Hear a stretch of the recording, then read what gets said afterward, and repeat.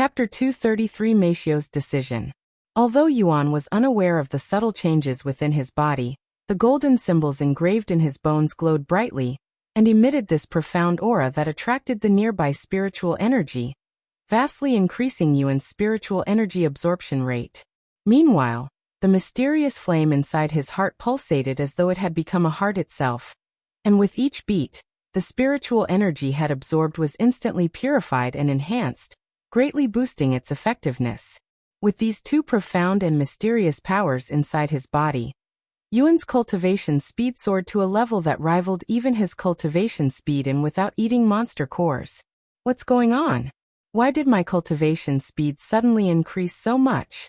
Even without knowledge of what's happening inside his body, Yuan could tell that something had changed, as his cultivation speed had suddenly increased. However, he wasn't complaining, and worried that it was only temporary. Yuan focused on cultivating without thinking about anything else. Whoosh! A fresh feeling suddenly exploded within his body, signaling that he had a breakthrough, reaching 8th level Spirit Apprentice in just 1 hour since he began cultivating. The same refreshing feeling occurred again just 3 hours later, meaning Yuan had another breakthrough, reaching the peak Spirit Apprentice. I had managed to enter Spirit Warrior previously without needing any enlightenment, but that is most likely because of the game. If I want to achieve the same feat in the real world, I'll probably have to experience this enlightenment. Let's see if I can make another breakthrough again. Updated from Lighten/OvalPub. Calm with that in mind, Yuan began cultivating again. 6 hours later, Yuan could feel his body filled to the brim with spiritual energy, yet he could not enter Spirit Warrior, almost like there was something preventing him from advancing. So this is what Xiao Hua meant by needing enlightenment to continue. However, how does one achieve enlightenment? Yuan began pondering. But alas, no matter how much he thought about it, he had zero clues about enlightenment. I should ask Xiao Hua about it tomorrow. Meanwhile, after school, Yu Rou got into her limousine with Meixiu. Once the door closed and the car began moving, they resumed their conversation from this morning. Have you thought about it, Meixiu? Yu Rou asked her. Meixiu nodded, and then she spoke. Young lady, if you don't mind me asking, what will happen to us if I decide to help the young master? Will I still be serving you? New novel chapters are published on light/novelpub/. I want you to focus on taking care of my brother, and I don't want to overwork you, so I'll find someone else to take care of my needs. Don't worry, it's not like you're fired. You're just being hired by my brother instead. Yu Rou said. I'll even pay you for him. This way, Brother Tian will have less burden. I don't really care for the money, young lady. If money is my only reason to work for you, I would have left long ago since I have already saved up enough money to quit my job. Meixiu said. And she continued. I know how much the young master means to you, and I am also indebted to the young master for many things in the past, so if the both of you need my help, I'll do my best. Does this mean you're willing to take care of Brother Tian? Yu Rou asked her for confirmation. Meixiu nodded with a slight smile on her face, and she said, only if the young lady allows me to continue working for her even if I am already taking care of the young master. Of course, I will still prioritize the young master, but if I have some free time, I would like to work for you then. Meixiu, I don't even know how I should thank you. Yu Rou could feel herself tearing up. You don't have to thank me for anything, young lady. I am merely doing my job. Yu Rou nodded. Then it's decided. We'll talk more about this once we return to my brother. New novel chapters are published on lig/novelpub. See //OM sometime later. The limousine stopped in front of their home, and Yu Rou and Meixiu headed directly for Yuan's room. Brother, I have great news, Yu Rou said as she opened the door. I can hear you perfectly, Yu Rou. There's no need to scream, Yuan said with a smile on his face. Meixiu, go ahead and tell him, Yu Rou said to Meixiu, who had just entered the room. Meixiu then approached the bed before bending her body and bowing to Yuan. Young master, I, Meixiu, will be in your care starting today. Huh? Does this mean you're willing to leave Yu Rou's side to come work for me? If that's the case, I should be the one saying that, Yuan said in a somewhat dazed voice. Yes, but I won't be leaving the young lad aside. I have decided to work for the both of you. as I'd been trained for this very purpose. Meixiu said. Isn't this great, brother? Now that we have taken care of your caretaker problem, we only have 2 more problems left. Your new home and the most up-to-date novels are published on Light Novel Pub / Yu Rou suddenly stopped in the middle of her sentence. She then went to close the door and continued in a lower voice. Meixiu, we're about to tell you a very big secret that you must not reveal to anybody. Not even my parents, okay? Not even the masters? Meixiu swallowed nervously. What kind of secret are they going to tell her? Can you promise to not tell another soul, Meixiu? This secret is very related to taking care of Brother Tian as well. Meixiu nodded with a serious look and said, I promise, young lady, that I won't tell another soul even if I'm tortured to death. That's a little bit extreme, but okay. Yu Rou was taken aback by Meixiu's seriousness. Anyway, do you know about Player Yuan? The player that everybody has been talking about recently. Well, that's... Before Yu Rou could even finish her sentence, Meixiu interrupted and said, Player Yuan is the young master, right? I know. Yu Rou stared at her with a shocked face. Chapter 234 A Small Change. Wait a second. You knew? How did you know that I was Player Yuan? And how long have you known about it? Yuan asked Meixiu after a moment of silence since Yu Rou was too shocked to speak. I'm pretty sure Wad kept it hidden pretty well. I think. The musical competition. That's how I learned it, Meixiu said in a calm voice. The young lady said the young master was participating in a music competition, and then Player Yuan managed to obtain first place in a music competition sometime later. When I asked the young master what kind of instrument he played during his competition, he said it was the zither, which happened to be the same competition Player Yuan had won first place, so I assumed that the young master was Player Yuan. It was only after the young lattice words just now that confirmed my suspicions. So you've only known about it for a day or so? Yuan asked her. That's correct. Why you didn't tell anybody else about this, did you? Yu Rou finally asked her. Of course not, young lady. It was only a suspicion until just now, anyway. Meixiu shook her head. Well, since you already know, this will make things much easier for us. Brother Tian will need to earn money in the future, and he intends on selling some things in for real money. However, it's obvious that he won't be able to do that by himself, so you'll do that for him. Hence why not just anyone can do this job. Meixiu nodded. I understand. New novel chapters are published on l/i///tnovelpub. By the way, Brother Tian, while you've already decided to leave the family, let's wait until the last day so we have more time to prepare. Although we've found someone to take care of you, we still need to look for a new home for you. It's the weekend tomorrow, so we'll call some people and see if they have a place. After all, I'd rather you stay with someone I know. Okay, Yuan said. Yu Rou and Meixiu left the room to prepare dinner for Yuan. An hour later, Yu Rou returned to the room to take care of his needs. Yu Rou, I want to play tonight. I've slept enough this morning. Okay. Yu Rou said as she fixed his long hair and placed the console on his head before turning the power on. While Yuan entered the game, Yu Rou cleaned the place and left his room. Meanwhile, Yuan summoned Xiaohua. Xiaohua, I have a question regarding something you'd said before. When a cultivator reaches peak spirit apprentice, they must experience enlightenment before they can break through to spirit warrior, correct? Visit Light Novel Pub. For the best novel reading experience, that's right. Xiaohua nodded.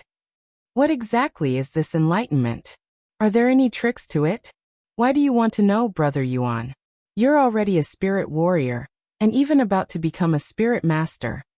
Xiaohua asked him. Well, I am just curious about it since I never got to experience it for myself. Furthermore, it might help me if I need to experience enlightenment for spirit master.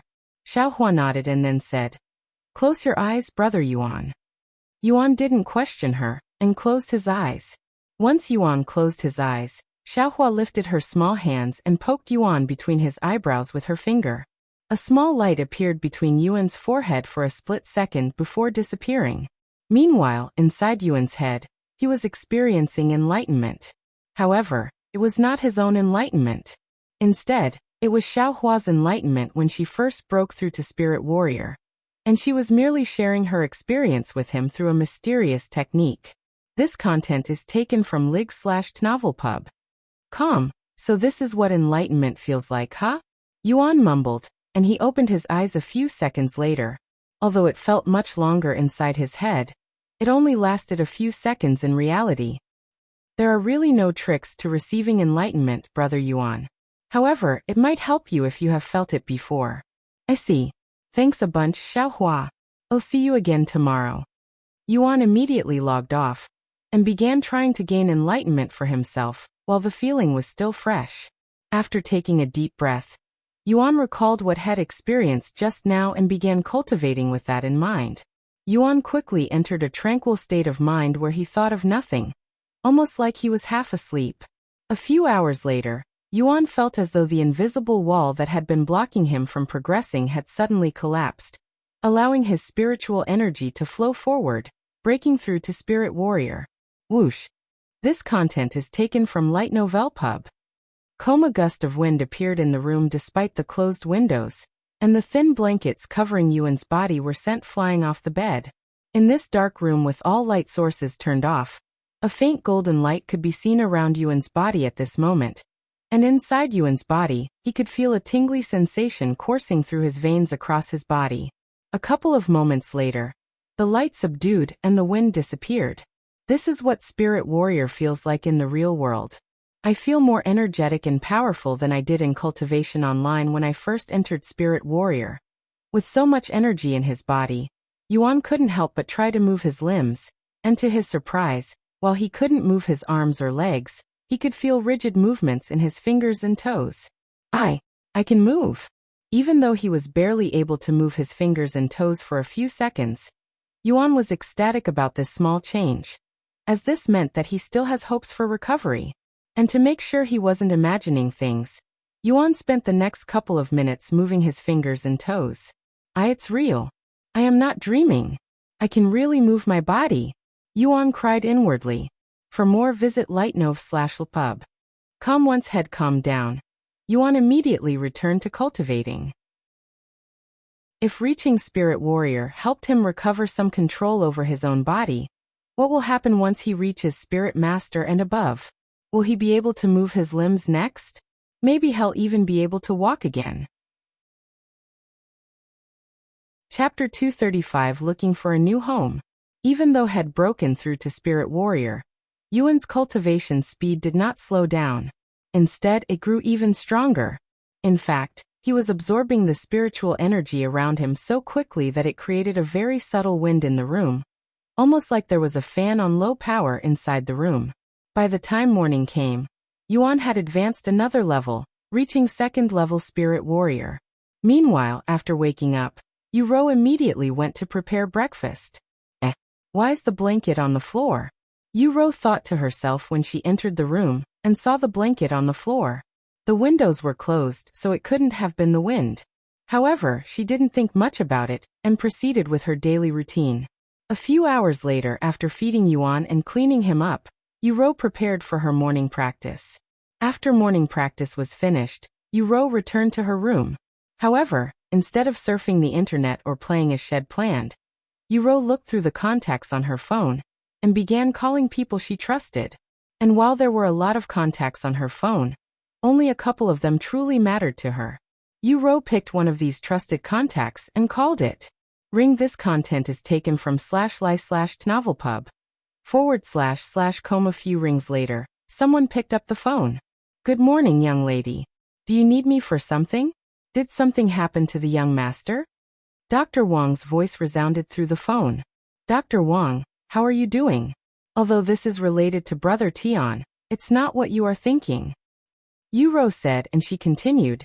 Due to a few unexpected circumstances, Brother Tian, he's looking for a new place to stay, and I was wondering if you have any places that you're willing to rent to him. As Yu Rou had expected, Dr. Wang made a puzzled noise behind the phone and turned silent for a moment. If you don't mind me asking, why is the young master looking for a new place to stay? What's wrong with his current room? Did he release impurities again? Dr. Wang asked. No, it's nothing like that. I wished it was that simple. Yu Rou sighed. She continued. Well, Brother Tian might get kicked out of the house, so we have to look for a new place for him to stay. And I'd prefer it if he rents a place from someone we trust. What? Why would the young master be kicked out of the house? Dr. Wang's flabbergasted voice resounded. Follow current novels on Light Novel Pub. It's a long story. Yu Rou sighed, and she proceeded to explain the situation to Dr. Wang, mostly because he'll be affected by it sooner or later. After all, once their parents disown Yuan, they will no longer pay for his medical bills. Even if Dr. Wang is a very generous individual, there's no way he'd continue treating Yuan without any payments that would cost him millions each year. Heavens! I can't believe it. To think they'd disown the young master over something like this. Dr. Wang was truly speechless. Don't worry, Dr. Wang. Even if my parents will no longer pay for Brother Tian's treatment, we'll pay for it instead. Yu Rou said, since she knew how much wealth player Yuan has. If Yuan sold even a portion of his in-game gold and treasures, he'll be able to pay for the medical bills and live comfortably for a while. Young lady, we can talk about that once we get there. For now, let's deal with the situation at hand, and that is finding the young master a new residence. Dr. Wang said. And he continued, while I don't have any free rooms to rent, I have a few guest rooms available in my main home, and if you don't mind, you can move the young master there. That way, I can monitor him with more ease. Of course, it'll be free of charge. You don't need to pay me for rent, as your family has donated more than enough to my hospitals. Your main home? Yu Rou immediately hesitated. If this is their main home, Dr. Wang's granddaughter should also be there, and she'd rather not let Yuan so close to her without any supervision. I'll let Brother Tian live there if it's our last resort.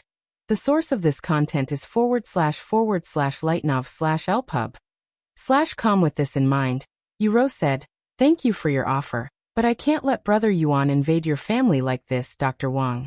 I'll see if there are any other options first. If not, I'll contact you again. I understand. My doors will be open for the young master whenever. I'm sure my granddaughter Wang Xiuying wouldn't mind having the young master here as well. Dr. Wang said. Yu Rou hung up shortly later and exclaimed afterward. She's exactly the reason why I don't want Brother Tian living there. Who knows what that fox might do to my brother when I'm not around. Sometime later, Yu Rou called a few more people but to no avail. Looks like there's only one more person to call. Yu Rou picked up the phone and tapped on the name Xia Jingyi. Ring. Ring. Ring, Sister Rou. I was just about to call you. Are you going to play Cultivation online today? I just finished unboxing the console. Oh, something else came up, so I won't be able to play this weekend. Yu Rou said. Visit //Light Novel Pub. Com for a better experience. What happened? You don't sound happy, Xia Jingyi suddenly asked. After sighing, Yu Rou responded. I'm looking to rent a place for my brother. I don't want to go into the details, but he needs to find a new home soon. Is that so? After a moment of silence, Xia Jingyi said. Well, if you're looking for a place, how about I lend you one of the rooms in an apartment owned by my parents? You don't have to pay me anything either.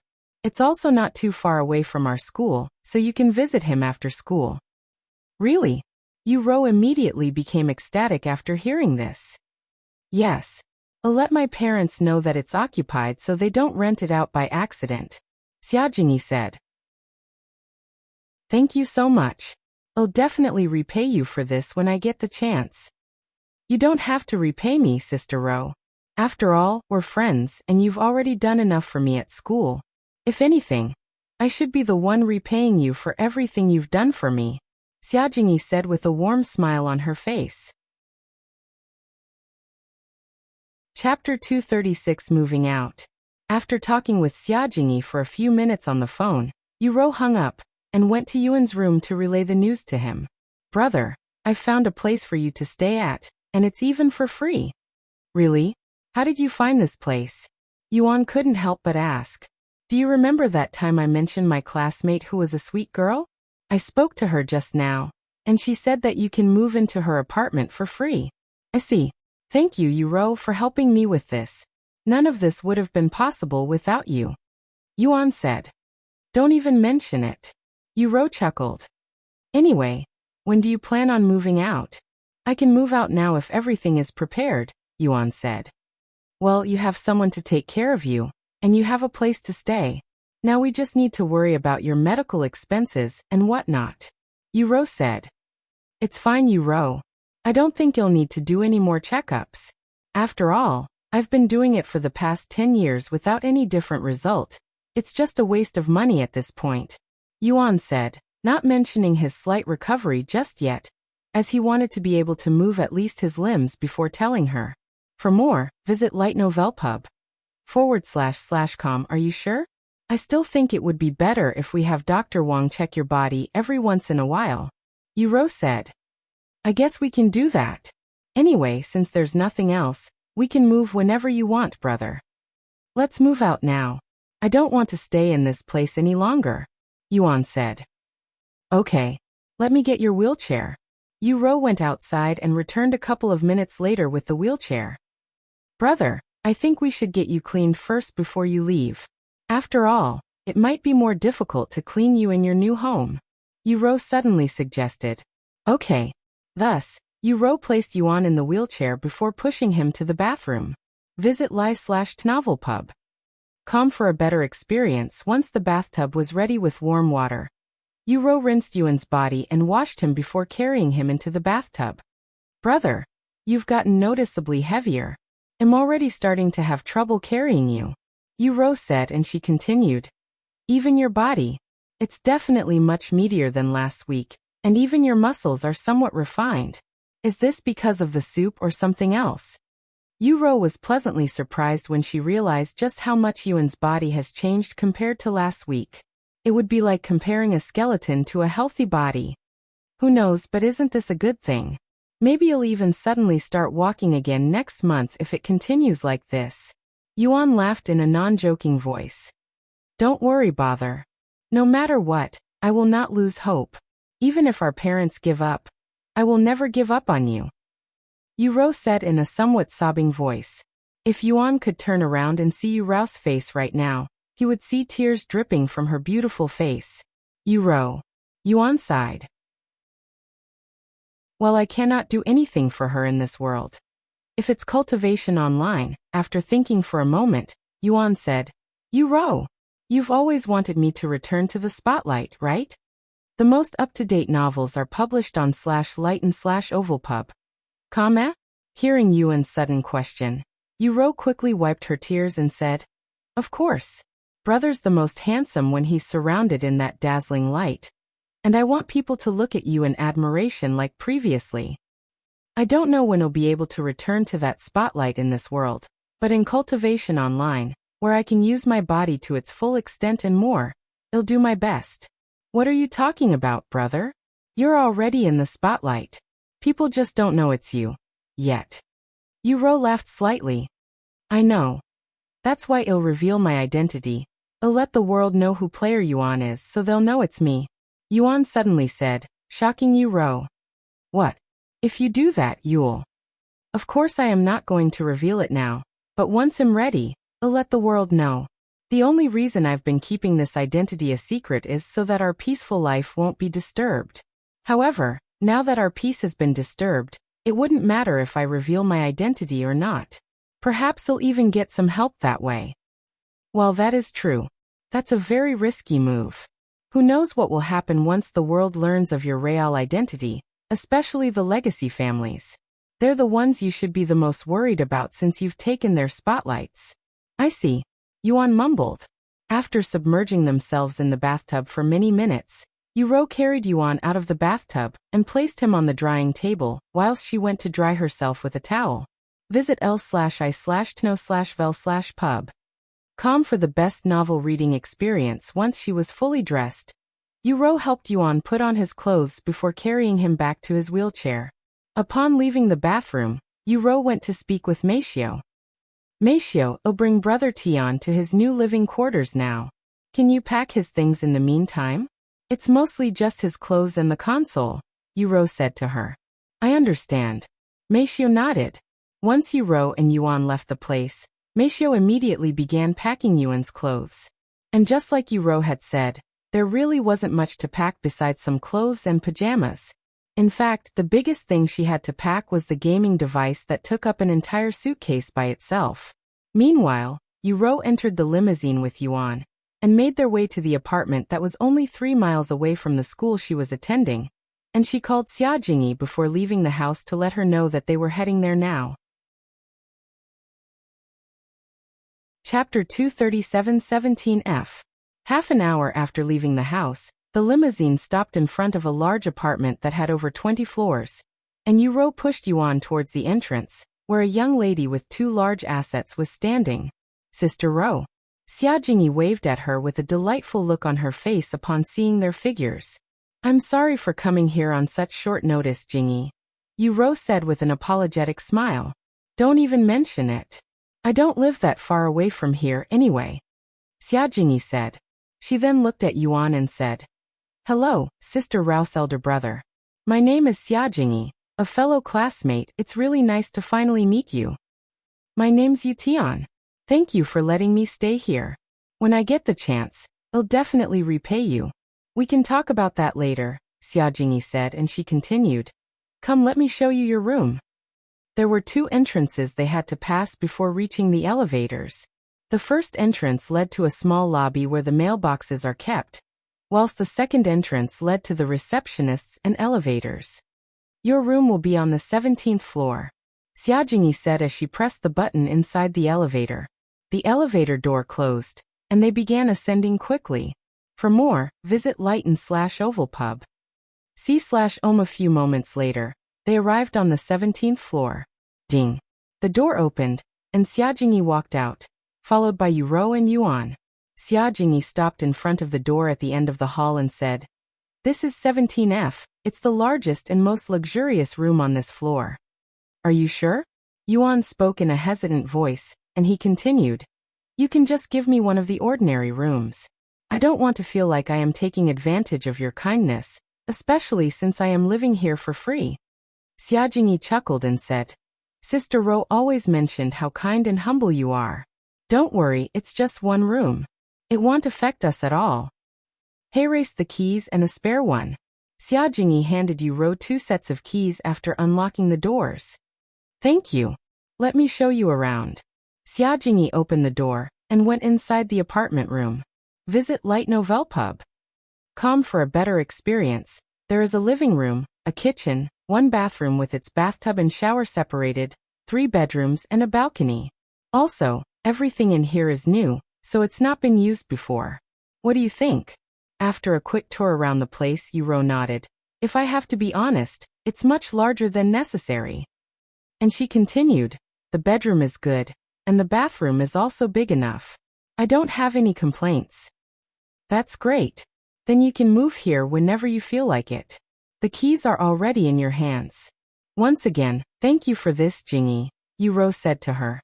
After talking for some time, Xia Jingyi, if you ever need me, just call my number and I'll see what I can do. Okay, Yuan said. By the way, Sister Rou, before I leave you 2 alone, I am currently in the Eastern Continent at some place called Red Pearl City. Yu Rou nodded and said, I'll see how far away it is and if he'll be able to get there. Updated from Oval Pub. Combo K. I'll go do some quests and cultivate some more in the meantime. After Xia Jingyi left the place, Yuan said, I'll let Feng Feng know. She should be able to help you meet her since you're both within the Eastern Continent. Sounds great. Anyways, let's put you on your new bed, so we can get some feedback. If you don't like it, we can change the mattress. Yu Rou proceeded to push the wheelchair into the largest bedroom before carrying Yuan onto the bed. Well, what do you think? It's a bit softer than what I'm used to, but I think I like this better. I'll ask you again in a few days. Yu Rou said. Ring ring, it's Meixiu. Yu Rou said after seeing the caller on her phone. Visit lightnovel/pu/b. Come for a better experience. Are you on your way here, Meixiu? Yes. I am on my way to the address you gave me. Okay, call me again when you're downstairs. After hanging up, Yu Rou and Yuan began talking more about their plans until Meixiu called again. Once Meixiu arrived, Yu Rou went downstairs to meet her before coming back up. This will be Brother Tian's new home. Yu Rou gave Meixiu a tour around the place. This place is very close to school, which will make things far more convenient for the both of us. Meixiu nodded, and then she asked, "What else needs to be done?" "Well, there's really nothing else to do." "Oh right." Yu Rou suddenly recalled. "Visit Light Novel Pub. C/OM for a better experience. We need to find a way for Brother Tian to sell his in-game items for real-life currency. It would be risky if Brother Tian traded the treasures personally, so it would be for the best if he handed you the treasures instead. In other words, we need you to play Cultivation online." "I understand." Meixiu nodded, feeling like it was a weird thing for her to play video games since she has never really touched them before besides a few occasions when Yu Rou wanted to play with her. "Hopefully you are also in the Eastern continent, or that will make things complicated," Yuan said. And he continued, "Though Feng Feng should still be able to pick you up. I'll ask her later." "Feng Feng?" Meixiu raised her eyebrows. "Yes, she's a phoenix who can fly at extreme speeds. She'll probably be able to travel to other continents with ease as well. Anyways, we can figure the rest of this out once you create your character." "Okay." Sometime later, Yu Rou began unpacking Yuan's luggage whilst Meixiu went to clean the house that was slightly dusty. Once that was done, Meixiu went outside to buy a console so she could play Cultivation online later. This content is taken from lightno/velpub.com. Chapter 238 Meixiu's Evaluation. Meixiu returned to the apartment half an hour later with the console in her grasp. "Great! Why don't you start playing now?" Yu Rou said to her.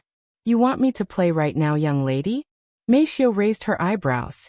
Yu Rou nodded. "There's nothing else to do until dinner anyways. If that's what you want, let's go to the other room." Yu Rou and Meixiu went to the room next to Yuan's room a few moments later. Once Meixiu laid on the bed and placed the helmet on her head, Yu Rou said to her, "You can log off after creating your character and looking at the map to see which continent you're on. You'll be transported to one of the 4 available continents randomly, so let's pray that you end up in the Eastern continent. See you in a bit." After pressing the power button, Meixiu could feel her consciousness leaving her body and moving elsewhere, feeling almost like she was ascending to heaven or something similar.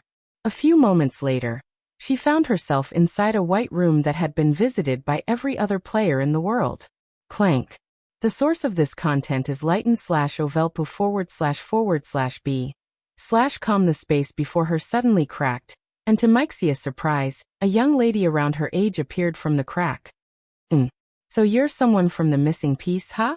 I was wondering if you guys were anything special, but looking at you now, you don't seem any different than the mortals in our world," the young lady said in a somewhat disappointed voice after staring at Meixiu for a second.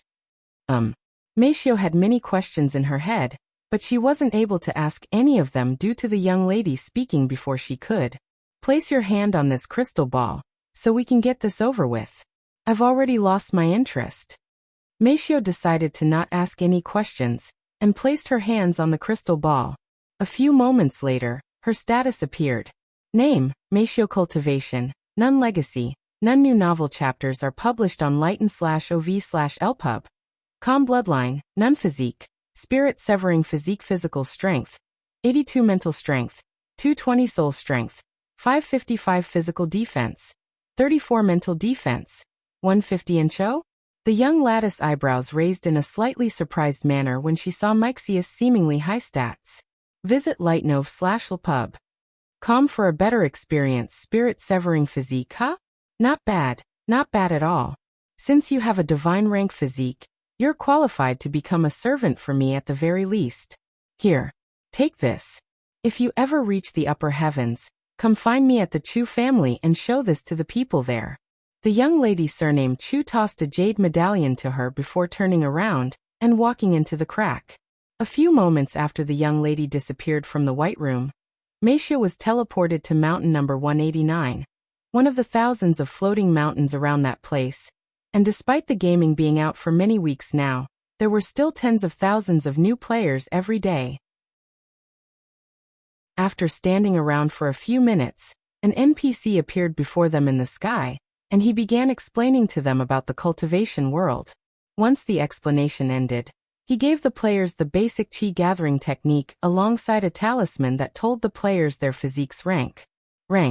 Divine Meixiu stared at the word on her talisman that would make countless players and NPCs alike jealous with a somewhat tranquil look on her face, almost like she didn't really care.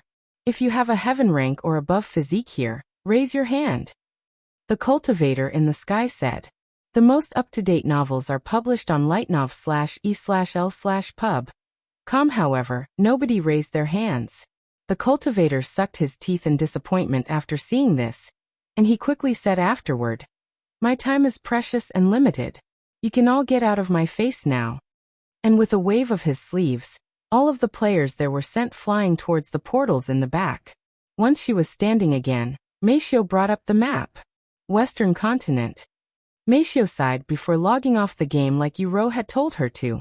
After logging off the game, Meixiu removed the helmet from her head and got off the bed. "Young lady, I am done."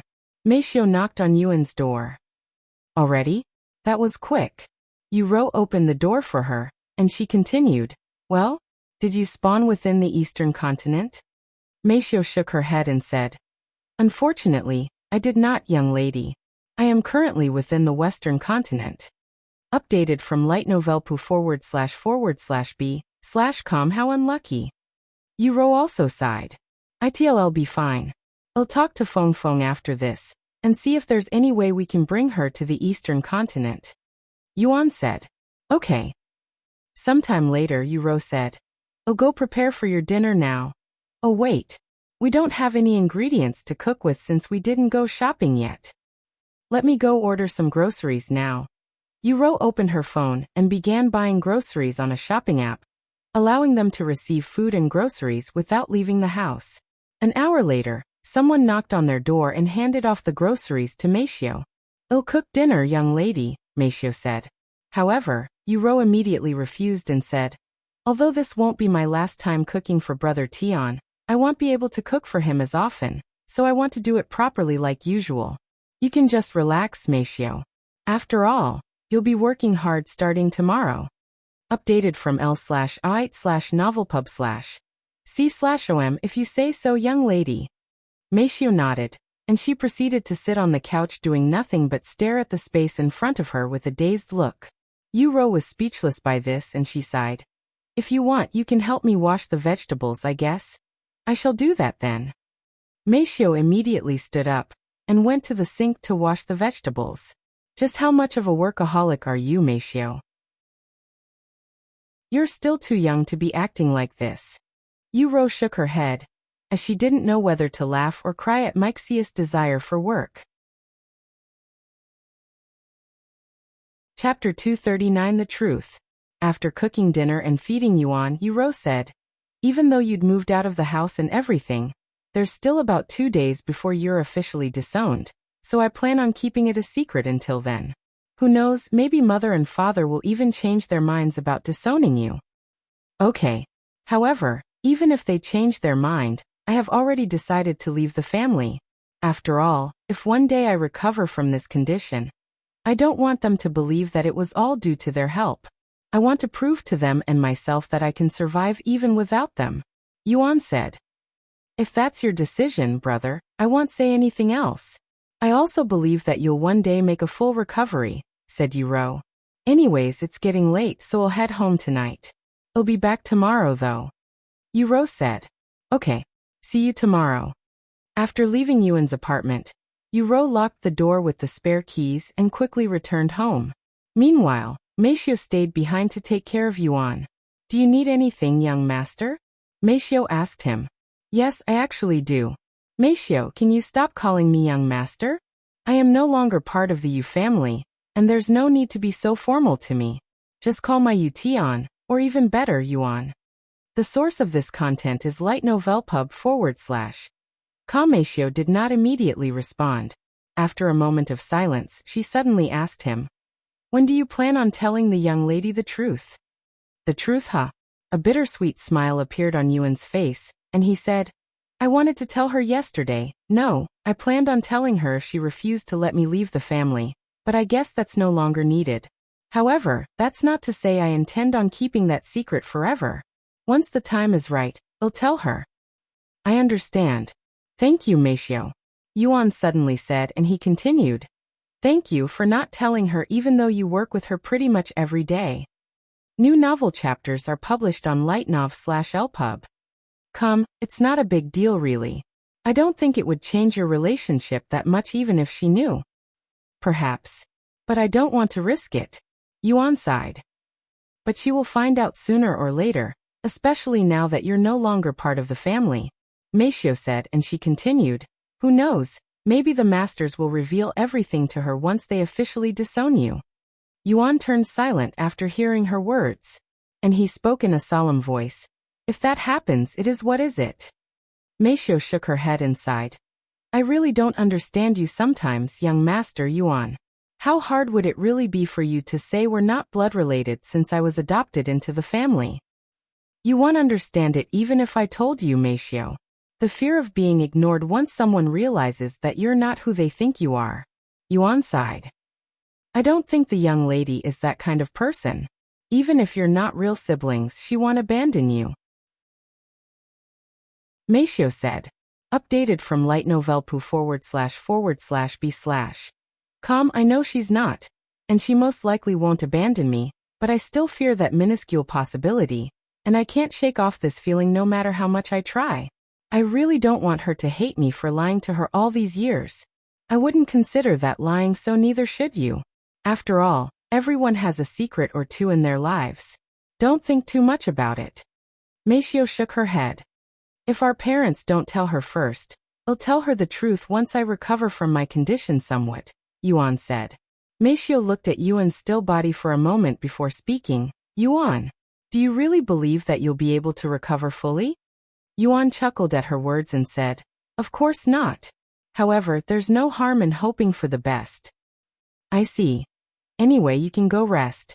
I'll be on Cultivation online tonight to see if I can bring you to the Eastern continent, Yuan said. I understand. Good night. Good night. The most up-to-date novels are published on lightnovelp/ub.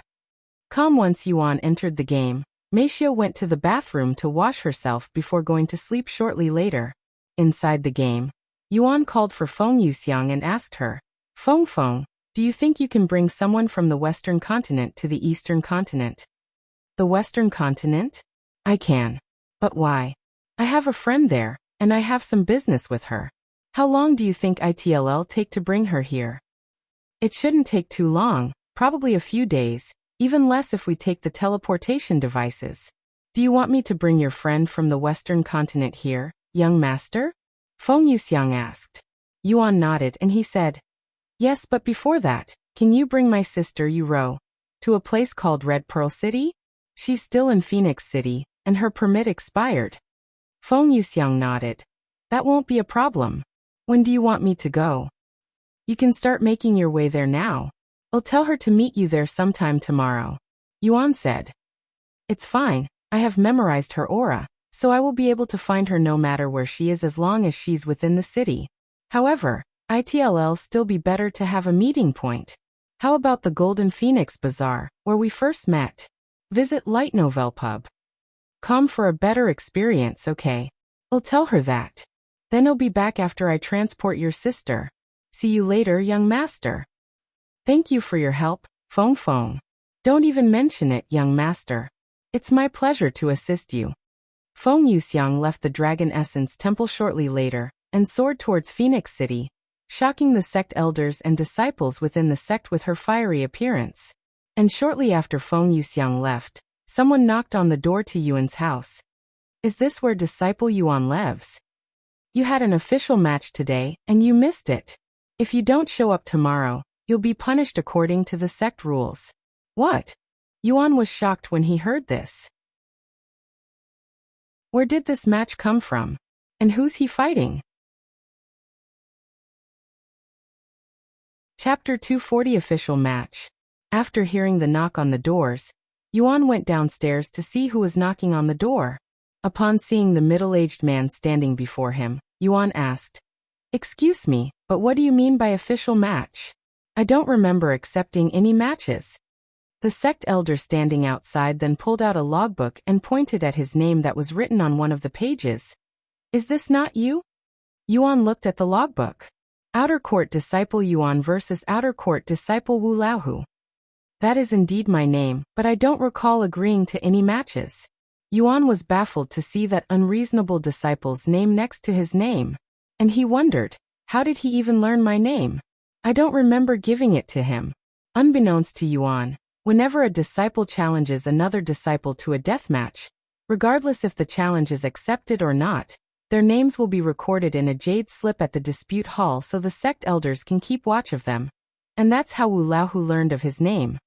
I don't know your situation, Disciple Yuan, but it's an official match, and if you don't participate tomorrow, you'll be punished according to the sect rules.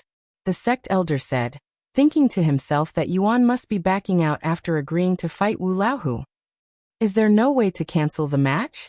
Yuan asked as he really didn't feel like fighting without any reason. This content is taken from Light Novel Pub. The sect elder shook his head and said, after your name is written in the logbook and a sect elder stamps it, you must participate in the fight no matter what. However, if both you and Wu Laohu agree to end the match, we can stop it. I doubt that person will agree to stop the fight, especially since he was the one who started it. Yuan sighed inwardly. Xiaohua's voice suddenly resounded inside his head. Brother Yuan, just accept the challenge and fight him. That disciple is the type of people who won't give up until the bitter end, so it's better to just give him what he wants. You'll take care of him easily anyways. Since I have no choice but to fight him, I guess so. Yuan then nodded. I understand. I'll show up for the match tomorrow. Good. The match will begin at the peak of sunrise tomorrow morning. The sect elder said to him before leaving. After returning to his room, Xiaohua appeared and said, Brother Yuan, there will be times when you must step onto the stage and fight even if there are no good reasons for it. That's just the cultivation world. You fight and fight and fight until nobody dares to fight you anymore. If you don't accept these challenges, people will think you're a pushover and continue pressuring and bullying you. That's why the best thing to do is to just fight them. Yuan laid on the bed and stared at the empty ceiling with a dazed look on his face. Visit lighten/uvel/p/ub.com for the best novel reading experience. Thank you, Xiaohua. I think I know what to do tomorrow. Yuan nodded. I'll see you tomorrow morning, Xiaohua. I just logged on to speak with Feng Feng for a bit. Okay. Good night, Brother Yuan. After Xiaohua returned to the necklace, Yuan logged off and proceeded to cultivate until morning. Good morning, Yuan. Meixiu entered his room early in the morning already with breakfast prepared. Good morning, Meixiu. Sometime later, Meixiu began feeding Yuan soup. What do you think? Does it suit your taste? Meixiu asked. Yes. For more, visit lighten//ovalpub/com. After breakfast, Yuan said, By the way, Meixiu, I have a way to get you to the Eastern continent in just a few days. I'll let you know when it happens. I understand. After cleaning up, Meixiu said, The young lady should be here in half an hour. I have something to take care of in Cultivation online, so I won't be able to greet her when she arrives, Yuan said. I understand. I'll notify the young lady. Sometime later, Yuan went into Cultivation online whilst Meixiu waited for Yu Rou's arrival. Once Yuan returned to his room in the Dragon Essence Temple, he left the house and made his way to the sparring area where matches between disciples are held almost every day, whether it be deathmatches or just casual sparring. About 20 minutes later, Yuan arrived at the area, and to his surprise, there was already a large crowd there with all of them surrounding a large platform. I heard Mad Tiger's opponent was too scared to show up yesterday? Visit lightnovelpub.com for the best novel reading experience. That's right. We waited for the entire day, and the bastard never showed up despite agreeing to this fight. What a spineless coward. Then how do we know he'll be showing up today? Apparently one of the sect elders spoke with him last night, and confirmed that he will be showing up today. I see. While the disciples made fun of Yuan for not showing up yesterday, Yuan approached the stage that had two people on it, Wu Laohu and a sect elder. Look who decided to finally show up. Did you finally stop shitting your pants? Wu Laohu laughed out loud when he noticed Yuan's approaching figure. The disciples there quickly turned to look at Yuan's handsome face, even making a path for him, so he could enter the stage. A few moments later, Yuan stepped onto the large stage and stood a couple of meters away from Wu Laohu. Where were you yesterday? The sect elder looked at Yuan with a frown on his face. The source of this content is /lightno/ve/lpub.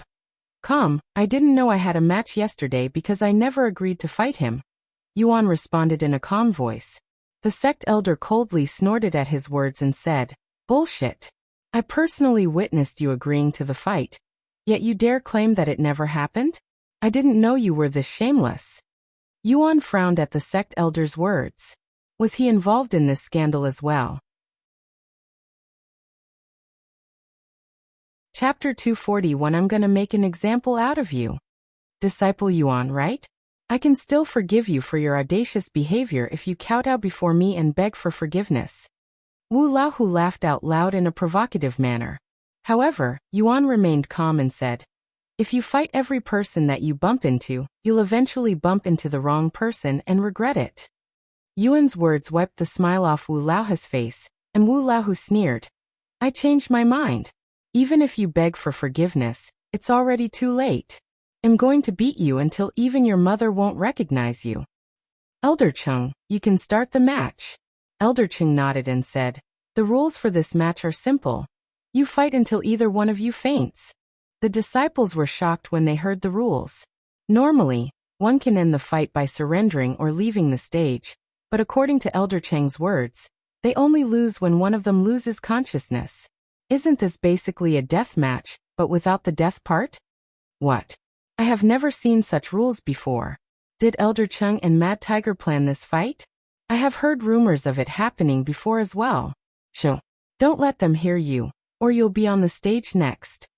Yuan's eyebrows twitched when he heard these disciples' whispers. Apparently, this isn't Wu Laohu's first time doing something like forcing another disciple to fight him. Why am I not surprised?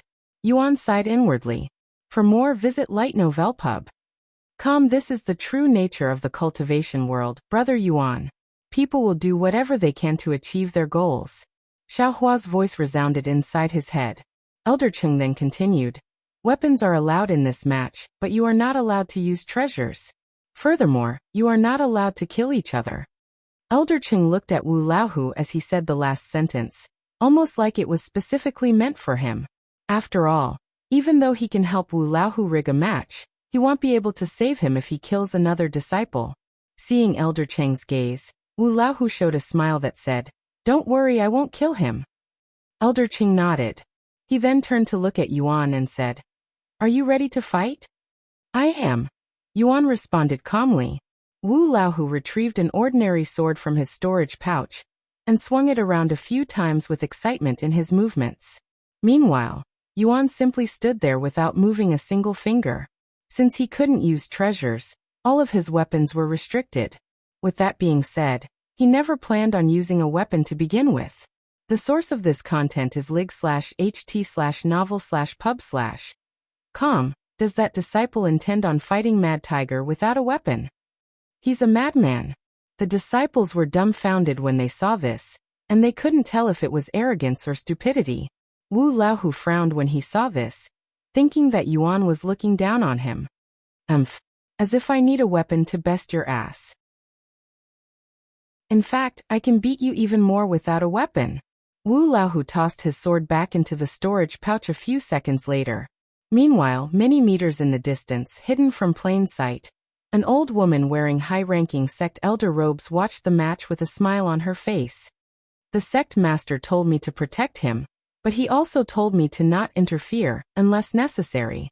While I could have prevented this match from even happening in the first place, that wouldn't be fair to disciple Yuan who wanted to experience life as a disciple, right?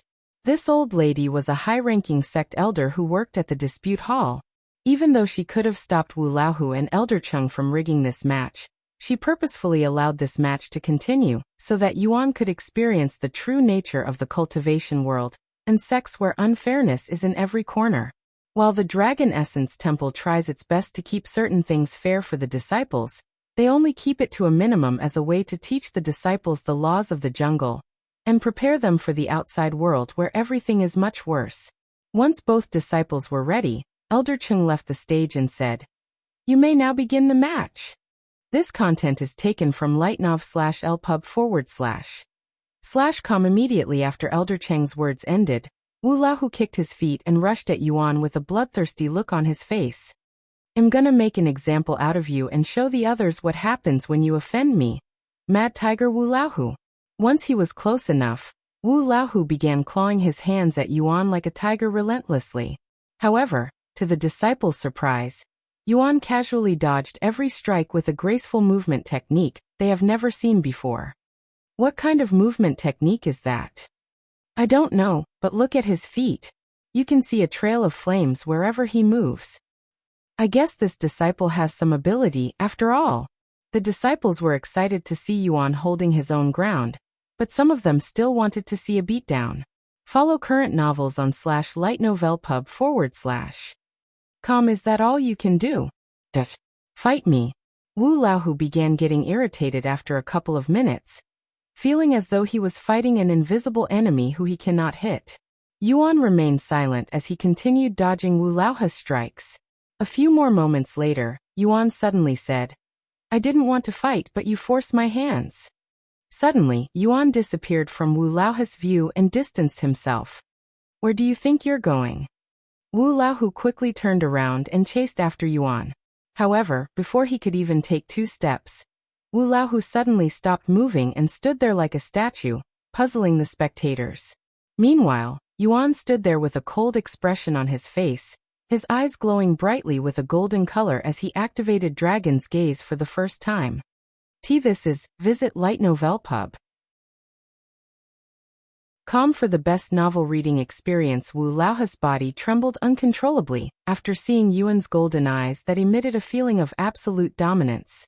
Under the effects of Dragon's Gaze, Wu Laohu suddenly felt as though the entire world had darkened and the passage of time had stopped, and the only thing he could see was these 2 glowing eyes in the distance that were threatening his very existence. Chapter 242. There's no surrendering in this match. After activating Dragon's Gaze for the first time since he learned it, Yuan continued to stare at Wu Laohu like a predator staring at its prey. Since he could not use his treasures, nor did he intend on using any weapons, this was the only way he could deal with Wu Laohu without gravely injuring him. What's happening to Mad Tiger? He suddenly stopped moving. Look at his face. It's twisted with fear for some reason. What? How is that possible? The disciples and Elder Chung there turned their heads to look at Yuan, and to their surprise, when they saw his golden eyes, their bodies trembled with profound fear despite not being targeted by the terrorizing gaze. What kind of terrifying technique is that? I have never experienced such fear in my life, not even when I nearly died that one time. Elder Chung could feel his legs shaking uncontrollably, almost like there was an ongoing earthquake. While the disciples and Elder Chung were quaking in their boots by the unfathomable aura emitted by the Dragon's Gaze, Wu Laohu, who was directly targeted by this gaze, felt 100 times worse, almost as though he was staring at a divine beast at this moment. What am I looking at? Why is everything so dark? Where am I? Who am I? As though had lost his mind, Wu Laohu began questioning his own existence. The source of this content is /lig/tno/velpub/. Unbeknownst to Wu Laohu, had pissed his pants, creating a yellow puddle underneath his feet and shocking the crowd. In fact, even after pissing his pants, Wu Laohu remained oblivious to that fact, as he was too fearful to notice anything. Furthermore, he didn't dare to look away from Yuan's threatening gaze even for a split second, as he feared that if he looked away, Yuan would immediately kill him. "You force my hand," Yuan suddenly said, startling Wu Laohu. What did you just say?" Wu Laohu mumbled in a low voice. "I said this is all your fault." Boom. Yuan's aura suddenly exploded, and his eyes began glowing even more brightly. Follow current novels on lightnovelpub.com. Amazing. He's releasing an aura that's similar to spirit warriors, but he's only at the peak of spirit apprentice. The disciples were shocked by Yuan's sudden display of prowess. Cough. Unable to bear Yuan's dragon's gaze any longer, Wu Laohu coughed up a mouthful of blood, staining the marble floor red. However, he didn't fall unconscious just yet and is barely holding on. If you didn't provoke me, none of this would have happened. If you didn't force this match, I wouldn't need to do this. Yuan spoke in a calm voice as he began moving again, making his way towards Wu Laohu. Stay away from me.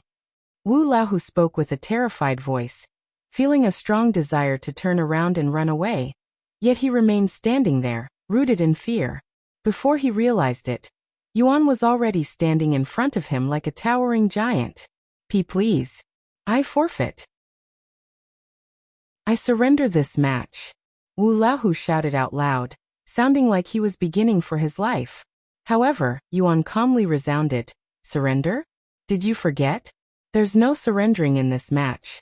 ITLL only end when one of us loses consciousness. This content is taken from Lee/novel/pub. Calm. The moment his sentence ended, Yuan increased the intensity of his dragon's gaze, pressuring Wu Laohu even more. Cough. Wu Laohu coughed up another mouthful of blood, feeling his vision becoming blurry. Perhaps I should just kill you right here and right now so you will never be able to bother me again.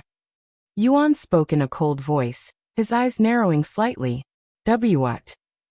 Wu Laohu's eyes widened with shock, and he could feel bloodlust coming from Yuan's gaze. He's not bluffing. He'll really kill me, Wu Laohu thought to himself. Unfortunately for Wu Laohu, due to the influence of Dragon's gaze, he was in no condition to think logically, hence why he forgot about the sect rules regarding disciples killing another disciple. Die. Yuan activated Dragon's gaze to almost full power, sending Wu Laohu into shock. Visit l/iton/ovalpub/com for a better experience. Wu Laohu's eyes rolled behind his head with his body falling backward. Thud. Wu Laohu's body collapsed onto the floor a moment later with foam coming out of his mouth. The entire place turned dead silent when they realized what had just happened. Mad Tiger lost consciousness. It's that disciple's win. He defeated the third-ranked outer court disciple without lifting a single finger. One of the disciples there exclaimed after a moment of silence. After defeating Wu Laohu, Yuan closed his eyes and rubbed them for a few seconds. Once he reopened his eyes, they returned to normal. This is my win, right? Yuan turned to look at Elder Chung and spoke. The most up-to-date novels are published on Light Novel/P/UB. Calm gulp. Elder Chung swallowed nervously as a chill went down his spine. Even though Yuan was no longer using Dragon's gaze, Elder Cheng's body subconsciously reacted even to Yuan's gaze. Just who is this outer court disciple? He cried inwardly. Ha ha ha ha ha.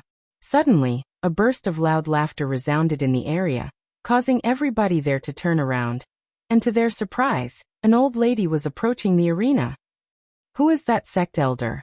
The outer court disciples there were unfamiliar with this old lady's appearance. However, Elder Cheng's eyes widened with shock when he saw this old lady, as there was no way had not recognized the person he's working for, his boss.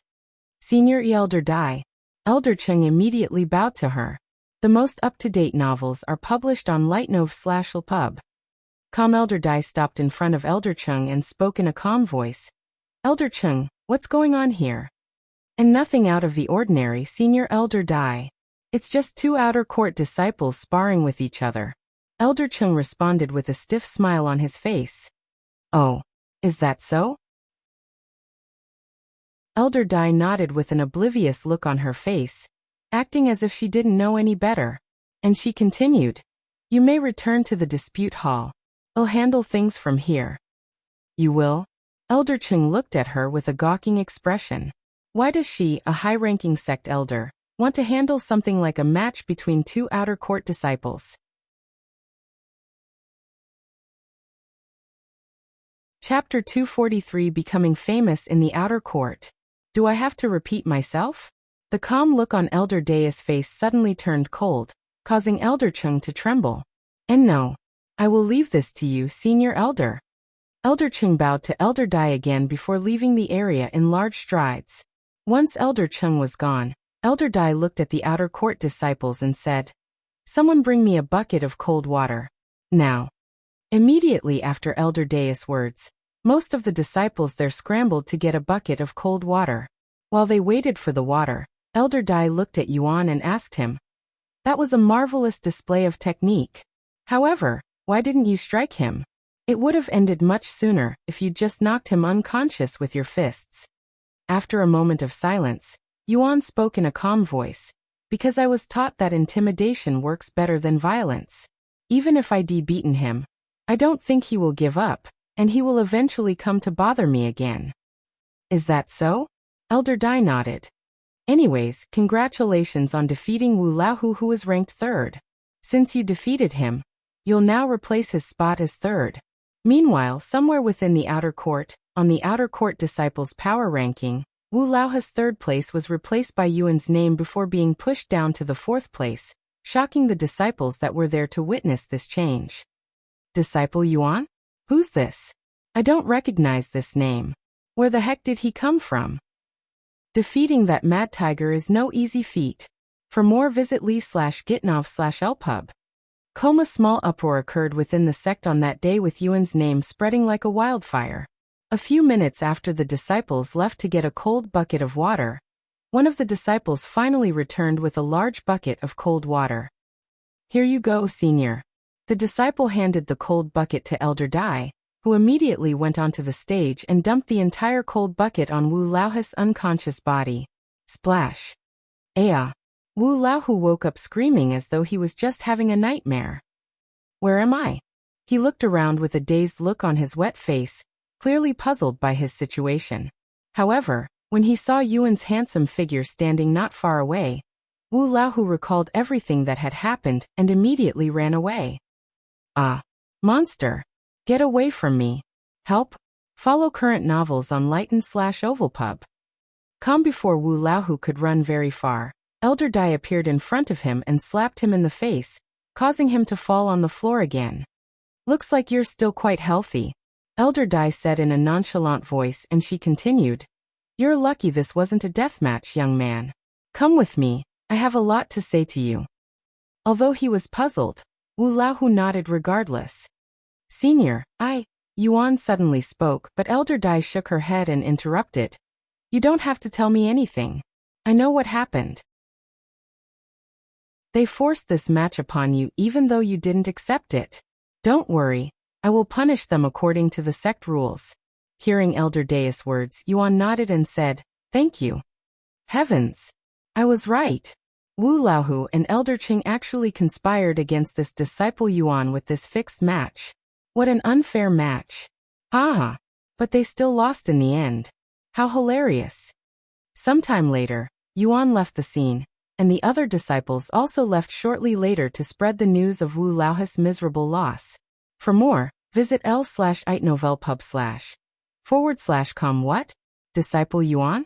This is the first time I've heard of this disciple. Is he new? A new disciple defeated that mad tiger? He must be a genius.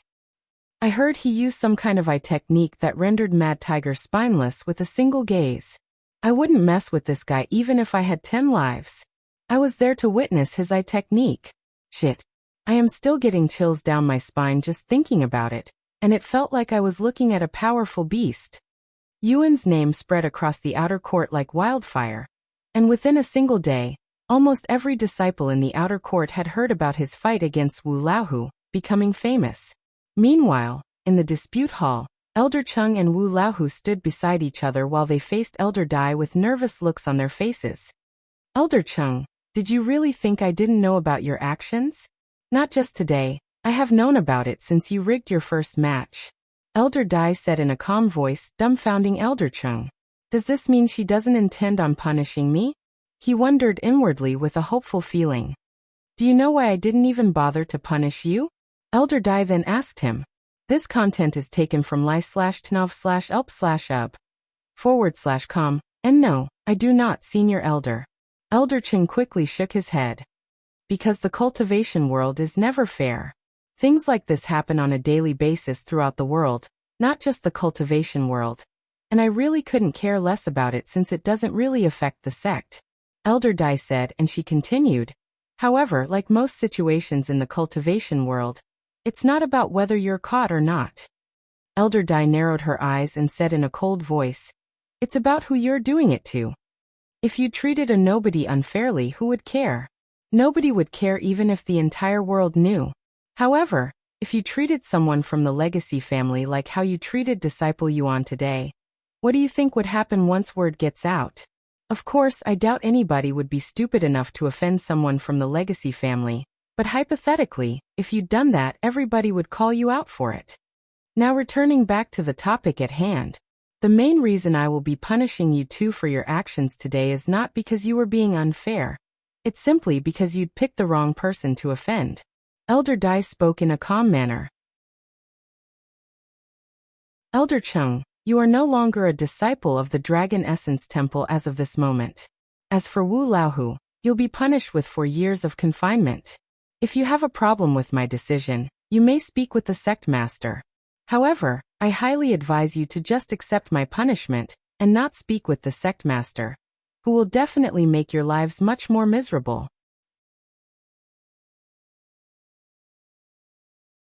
Chapter 244, A Powerful Slap. Why you're going to kick me out of the sect? Elder Chung stood there with disbelief on his face. I have served this sect for over 50 years. How can you throw me away like trash for something like this? If it's as you'd said, that my actions don't affect the sect that much, why must you give me such a severe punishment, Senior Elder Dai? Just who is that outer court disciple? I don't really have anything else to say. If you want to challenge my decision, go ahead and speak with the sect master. However, don't say I didn't warn you, Elder Dai said in a casual manner before waving her hands. You may leave now. Make sure you hand over your disciple identification token before you leave, Elder Dai said. I will speak with the sect master. Even though I am wrong for what I did, I don't deserve such a punishment. Elder Chung slammed his disciple identification token on the desk before walking out. What about you, Disciple Wu Laohu? Do you also want to challenge my decision? Elder Dai turned to look at him. However, Wu Laohu shook his head and said, I accept my punishment. No, please punish me.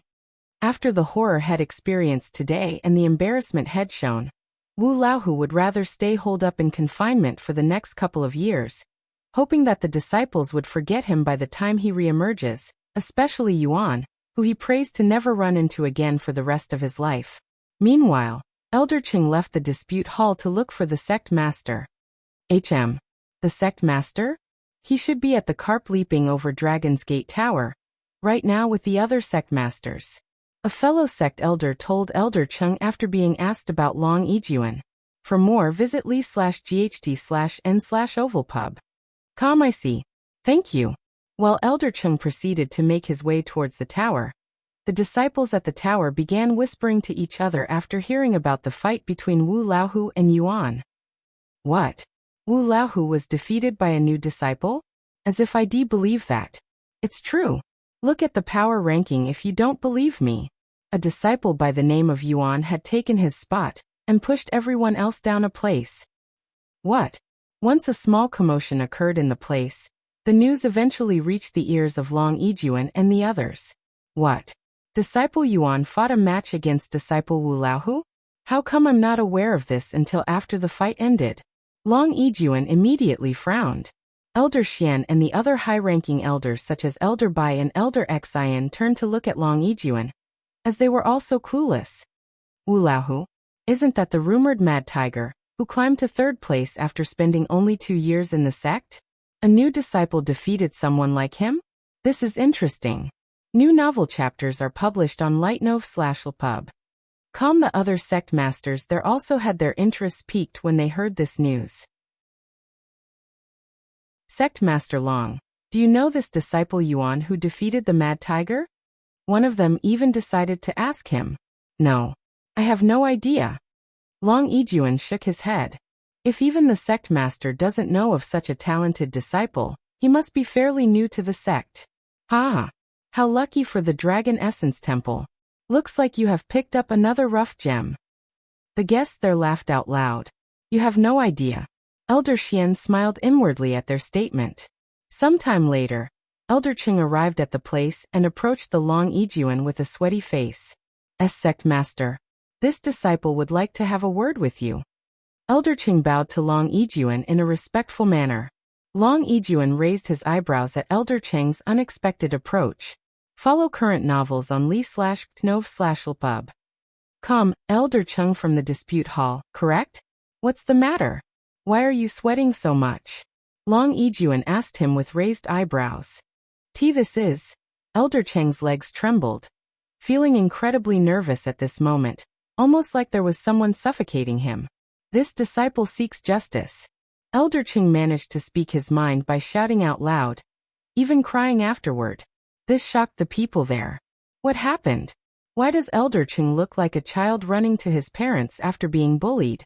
Seeing this, Long Yijuan turned to look at the other sect masters and said, Please excuse me for a moment.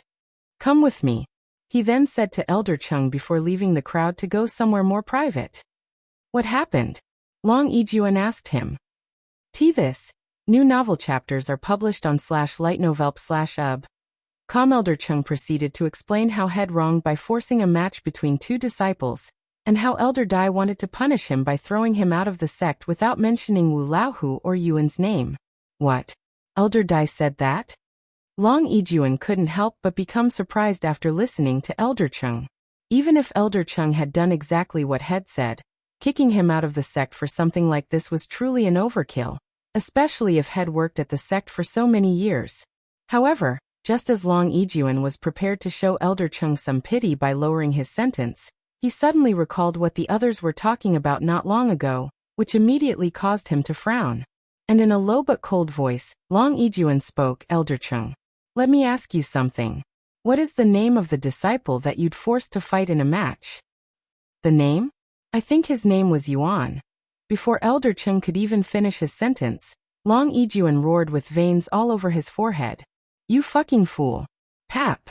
The most up-to-date novels are published on li/ghd/n/ovalpub. A powerful slap suddenly flew across Elder Cheng's face, sending him flying high into the air, and towards the crowd at the carp leaping over Dragon's Gate Tower, greatly shocking them. What the heck? One of the sect masters there fell from his seat in a startled manner, before staring at Elder Cheng's unconscious body, that had suddenly fallen from the sky and landed in front of him like a corpse.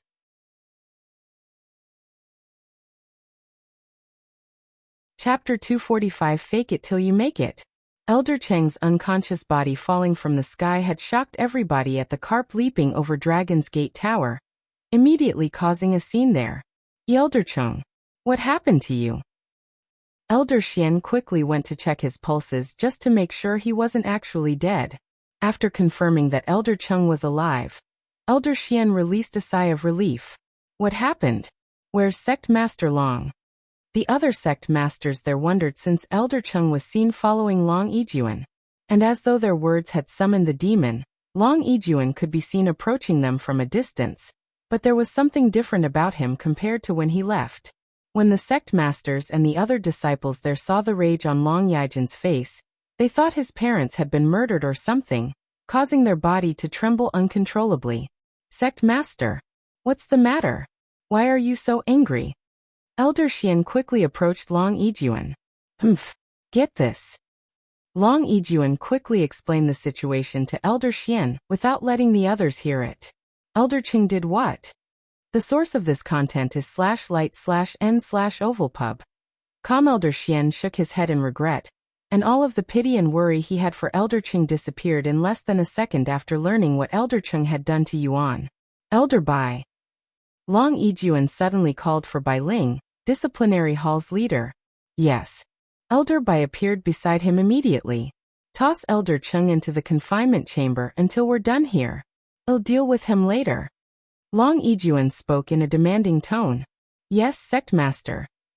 Elder Bai did not question Long Yijuan, and immediately went to pick up Elder Cheng before carrying him away, and the people there watched with gawking expressions on their faces. I apologize for the slight disturbance, fellow guests and disciples. Please, Act as though nothing had happened just now. Long Yijuan said to the people there with a smile on his face before walking back to his seat like nothing really happened just now, shocking the people even more. What the heck just happened? Who was that sect elder and what did he do to piss sect master Long so much? Follow current novels on lightnovelpub/com as if I could forget such a scene just because you told me to. I probably won't ever forget the look on sect master Long's face for the rest of my life. Although the people there were extremely curious about the situation that had just occurred, nobody there actually dared to bring the topic up after seeing Long Yijin's fearsome demeanor just now. Not even the sect masters from the other sections. On the other hand, Long Yijuan cursed inwardly, fuck. Why are there so many people trying to offend Disciple Yuan? It's almost like they're purposefully trying to chase him out of the sect with their scandalous behaviors. If I have to kick out every sect elder to keep Disciple Yuan safe until the mystic realm, I'll freaking do it. Sect master, while what Elder Qing did was wrong, you should also calm down. Elder Xian suddenly said to him. Don't forget that it's Disciple Yuan's desire to experience sect life as a normal disciple, and for normal disciples, they experience these kinds of unfairness every day. Long Yijuan became somewhat speechless after hearing Elder Xian's words. How could he have overlooked such a thing? If they keep on protecting Yuan from these unfair situations, he will never experience life as an ordinary outer court disciple, nor will he understand their struggles. Therefore, unless it threatened Yuan's life, they shouldn't interfere with his life and let him deal with the problems by himself. Of course, once Yuan deals with the situation, they'll punish the offenders afterward. Thank you for the reminder, Elder Xian. I nearly robbed him of what made him want to join the Dragon Essence Temple in the first place, experience. Long Yijuan sighed. At this moment, the 89th floor from the tower emitted a golden light, signaling that whoever was challenging the tower had managed to reach the 90th floor. Visit lightnovelpub.com for a better experience, haha. Look at this, Sect Master Long, we're only at our second challenger, and he's already managed to climb all the way to the 90th floor. At this rate, someone will defeat all 100 floors and we'll still have half of our disciples left. One of the guest sect masters laughed out loud. The 90th floor, huh? Not bad for someone who's supposed to be your sect's best disciple. Long Yijuan responded in a casual manner, almost like he wasn't worried even in the slightest. Act tough all you want now. I can't wait to see the desperation on your face when you have to hand over the dragon-slaying saber. Long Yijuan smirked at such remarks and said, Yes, I also cannot wait. Meanwhile, after defeating Wu Laohu, Yuan returned to his room and laid on his bed, and he proceeded to stare at the empty ceiling with a dazed look on his face. It was much harder than I'd expected. Acting like I did during the match, Yuan sighed out loud. Brother Yuan, what you did today is simply acting like a real cultivator. Xiaohua said to him. A real cultivator? What's the difference? A real cultivator won't let anything block their path. They will walk straight no matter what stands in their way. If a mountain blocks your path, you destroy that mountain. If an ocean blocks your path, you split that ocean. If another cultivator blocks your path, you trample on that cultivator. That's how the most successful and powerful cultivators in this world behave. Hence why they're called real cultivators. Xiaohua explained to him. Follow current novels on li/gt/novelp/ub.com. That's very aggressive and unreasonable. I don't know if I want to become someone like that. Yuan sighed. Don't worry, brother Yuan. You can become a true cultivator even without being like that. As long as you know when and how to act like a true cultivator, you'll be fine. If I recall correctly, there's this saying, fake it till you make it. You simply need to fake that character, and hope people believe it. Hearing Xiaohua's words, Yuan turned silent to ponder again.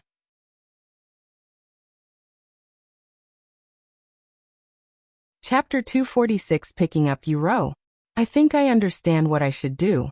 Thank you, Xiaohua. You're always helping me. If only there's something I can do for you. Yuan said. Xiaohua is satisfied with just being around brother Yuan. Xiaohua quickly responded. Sometime later, Yuan said. I'll see you later, Xiaohua. Goodbye, Brother Yuan. Yuan logged off the game shortly later. Once Yuan logged off, he could immediately feel two presents around him. Sorry for making you wait, Yu Rou. Yuan said to her. Don't worry about it. I just got here. Yu Rou responded. By the way, I spoke with Feng Feng, Yu Rou. I told her about your situation, and she's currently heading to Phoenix City to pick you up. She also told you to wait for her at the Golden Phoenix Bazaar. Wait. Today? Yu Rou asked. The most up-to-date novels are published on Li/Novelpub. Yes. Okay. Fortunately, I brought my console with me, so I can enter the game even though I am here. Yu Rou said. Yuan then continued. As for Meixiu, after helping Yu Rou meet with Xia Jingyi, she will come to the Western continent to help you next, but you need to let her know your location so that she knows where to go. I understand you, young master, Meixiu said. Sometime later, Yu Rou went into the third bedroom to set up her console whilst Meixiu went into her own room. Both of them entering once they were prepared. While Yu Rou went to meet Feng Yuxiang and Meixiu wandered around to find her location, Yuan remained in the real world to cultivate. Currently, his priority was to raise his cultivation as fast as possible so that his body could recover faster, and he still had a few days until the inner court disciple examination. Meanwhile, after entering the game, Yu Rou began making her way towards the Golden Phoenix Bazaar. Many minutes later, Yu Rou arrived at the Golden Phoenix Bazaar, and she proceeded to stand outside the street to wait for Feng Yuxiang. When the guards saw this, they tilted their heads. Normally, one can't loiter around the Golden Phoenix Bazaar even if they are outside the street. However, since Yu Rou was quite the eye candy, they didn't want to drive her away and allowed her to stay there, so they could look at her beauty. For more, visit lightnovels/pub. Come, looks like she's waiting for somebody. Do you think it's her boyfriend? One of the two guards there asked. If it is, then that man is a damn fool, said the other guard, and he continued. If she was my girl, I wouldn't make her wait so long. In fact, I'd even be here before sunrise. Do you want to go speak with her? Maybe you'll get lucky. I don't know, man. You think I should? I wouldn't be saying it if I didn't. Go get her. The guard nodded, and just as he prepared to approach Yu Rou, a burst of flames appeared in the sky before descending directly outside the Golden Phoenix Bazaar, shocking the guards and everybody there. That's Madame Feng. Madame Feng is back. The guards were greatly shocked by her appearance, as Feng Yuxiang's whereabouts had been unknown for a while now. Many people could be seen running out of their stores in the Golden Phoenix Bazaar when they noticed Feng Yuxiang's aura, and they quickly approached Yu Rou and Feng Yuxiang. Follow current novels on Light Novel Pub. Come, where have you been, Madame Feng? The city's lord has been worried sick ever since you disappeared. Madame Feng, are you finally back at the Golden Phoenix Bazaar? I've missed you and your shop, Madame Feng. Please come back to us. The Golden Phoenix Bazaar is not the same without your presence. It feels empty. Feng Yuxiang looked at the people swarming them with a nonchalant expression on her face, and she spoke a moment later. I am busy with other things, so no, I won't be returning. What? What are you busy with, Madame Feng? Perhaps we can help you. Yeah. Well, do everything in our power to help you accomplish your needs. Hearing their words, Feng Yuxiang coldly snorted and said, None of you can help me. Just forget about it. I won't return to the Golden Bazaar Phoenix no matter what you say. She then turned to look at Yu Rou and asked her, Are you ready to leave? Yes. The source of this content is lig/Novelpub. Feng Yuxiang then wrapped her arm around Yu Rou's waist before soaring towards the heavens. Madame Feng, please come back to us. Despite the desperate shouting from below, Feng Yuxiang ignored it and asked Yu Rou, Red Pearl City, right? If we head to the teleportation device 3 cities away, we arrive at the destination in less than a day. Thank you, Senior Feng, Yu Rou said to her. You can call me by my nickname just like the young master. Feng Yuxiang said to her as she began flying away from Phoenix City. While Feng Yuxiang and Yu Rou made their way towards Red Pearl City, Meixiu wandered around the area until she could see city walls in the distance. Ding. You have discovered Tang City. Tang City, huh? Visit Light Novel Pub /com for the best novel reading experience. However, Since Meixiu was not really interested in cultivation online, she logged off after learning the name of her location. Yuan, are you awake? Meixiu asked him after entering his room. Yes, what's the matter? Yuan stopped cultivating and responded. I am in a place called Tang City. I see. I'll let Feng Feng know once she's finished helping Yu Rou. I understand. In the meantime, can you check my bank account to see how much money is left in there? The information is. After giving Meixiu his personal bank account information, Meixiu used her phone to look at his bank balance. A few moments later she spoke in a low voice. Yuan, there's no money in this bank account. The balance is literally zero. Visit Lee/Gitnov/Lpub.com for the best novel reading experience. Yuan exclaimed in a shocked voice. Where did his money go? He doesn't recall spending any of it either.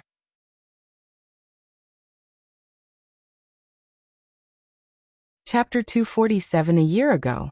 I don't have any money in my bank account? How's that possible? I haven't touched it since I got it. Yuan pondered for a moment before realizing something. However, before he could even say anything, Meixiu spoke. The statement says the money, all $242,690, had been transferred to another bank account last year. 200,000? I guess I had more than just a couple of thousand inside. As for where the money went, I can only imagine that it was my parents who took them. Yuan sighed. And he continued, although I don't know how much I actually earned during my professional days, they really don't intend on leaving anything for me even though I earned it, huh? And if they'd taken the money a year ago, that means they were already prepared to disown me at that time. Meixiu was silent as she listened to Yuan's grumbling. If she recalls correctly, not even mentioning the money Yuan had won from major competitions, his parents would earn millions of dollars every single time Yuan went on the stage to perform in front of an audience. In fact, the larger performances easily earned them tens of millions of dollars. It is safe to assume that Yuan was the Yu family's golden goose, hence why his parents waited so long before officially abandoning him. Furthermore, Yuan would perform almost every other day, and if he was not performing for an audience, he would be participating in competitions, and he did this for many years. One can safely assume that Yuan had earned the Yu family hundreds of millions of dollars, if not billions, when he was playing for them.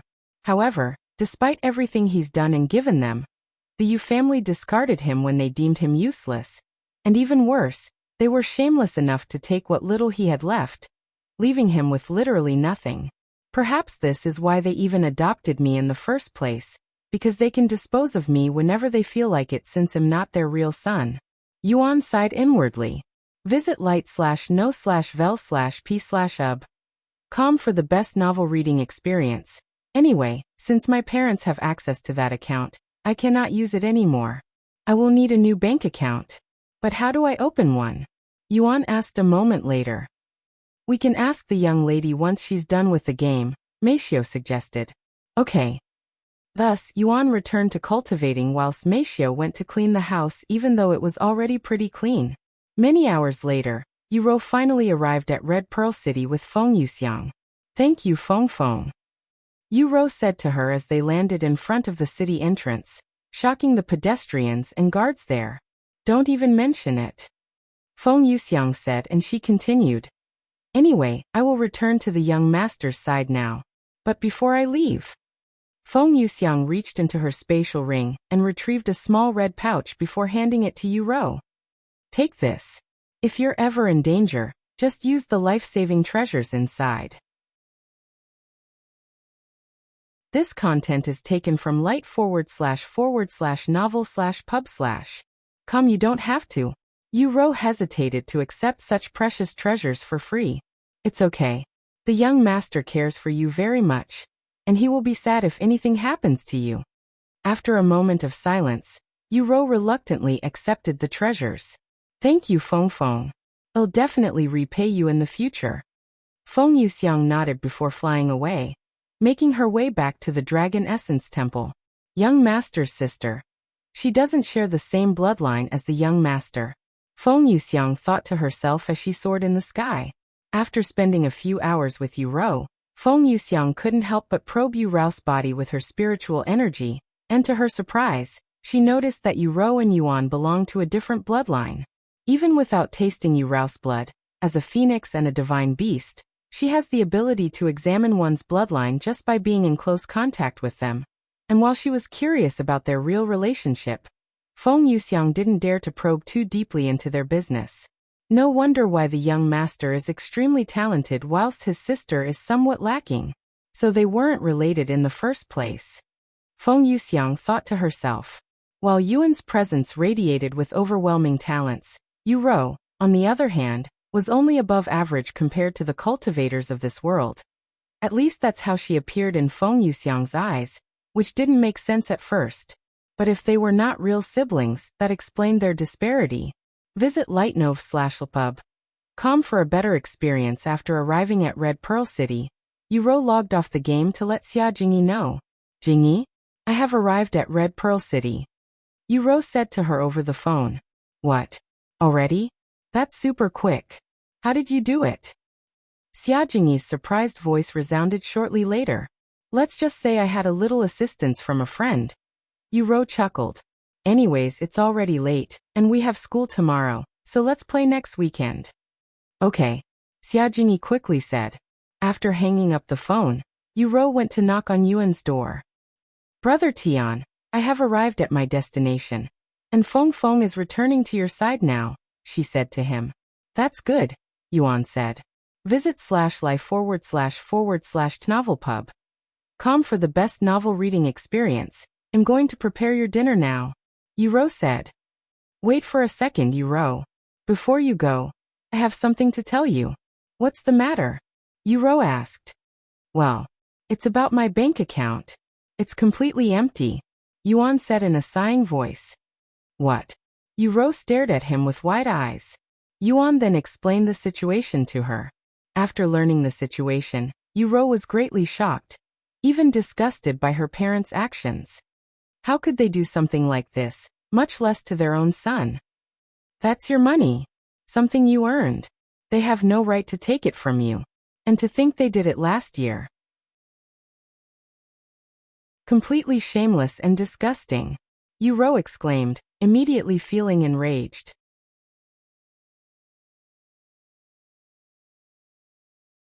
Chapter 248 Real World Trading. It's okay, Yu Rou? Fortunately for us, your friend allowed me to stay here for free. Yuan said a moment later. Even if that's the case, their actions are inexcusable. It's like they're doing everything they can to ruin your life. How can they do that to their own children? That's despicable. Yu Rou sighed. Because I'm not really their child. Yuan sighed, feeling a strong urge to reveal everything to Yu Rou at this moment, but had managed to resist such urges at the end. Anyways, what should we do now? That bank account is no longer safe, so I will need to put my money somewhere else. Yuan asked her a moment later. I can open up a new account for you tomorrow, brother. But until you have enough money, I will pay for your expenses, Yu Rou said. Are you sure? Of course. How else are you going to pay for your food and other necessities? Although I'm not rich, I have more than enough to help you, Yu Rou said. And she continued, but you should really sell your in-game stuff as soon as possible, brother, as the value for golden has been decreasing lately since people are growing stronger, allowing them to grind gold at a faster rate, not to mention the number of new players joining the game every day. It's not really bad right now since the game is still fairly new and the rich people are buying as much gold as they can to upgrade their avatars, but every dollar counts, especially when the family is no longer supporting you. How much are gold coins worth anyway? Yuan suddenly asked. Let me check real quick. The most up-to-date novels are published on lightnovel/p/ub.com. Yu Rou proceeded to check on her phone. According to the most popular trading website right now, 1 gold is worth about $7, so it dropped a few bucks since the wealth leaderboards came out. $7 for a single gold coin? That's very profitable, no? Yuan said in a surprised voice. If he has 1 million gold coins, that's about $7 million in the real world. If you think about it, it's not easy to earn money in, and it usually takes on average 3 to 4 hours for the average player to earn a single gold coin. Of course, if you're a powerful cultivator who can fight high-level monsters, You can make much more by selling their materials and monster cores, but not many people are at that level. Even the top players just recently entered Spirit Warrior despite spending tens of millions of real-life money for gold and treasures to boost their cultivations. Speaking of cultivation, what level are you at right now? Yu Rou suddenly asked. Me. The peak of Spirit Warrior, about to enter Spirit Master. Yuan casually responded. Peak Spirit Warrior? Yu Rou's jaw dropped after hearing his words. Yuan had managed to surpass the top players by almost an entire realm without spending a single penny? That's simply too crazy. Too overwhelming. The difference was too vast. Even if the top players spend hundreds of millions, they probably won't be able to reach Yuan's level. Updated from lightnovelpu/b. If the world knew of Brother Tian's cultivation, they'd probably go crazy, even more than currently. Yu Rou thought to herself. Since you're this powerful, it shouldn't be a problem for you to earn gold in cultivation online. However, there is something even more precious than gold, and that is raw materials and treasures. Yu Rou then said. And she continued, let's say you have 1,000,000 gold and a treasure worth 1,000,000 gold.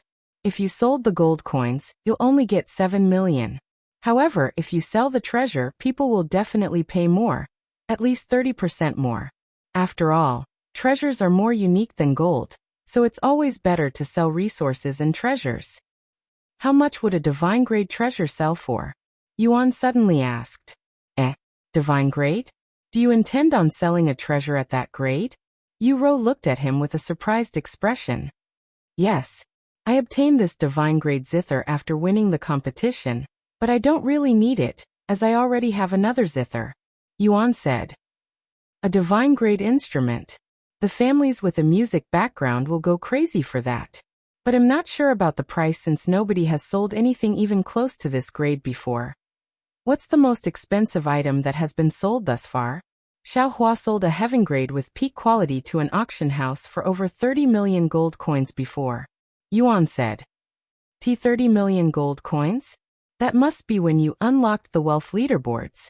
If you'd sold that in the market, you'd have earned at least $300 million. Yu Rou exclaimed.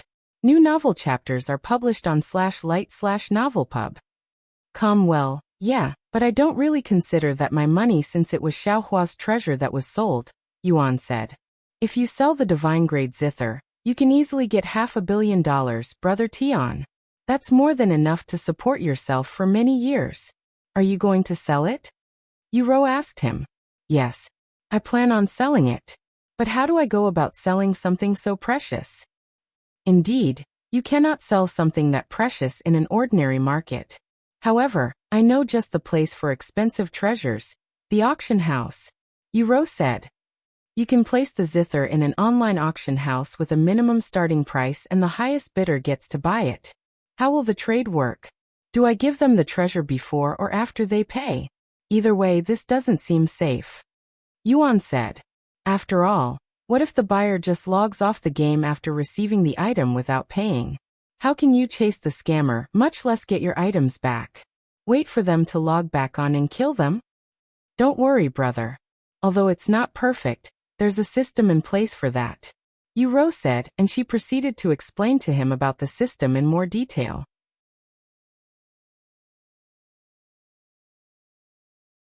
Chapter 249 Officially Disowned. Let me explain to you how the online auction house works. Yu Rou said, and she proceeded to explain.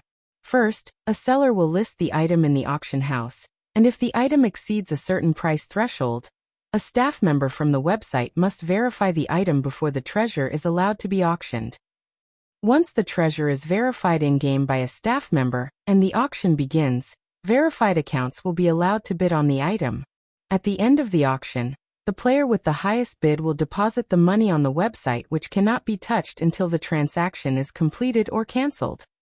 Once the staff member confirms the money is there, the seller will meet a staff member in-game and hand the treasure to the staff member. After the website confirms that the treasure is indeed the real thing, they will proceed to transfer the money to the seller's bank account before handing the treasure to the buyer, completing the transaction. I know there are some obvious flaws with this system, such as the staff member working together with others to scam the seller or vice versa. But that hasn't happened yet, and the website itself is very popular and reliable with millions of dollars in transaction every day, so I doubt they would risk their reputation over a treasure. In fact, even the government is watching them closely, so they won't do anything stupid. I see. Then let's do that. Yuan said. Okay. I'll create an anonymous account for you when I get home later. Yu Rou said. Thank you. The source of this content is lightno/vel/pub/com. Sometime later, Yu Rou went to cook dinner whilst Meixiu assisted her. After feeding Yuan, Yu Rou went back home to create an account for Yuan. Let's see. Register a new account. Anonymous, seller. Current location. Eastern continent. Complete. After spending a few minutes on the website, Yu Rou created an anonymous account for Yuan, so that people won't see his player name when he sells things in the auction house. Of course, it would be better for one to show their name, especially if they're a top player, as that would give them more credibility. Good. Now I just need to wait until Meixiu meets with Brother Tian, so that we can begin earning some money. Yu Rou chuckled. Follow current novels on lighten/uvel/pub. C/om. If Yuan seriously wanted to earn money through real-world trading, he could easily become one of the richest players in this world with the stuff he currently has. However, knowing her brother, he probably doesn't care much about fame or wealth. Just as Yu Rou prepared to enter her bed to sleep, her phone began ringing. A frown appeared on Yu Rou's face when she saw the caller, but she picked it up regardless. Hello, mother. I'm tired of waiting. What's his decision? Tang Li spoke in a cold voice. Brother. I tried to convince him, but he refuses to play the instruments again. Yu Rou responded in a nervous voice. Damn. That fucking useless piece of shit. How dare he defy us after all that we've done for him? If it weren't for us, he would have remained as a nobody. If it weren't for us, he wouldn't have survived this long in his condition. Good. If this is his decision, then he can get the hell out of my family. I doubt he'll even survive a week in that condition without our support. Hearing her mother's enraged voice and insults towards Yuan, Yu Rou's body trembled in anger, and she tightly gritted her teeth, resisting her urges to curse Tang Li out loud. Follow current novels on lightno/velp/up/com. Furthermore, I forbid you from meeting him from now on. He's officially disowned. Therefore, he's no different than a stranger now. Tang Li suddenly said. What? That's unreasonable, mother. Yu Rou immediately said in a panicked voice, her voice even cracking a bit from shock. Shut up. As long as you're part of this family, you will listen to us.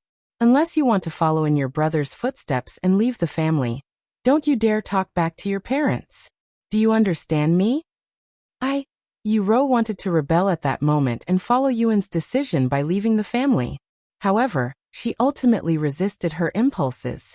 After all, even if she cannot see Yuan anymore, she can still help him from the shadows.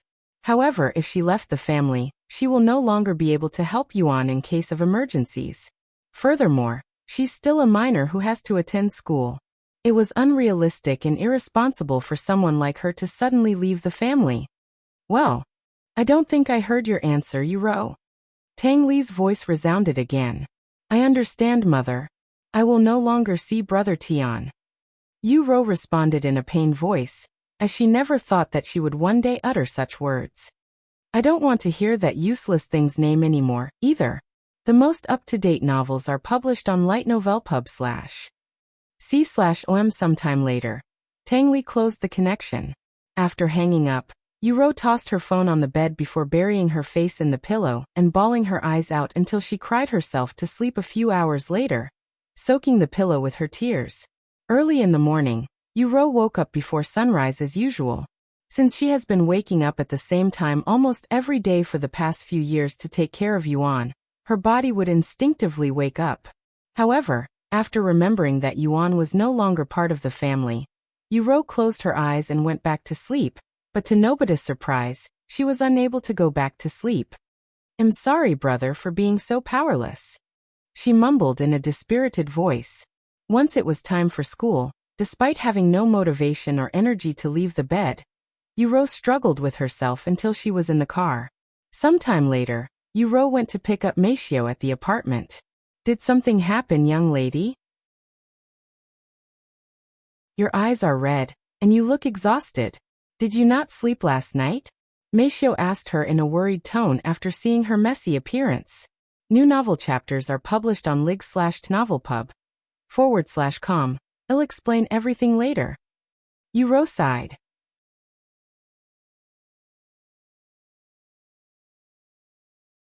Chapter 250 Desperation and Passion.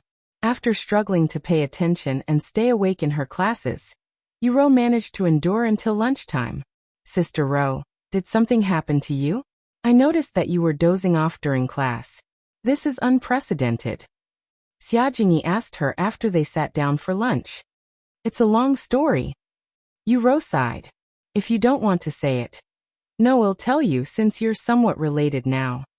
Yu Rou said, and she proceeded to explain to them what had happened yesterday, and how her mother forbade her from seeing Yuan. Cough. Cough. What? Xia Jingyi almost choked on her drink after listening to Yu Rou, and she slammed the desk in anger.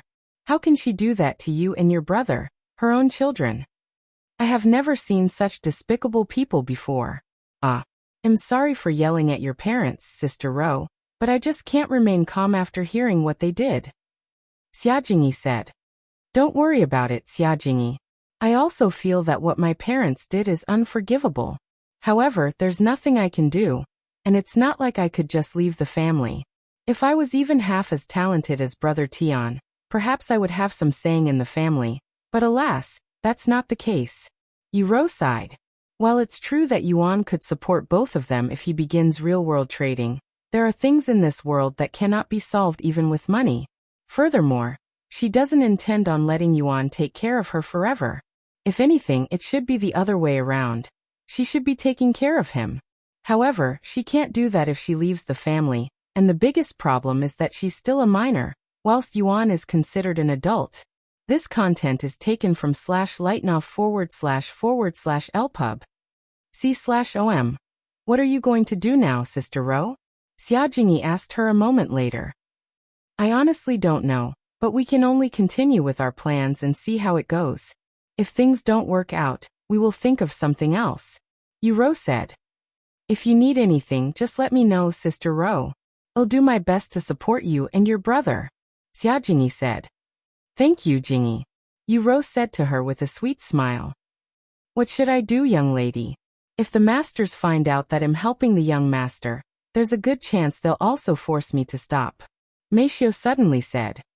You'll continue taking care of Brother Tian, since there's nobody else we can trust right now.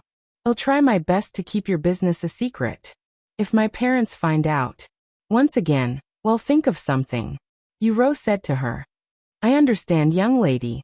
Meixiu nodded. Meanwhile, Yuan continued to cultivate in his room, reaching 3rd level Spirit Warrior an hour before Meixiu returned. Young master. Yuan, I have something news regarding the young lady. Meixiu said in a solemn voice. Updated from light/no/velpu/b. Kamechem? Did something happen to Yu Rou? Yuan asked in a worried voice. Well, after taking a deep breath, Meixiu explained to him the situation. How he's officially disowned and kicked out of the Yu family, and how they forbade Yu Rou from seeing him anymore. Yu Rou can't see me anymore? Yuan mumbled in a dazed voice. After taking longer than necessary to understand the meaning behind such words, mostly because he was shocked, Yuan gritted his teeth in anger. I don't care if they take away all of my possessions and money. I don't even care if they kick me out of the family. However, to think they'd stoop as low as this. They're clearly using Yu Rou to purposefully piss me off. Yuan subconsciously tightened his hands to make a fist at this moment despite not feeling them. And his fingers trembled a bit, moving more than usual. Due to her attentiveness, Meixiu did not miss this slight movement, and nearly cried out loud of shock after seeing it. Visit lightnovelpub/c/om for the best novel reading experience. I wasn't imagining things just now, right? Yuan his fingers, it moved. Meixiu cried inwardly, unsure how much of what she just witnessed was real or just her imagination. However, after rubbing her eyes and looking again, she couldn't see Yuan's fingers moving anymore. Perhaps it really was just my imagination? She wondered. I swear, if they made Yu Rou cry just to get back at me, Yuan said, experiencing an indescribable feeling of rage in his heart that felt similar to heartburn. Duh. Yuan could feel his heart racing, unaware of the flame in his heart that was expanding larger and fiercer. Feeling a subtle but suffocating atmosphere suddenly appear in the room, Meixiu spoke in a nervous voice. I am going to prepare dinner now. And she quickly escaped the room, immediately feeling better after leaving Yuan's room. What was the feeling just now? Meixiu wondered to herself as she wiped the cold sweats off her forehead. This content is taken from light//nov/lpub. C/OM. Meanwhile, Yuan tried his best to calm down, but alas, it was much more difficult than had expected. I thought only the cultivation world would have such unreasonable people, but it appears that such people exist in this world as well, and they even used to be my own parents. Yuan sighed inwardly after realizing this fact. Unfortunately, unlike Cultivation Online where he has many powerful supporters, he could only rely on Yu Rou and a few other people in this world. Furthermore, his movements are extremely limited, making it impossible for him to do anything about this situation. If only I could move. If only I am not so useless in this world. Yuan gritted his teeth in frustration. The only thing I can do right now is to improve my cultivation. With this thought in mind, Yuan began cultivating again despite the unpleasant feeling in his heart that is desperation mixed with passion. A few moments later, a gentle breeze appeared in the room as Yuan's cultivation speed suddenly increased even more, but alas, he was too focused to notice this change.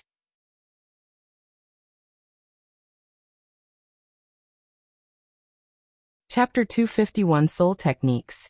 After cooking dinner, Meixiu went back into Yuan's room to feed him.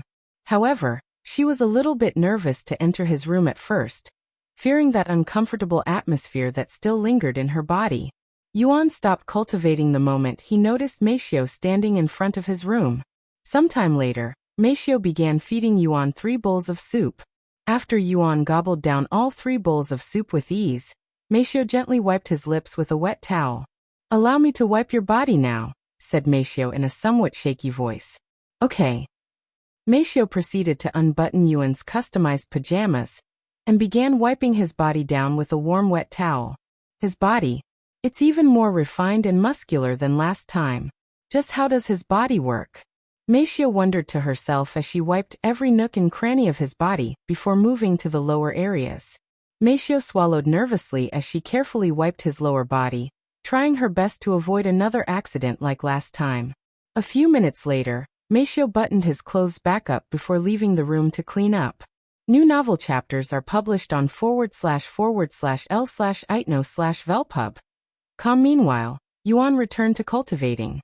After cleaning the dishes and taking a shower, Meixiu visited Yuan one more time before bed to see if he needed anything. Good night, Meixiu. Good night. Once Meixiu went to sleep, Yuan began absorbing the spiritual energy in the area. Is it because we're living in a higher place that there's more spiritual energy here?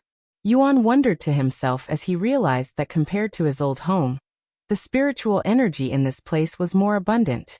1 hour, 2 hours, 3 hours. Time passed in a flashing speed as Yuan deeply indulged himself in his cultivation, achieving another breakthrough and reaching 4th level Spirit Warrior. At this rate, I'll catch up to my cultivation and... Yuan thought to himself. This content is taken from /lightnovelpub.com. Wait a second. Yuan suddenly came to a realization. If I could use divine sense when I am only a spirit warrior and perhaps I'll also be able to divine sense in this world with my current cultivation? Yuan could feel his heartbeats quickening immediately after this thought. What if he can use divine sense to see again? This way, even if he cannot move, he can at least see his surroundings. With this thought in mind, Yuan immediately began trying to use divine sense. Let's see. Divine sense. Yuan tried to replicate the feeling he gets when he uses divine sense in. But after trying for a couple of minutes without any results, Yuan gave up for the moment. Why can't I use divine sense? Do I have to reach Spirit Master before I can use divine sense like Xiaohua once said? Yuan wondered to himself.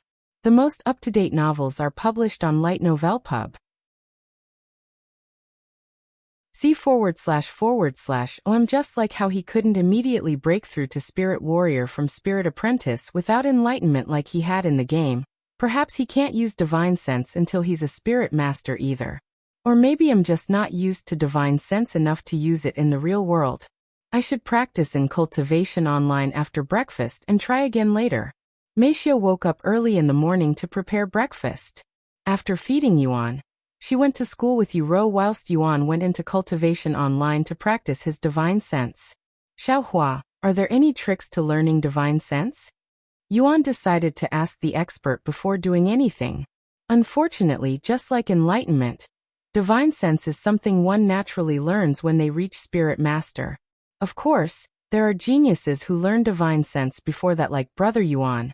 These people are very rare. Xiaohua said to him. I see. Then is there any way to practice divine sense to make it stronger? He then asked. As long as you continue using it, you'll naturally improve. Though there are methods to training one's divine sense, and that is to cultivate soul techniques. Soul techniques? How are they any different compared to normal cultivation techniques? As the name suggests, soul technique specifically trains one's spirit and soul. However, these techniques are very rare, and even the lowest rank soul techniques can be worth more than heaven rank cultivation techniques. New novel chapters are published on lighten/ovalpub/. C//OM what? They're that valuable? Yuan was shocked to learn this. Of course. While it's relatively easy for a cultivator to train their physical bodies and their cultivation bases, training their soul is an entirely different matter. And without the proper technique, there's a high chance of damaging their soul.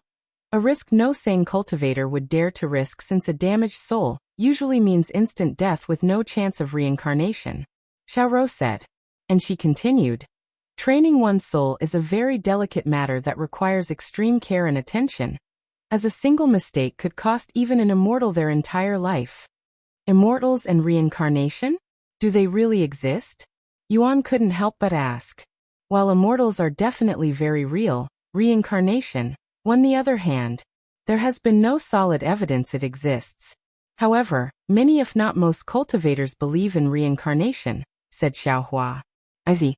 Thank you, Xiaohua. I'll practice my divine sense the normal way since I don't have a soul technique, and I don't feel like touching something that dangerous without more knowledge. Xiaohua will help Brother Yuan. Xiaohua said, and she continued. Sit down and activate your divine sense. Yuan nodded and followed her instructions. Once he was seated in the lotus position, he closed his eyes and activated his divine sense. Visit light/novelpub. Com for the best novel reading experience. Now try to expand your divine sense until you can no longer expand it. Xiaohua's voice resounded. A few moments later, Yuan expanded his divine sense until he reached his limit, feeling like someone trying to stretch their arms without moving. Good. Now keep your divine sense like that until you can no longer endure it, Brother Yuan. This will improve your endurance and strength at the same time. Xiaohua said to him like a lecturer.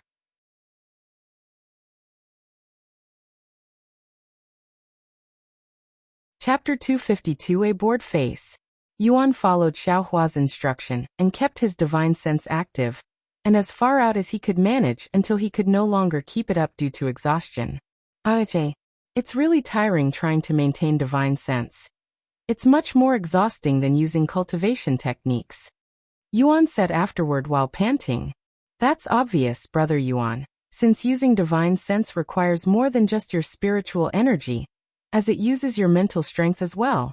With that being said, Brother Yuan is only a spirit warrior whilst people normally unlock their divine sense as a spirit master.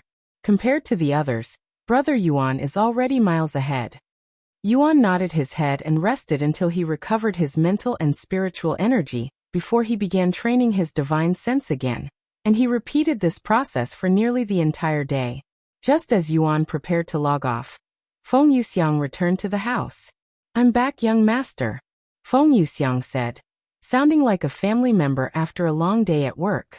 Welcome back, Feng Feng. Thank you for taking my sister to that location, Yuan said to her. Don't even mention it, young master. It's my pleasure to help you. After all, as long as this contract stands, my everything belongs to you. Feng Yuxiang said with a smile on her face. And she continued, what about your other friend who's in the Western continent? Oh right. Her name is Meixiu, and she's currently at Tang City in the Western continent. New novel chapters are published on lightnov/lpub. Tang City, right? Got it. What does she look like, young master? ITLL make things much more convenient since I have never seen her before. Feng Yuxiang then asked. How does she look? Yuan was speechless, as he hasn't seen Meixiu's appearance since he lost his eyesight over a decade ago. Feng Yuxiang raised her eyebrows, and she spoke a moment later in a puzzled voice. You don't know what your friend looks like, young master? It's been a very long time since I last saw her after all.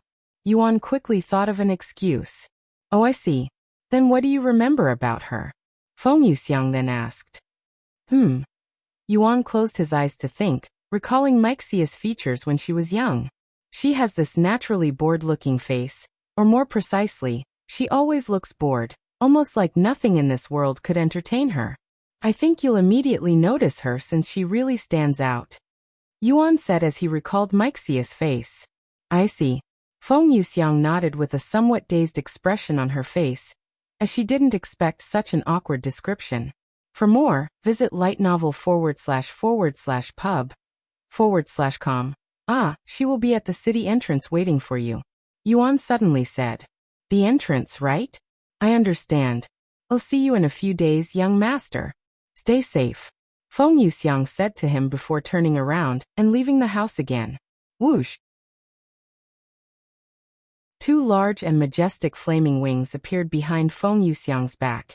And with a single flap of her wings, Feng Yuxiang soared many miles into the distance. See you tomorrow, Xiaohua. See you later, brother Yuan. After logging off the game, Yuan immediately tried to use his divine sense, but alas, there were no results. I shouldn't expect immediate results. This could take days, even months before anything happens. However, no matter how long it takes, as long as there's a chance that I can see again. Yuan motivated himself. Sometime later, Meixiu returned home and began preparing dinner. For more, visit Light Novel Pub. During dinner, Yuan said to her, Meixiu, my friend Feng Feng is heading to the Western continent right now, and shall probably be there in a few days. If you have time, log into the game and see if she arrived yet. What does this friend of yours look like? Meixiu asked. She's a really pretty lady with long black hair and brown eyes. She also wears red clothes that seem a little too small for her since it sticks to her skin. Yuan said as he recalled Feng Yuxiang's image in his head. Sticks to her skin? Meixiu raised her eyebrows, thinking that this person must be wearing a tight dress or something to show off her body, but Yuan is too oblivious to realize it. I understand. I will check the game whenever I'm available, Meixiu then said. After dinner, Meixiu went to do her own things whilst Yuan tried activating his divine sense again. An hour later, Yuan gave up and went to cultivate instead. The following morning, after Meixiu finished feeding Yuan breakfast, he went into the game while Meixiu went to school. Let's train my divine sense today as well. Yuan sat down and quickly activated his divine sense with more determination than ever. Visit light/novelpub.com for a better experience. However, a few hours into his training, someone knocked on his door, forcing him to stop for the time being. Who could it be? Yuan wondered to himself as he went to open the door. Standing outside his doorsteps was a beautiful young lady with a familiar-looking face. Hello, Minli. It's been a while, Yuan said to her.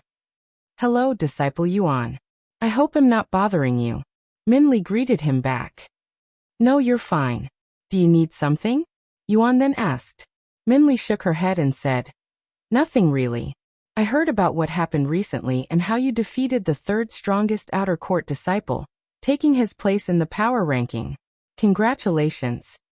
Although it wasn't my intention to fight him, thank you, Yuan said with a somewhat stiff smile. Disciple Yuan, you may be a spirit warrior and with extreme talents that this world has never seen before, but I won't give up on trying to catch up to you. Follow current novels on l/ig/tnovelpub. Commonly said, and she suddenly released her aura, surprising Yuan. You managed to break through to spirit warrior? Congratulations. Yuan congratulated her in a sincere voice. Thank you. Minli felt embarrassed by his words for some reason, and began blushing in response. Anyway, I'm going to return to my training now. I'll talk to you later, Disciple Yuan. Okay. See you. Yuan nodded. Minli then turned around and walked away.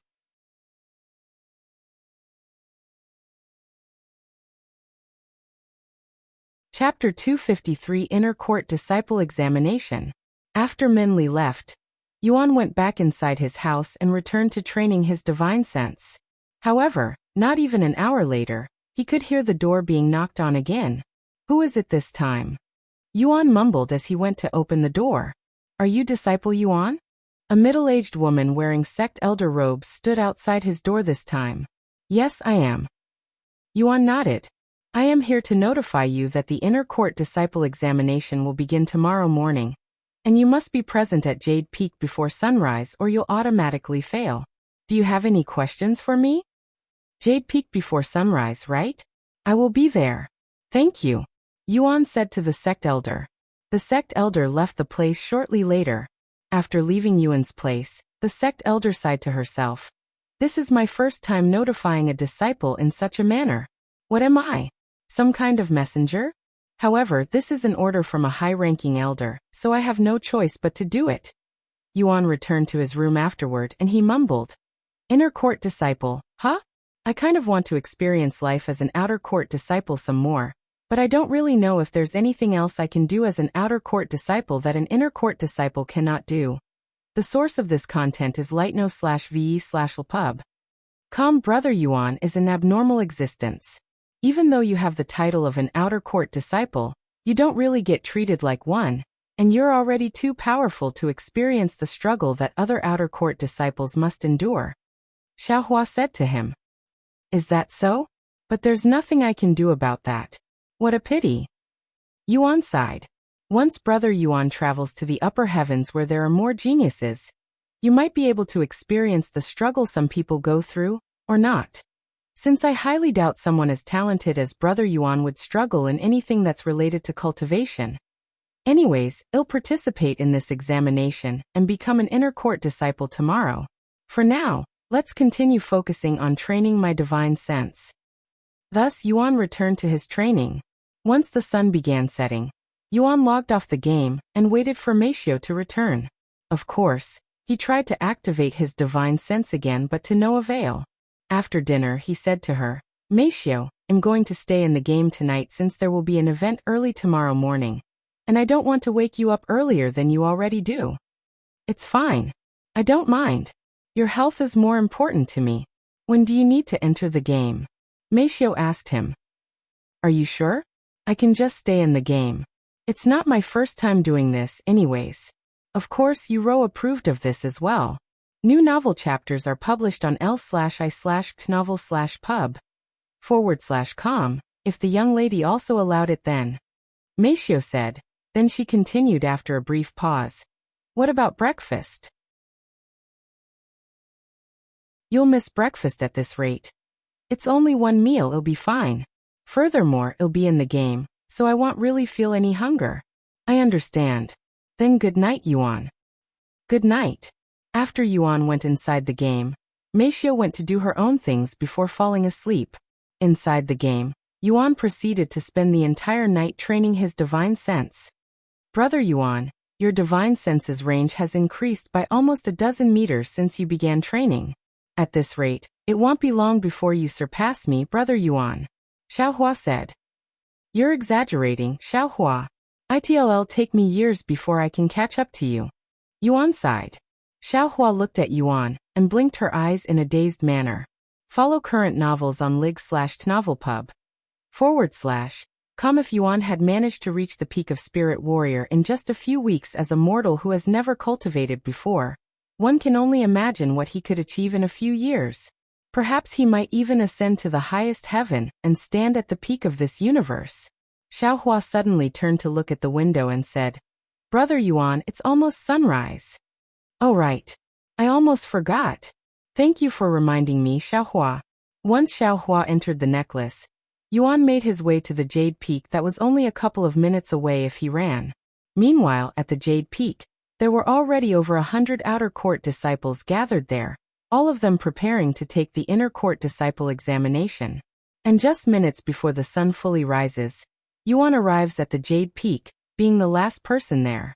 With that being said, since almost everybody there arrived hours earlier in advance, with some even having slept there through the night in fear of missing the examination, Yuan was destined to be the last to arrive.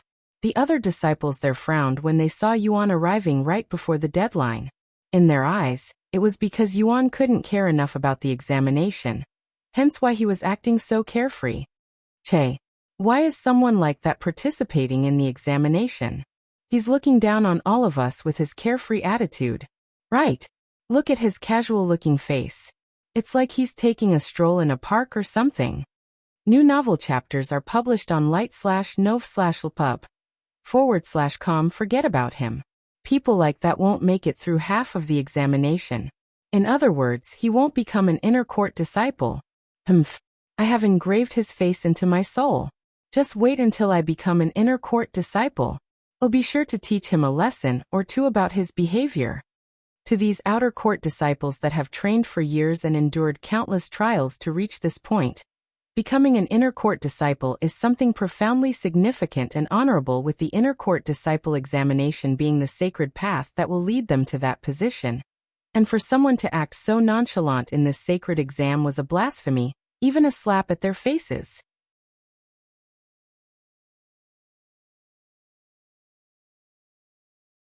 Chapter 254, Increasing the Standards. After arriving at the Jade Peak, Yuan could already feel an unpleasant atmosphere in the air when he noticed the other disciples staring at him with frowns on their faces. They seem unhappy. Did something happen? Or are they just nervous about the examination? Yuan wondered to himself, completely oblivious that they were angry at him for being on time, as that was completely unreasonable. And while the other disciples only mumbled to each other, one of them was actually brave enough to approach Yuan and said loudly, "Hey, you. What's your name?" "Me. I'm Yuan," he calmly responded. "HM? Yuan? Why does that name sound so familiar?"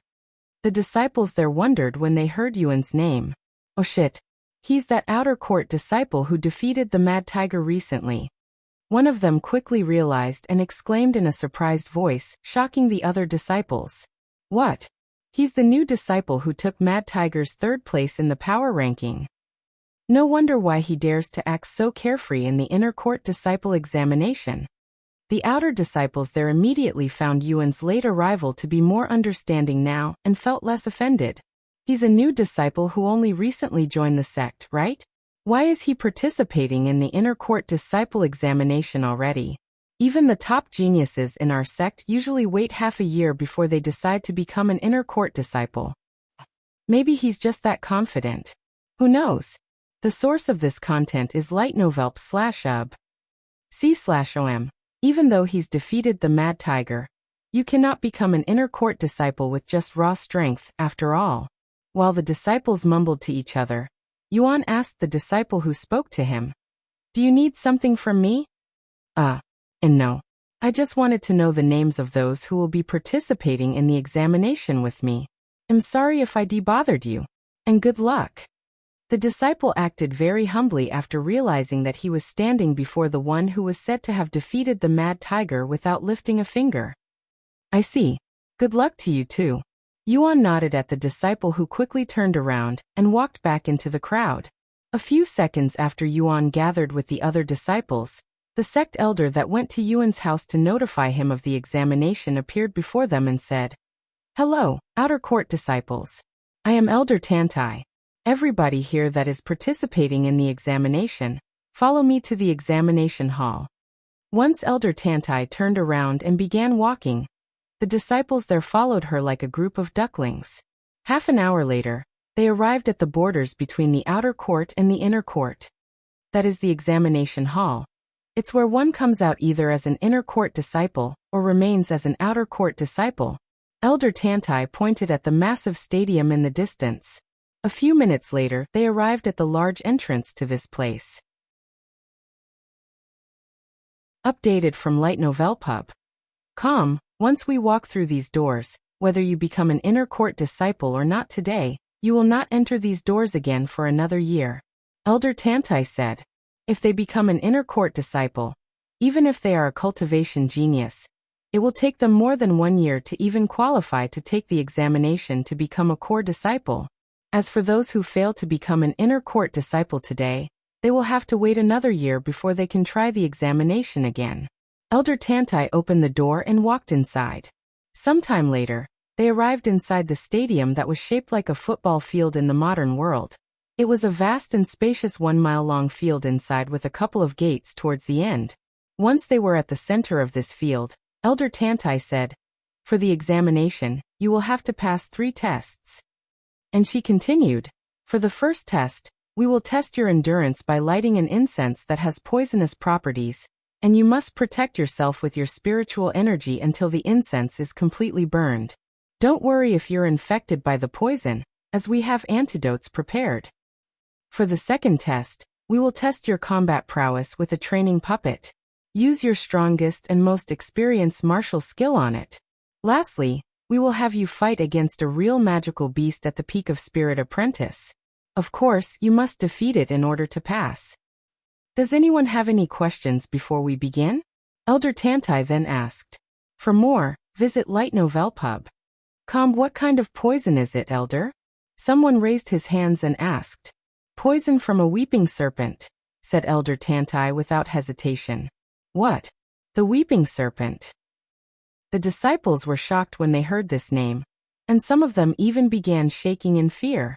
Poison from a weeping serpent can kill anyone below Spirit Warrior within seconds, and most of the people there were only peak Spirit Apprentice with a few that just entered Spirit Warrior. What if they die before they even begin the second exam, much less become an inner court disciple? Furthermore, while they expected this sort of test since it has happened before in previous examinations, the sect has never used such a strong poison for the examination before. This is a first. Seeing the fear on the disciples' faces, Elder Tantai said, "If you're too afraid of the poison, you may turn around and leave the examination hall. However, let me tell you, even if you come back next year, the poison won't get any weaker. In fact, it'll only grow stronger as time goes. The Dragon Essence Temple has decided to increase its standards for all disciples, after all." The disciples' eyes widened with shock when they heard this. The sect increased its standards? Why would they suddenly do that when the sect has remained the same for thousands of years? What caused this change? The most up-to-date novels are published on lightno/velpub.com. You have 10 seconds to decide whether you want to continue or not. 10. 9. Elder Tantai suddenly started the countdown, making the disciples panic even more.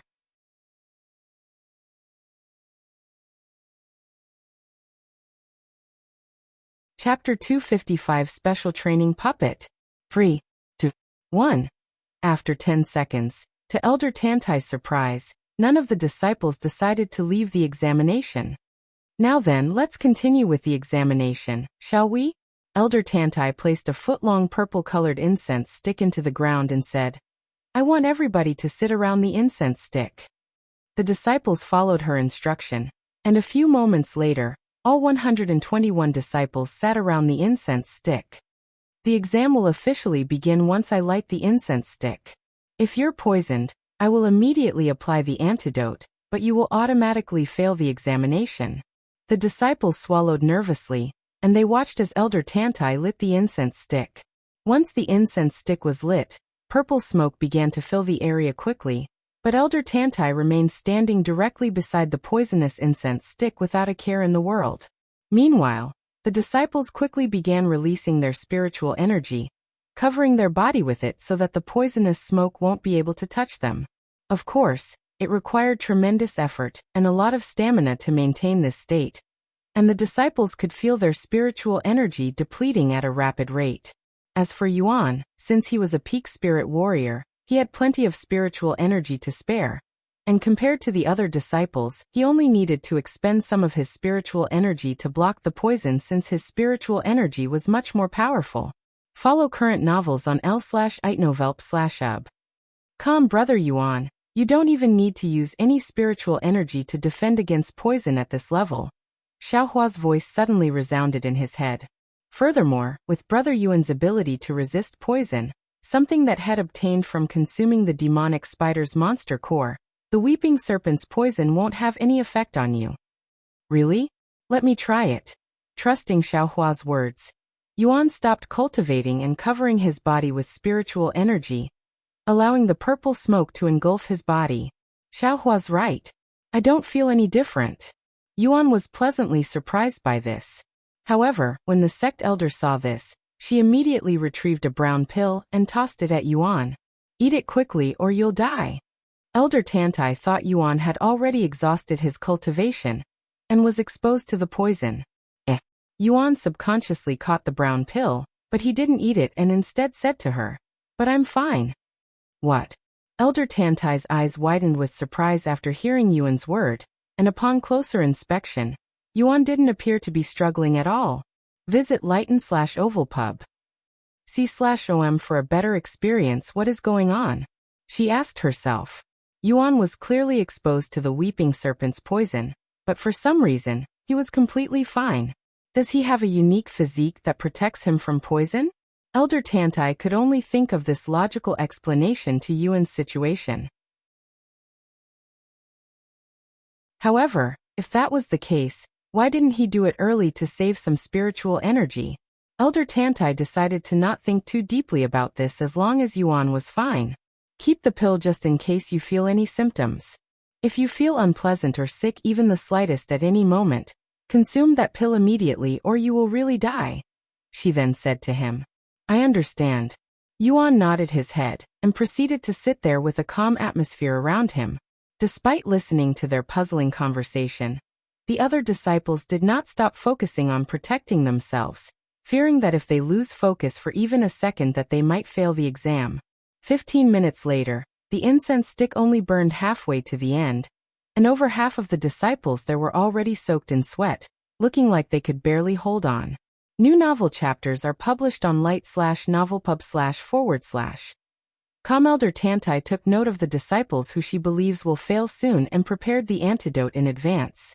A minute later, the first disciple to exhaust his cultivation base before the entire incense stick burned, and Elder Tantai tossed the pill at him. The disciple did not hesitate to consume the pill, as he could feel his skin burning the second the smoke touched his body. After another couple of minutes later, over a dozen disciples swallowed the same pill, failing the examination. The incense stick lasted for exactly 30 minutes, and at the end of the test, 51 disciples failed the examination. 70 of you remaining, huh? Much better than I'd expected, to be honest. Elder Tantai nodded her head in approval. You have 10 minutes to rest before we begin the next test. Elder Tantai said to them afterward. The disciples immediately sat down to cultivate and restore their spiritual energy. While the disciples rested, Elder Tantai prepared the next test by placing a training puppet in the middle of the field. Visit Light Novel Pub. Com for the best novel reading experience. 10 minutes later, Elder Tantai clapped her hands and spoke loudly. You are done resting. If you continue, I will immediately fail you. Gather in front of me. The disciples quickly stopped their cultivation and stood up after hearing Elder Tantai's words. A few moments later, all of the disciples gathered in front of Elder Tantai. I will now explain the second test. Elder Tantai said as she pointed at the silver-colored training puppet that looked slightly different compared to the ones in the practice area. Some of you might have seen this before, but this is a special training puppet mostly used by inner court and core disciples, because they are more durable than the ones in the outer court, and they have a special feature that allows them to gauge how powerful their attacks are. As her sentence ended, Elder Tantai turned around and punched the training puppet. Boom. The impact sounded very powerful, but the training puppet only moved back a couple of meters. A few seconds later, the training puppet began changing colors from silver to a dark yellow color. The most up-to-date novels are published on /li/tnovelp/ub/com. The colors will determine how much damage it sustained. There are 3 colors: green, yellow, and red. Green means non-lethal damage. Yellow is lethal. As for red, it means you can kill even a spirit warrior magical beast with that strike. And the darker the color, the more damage they sustain. In order to pass this test, you must make the puppet turn yellow. Elder Tantai explained.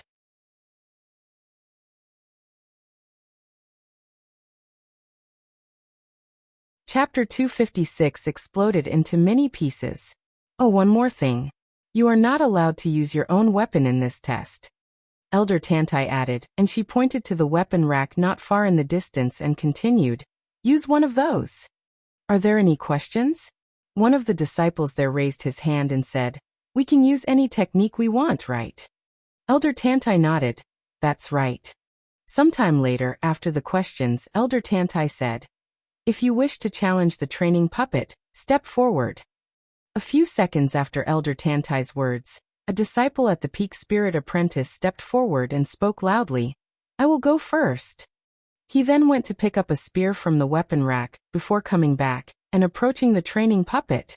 The disciple stood a few steps in front of the training puppet and took a moment to prepare himself. After taking a long and deep breath, the disciple raised his spear. Once the spear was raised perfectly parallel to the ground, the disciple held his breath for a second before thrusting it forward. Follow current novels on lightnov/pub. Kaboom. The training puppet was sent flying backward, but it slowed down very quickly and stopped 5 meters away from its original spot. The disciple waited for the evaluation nervously, and a few seconds later the training puppet turned from silver to green, then dark green, before finally settling at yellow.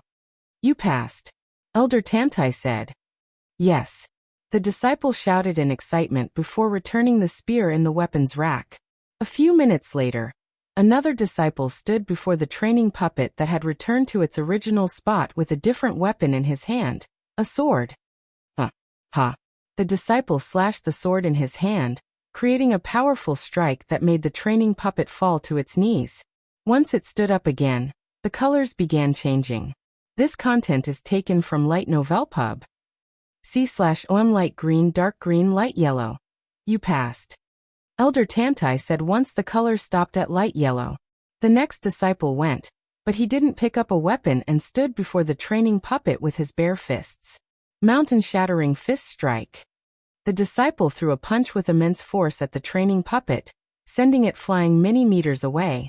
After falling down a dozen meters away, the training puppet got back up and slowly walked back to its original spot while changing colors as it walked. Dark green, light yellow, dark yellow, not bad. Elder Tantai nodded her head when she saw this, and she continued. You pass. Thank you, Elder.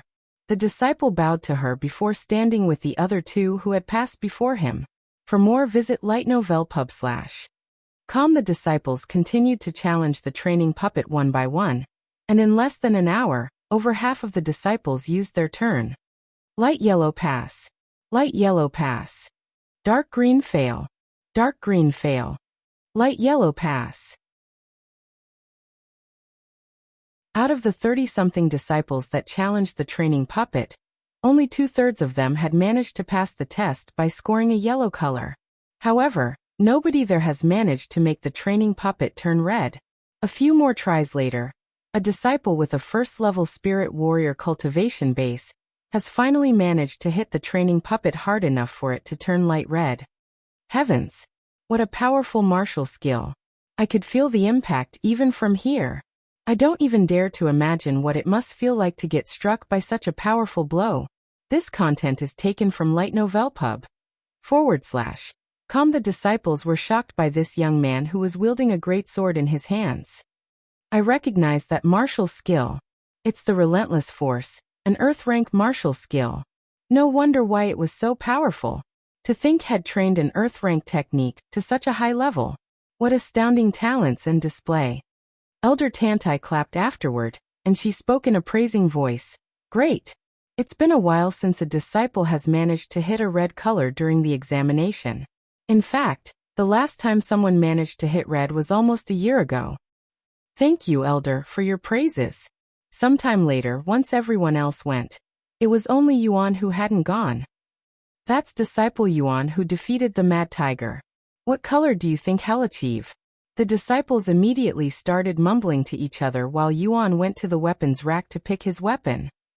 Who knows really? During his match with the Mad Tiger, he didn't lift even a finger and used some mysterious technique to take down the Mad Tiger. I have a feeling he'll hit a dark yellow, maybe even light red. Visit Light Novel Pub. Com for a better experience. I think it'll only be light yellow. A few moments later, Yuan returned to the training puppet with a sword in his hand, and the other disciples stopped talking to watch with intensive gazes. What technique should I use? Yuan thought to himself. While the heaven-splitting sword strike is his most powerful technique available, he didn't want to destroy this place. As for his next strongest sword technique, demon sealing technique, it was out of the question since he has never used it before.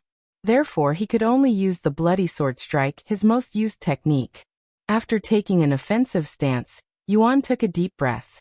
Once he released his breath, the sword in his hand began glowing bright red, and Yuan swung the sword with all of his might. Boom! Yuan's aura exploded with a tyrannical feeling, and a red arc of light appeared in the air as the sword connected with the training puppet's neck. Cling. Updated from lighten//uval/p/ub. Com to Yuan's surprise, the blade to the sword in his hand exploded into many pieces after Yuan struck the training puppet. However, that was not the only thing to break during his strike, as the training puppet's head was cleanly sliced off from its body like it had been executed. What? Elder Tantai shouted in a shocked voice when she saw this, as this is her first time seeing someone destroy a training puppet in such a manner. As for the other disciples, their eyes were wide as saucers with their jaws dropped to the ground, looking like they'd just witnessed something impossible.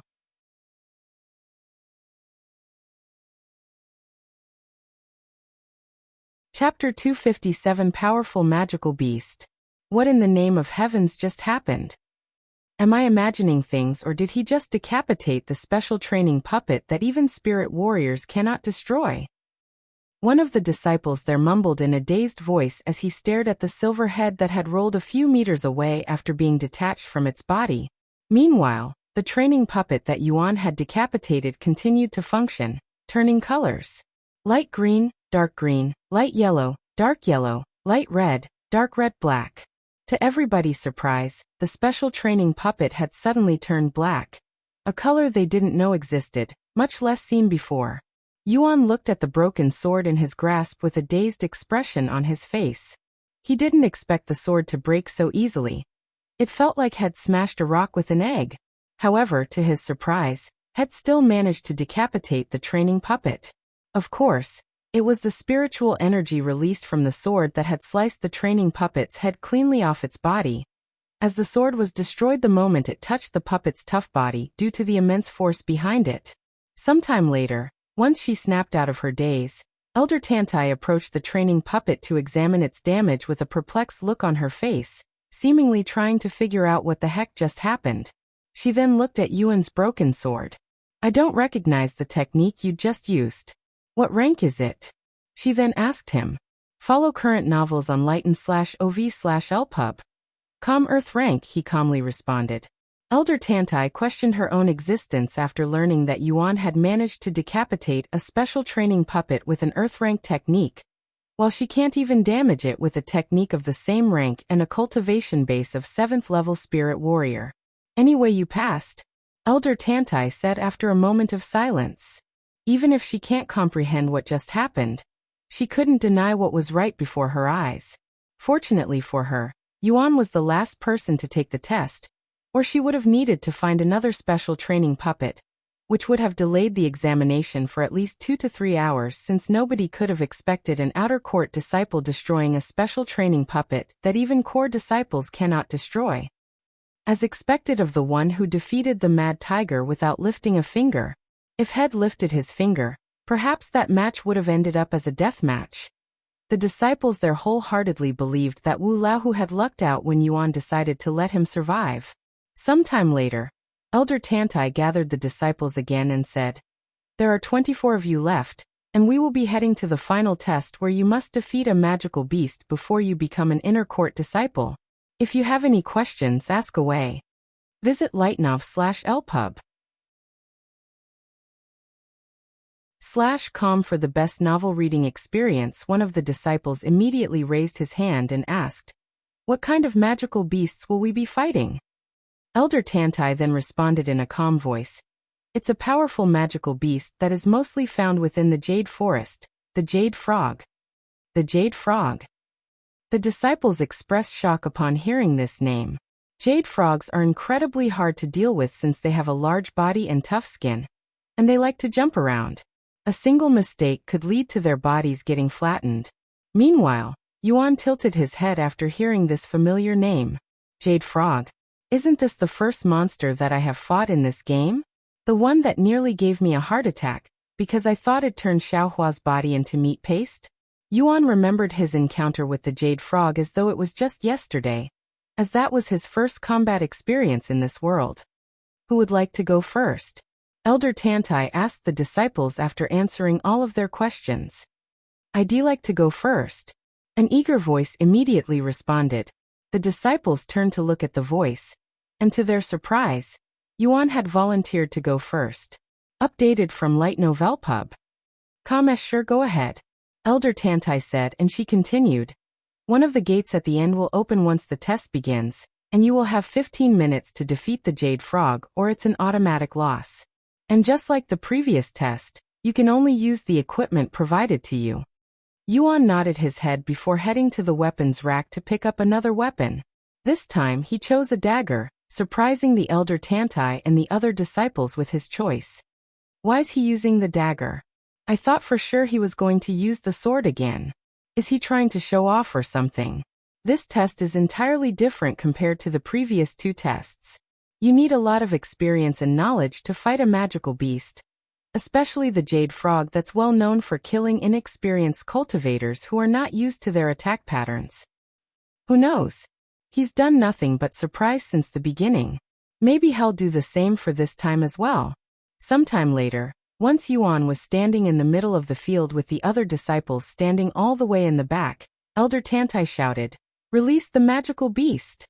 The metal gates immediately opened, and the ground began shaking as a Jade Frog made its appearance by hopping out of the entrance. The disciples swallowed nervously when they saw the Jade Frog and its intimidating appearance. Visit lightnov.com for a better experience. Meanwhile, Yuan stared at the round magical beast with a nostalgic feeling. Boom!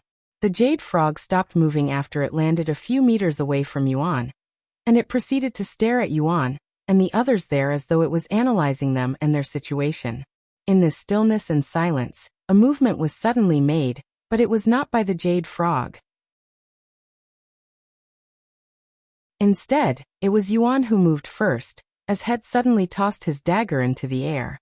A vicious light flickered in his eyes, and right as the dagger in the air reached its highest point and prepared to fall down, it suddenly stopped moving and hovered in the air for a split second before shooting itself at the Jade Frog like a shooting star.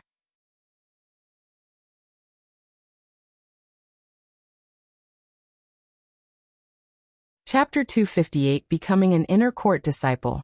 The moment it saw the dagger trembling in the air, the Jade Frog sensed imminent danger, causing its body to instinctively jump up to avoid it. Whoosh! The flying dagger barely missed the Jade Frog. However, before the Jade Frog could even land, the flying dagger suddenly did a sharp turn and flew at it again like there was a string attached to the Jade Frog. Whoosh! A gaping hole appeared before the Jade Frog's forehead a split second later, instantly killing it. Thud! The ground shook when the large and heavy Jade Frog's lifeless body fell down from the sky, shocking the spectators. Once the place was still, Yuan turned around and walked back to be with the rest of the disciples without even turning around or checking whether the Jade Frog was truly dead or not. "I have defeated the Jade Frog. Am I an inner court disciple now?" Yuan asked Elder Tantai, who stood there with a gawking look on her face. After a long moment of silence, Elder Tantai nodded her head in a stiff movement before speaking. Why yes. Congratulations on becoming an inner court disciple, Disciple Yuan. Here is your badge. Take this to the distribution center to get your inner court disciple badge and robes. Visit Light Novel Pub. Calm for the best novel reading experience. Yuan accepted the badge with humbleness before walking out of the examination hall in a casual manner, almost like he was taking a stroll in a park. The other disciples there watched as Yuan's back disappeared from their sights. Just where on earth did this disciple Yuan come from? And how come I have never heard of him until recently? There's no way such a genius would be a nobody. Elder Tantai mumbled to herself in a dazed voice. Sometime later, once the jade frog's corpse was taken away, Elder Tantai resumed the examination. Meanwhile, Yuan went to the distribution hall and handed the elder at the front desk the badge had just obtained from Elder Tantai. So you just passed the inner court disciple examination, huh? Congratulations. The sect elder there treated him with respect, taking Yuan by surprise. After all, he's been treated like an insect most of the time by the sect elders in this sect. At least that's what it feels like, and it was a refreshing feeling to be respected by a sect elder. Can I have your old identification badge? The sect elder then asked him. Yuan nodded and handed him the bronze identification badge. Updated from lightnov/lpub. I'll be right back. The sect elder went to the back of the room for a few minutes before returning. Here you go. I have updated your identification badge. As for your living quarters, you can choose to stay in your current place or be assigned a new living quarter in the inner court. Yuan immediately responded without any hesitation. I will remain in my current residence. The sect elder was slightly surprised by Yuan's decision. After all, the living quarters within the inner court are more spacious and luxurious overall, and you only have one roommate compared to the 5 roommates in the outer court.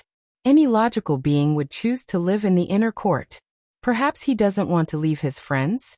The sect elder could only think of one reason for Yuan's decision. If that's your decision, then I won't say anything. However, if you wish to move to the inner court for whatever reason, you can come back here and we'll arrange something for you, said the sect elder a moment later. And he continued. Now about your new uniforms. Which color do you want? Blue or green? Does it matter which one I choose? Yuan asked. No, it doesn't matter. It's just a preference thing. Follow current novels on /lightnovelpub/. Then I'll choose blue. Very well. I'll be right back again. The sect elder went to the back for a second time before returning a few minutes later with 3 sets of blue uniforms. Here you go. If the sizes don't fit, you may return to exchange them. Thank you, senior. Yuan accepted the uniforms. One more thing before you leave. There'll be a lecture tomorrow that'll introduce you to life as an inner court disciple. If you can please attend it. It'll be at the Education Peak in building number 111. I understand. I'll try to attend it. Yuan nodded. Sometime later, Yuan left the distribution hall and returned to his own living quarters. New novel chapters are published on Light Novel Pub. Min Li, who was just about to leave her house, noticed Yuan's approaching figure and the blue robes he was carrying. Disciple Yuan. Those uniforms. You're an inner court disciple now. Min Li exclaimed in a shocked voice. Yuan nodded and said, Yes, I just took the examination today and became an inner court disciple. Min Li's jaw dropped to the ground. Why didn't you tell me? I would have done the examination with you. Min Li asked him. That never crossed my mind. I didn't know you wanted to take the examination as well. Yuan said in an apologetic voice. I am not blaming you or anything. Min Li quickly said. Anyways, now that you're an inner court disciple, will you be moving out? Min Li then asked him. No, I will be staying here. Yuan responded. Visit lighten/o/vel/pub/. For a better experience, really? A pleasantly surprised expression on Min Li's face. Why? She couldn't help but ask him, hoping that he would say something romantic like, because of you or something along that line. But alas, Yuan said. There's really no reason for me to move out of such a nice house. But you will have to walk to the inner court every time you need something from there, which will take up a lot of time. It's okay. I like to be active anyways. Is that so? Minli mumbled. Normally, cultivators want to spend as much time as they could on cultivation while saving time for everything else, so they can have more time for cultivation. However, for geniuses like Yuan, minor things like that don't really matter, as it won't affect their extreme cultivation speed much if any at all. Sometime later, Minli left the place to go to the practice area. The next inner court disciple examination is in 3 months. Minli sighed inwardly as she left the place. Updated from /l/itnov/lpub/. Meanwhile, Yuan went back to his own room. Congratulations on becoming an inner court disciple, brother Yuan. Xiaohua said to him. Thank you, Xiaohua. Yuan said to her. A few moments later, Yuan sat down and began training his divine sense. Once the sky began turning dark, Yuan logged off the game and waited for Meixiu to return home. I'm back, Yuan, Meixiu said to him after closing the door. Welcome back, Meixiu. I'll prepare dinner right now. After putting down her stuff from school and changing her clothes, Meixiu went to cook dinner. Visit/lig/tnovelpub. For a better experience once that was done, Meixiu went to feed Yuan. Yuan, you need to be careful when you're playing the game, Meixiu suddenly warned him. Huh? Why would you say that? Yuan asked. The young lady told me to warn you because there will be a lot of players trying to get into the Dragon Essence Temple to meet you. Really? I should start wearing my mask even in the sect then. Yuan mumbled. The young lady also told me to warn you to stay away from people who try to ask you personal questions even if they might be an NPC, because players can disguise themselves as NPCs, and you won't know it. I understand. Oh, be careful, Yuan said. By the way, how is Yu Rou doing at school? I hope she's doing fine after what happened recently. The young lady is doing much better. Furthermore, she can always meet you in Cultivation online. At least that's what she keeps telling herself. Updated from li/t/n/ovalpub. /com I see. I plan on leaving the Dragon Essence Temple to spend more time with Yu Rou in a week or so anyway. I cannot leave until I participate in the Mystic Realm, since I promised the Sect Master and others that I'd help them. The Mystic Realm. Meixiu raised her eyebrows. Sometime later, after she finished feeding Yuan dinner, Meixiu said, I'll let you rest for a bit before I wash your body, Yuan. Okay. Meixiu went to clean the dishes afterward. Half an hour later, Meixiu returned to the room with his wheelchair. After picking Yuan up from the bed and placing him in the chair, Meixiu pushed him to the bathroom, where she helped him undress. And since she didn't want to get her clothes wet while washing Yuan, Meixiu decided to also take her clothes off, and went into the bathroom with him naked.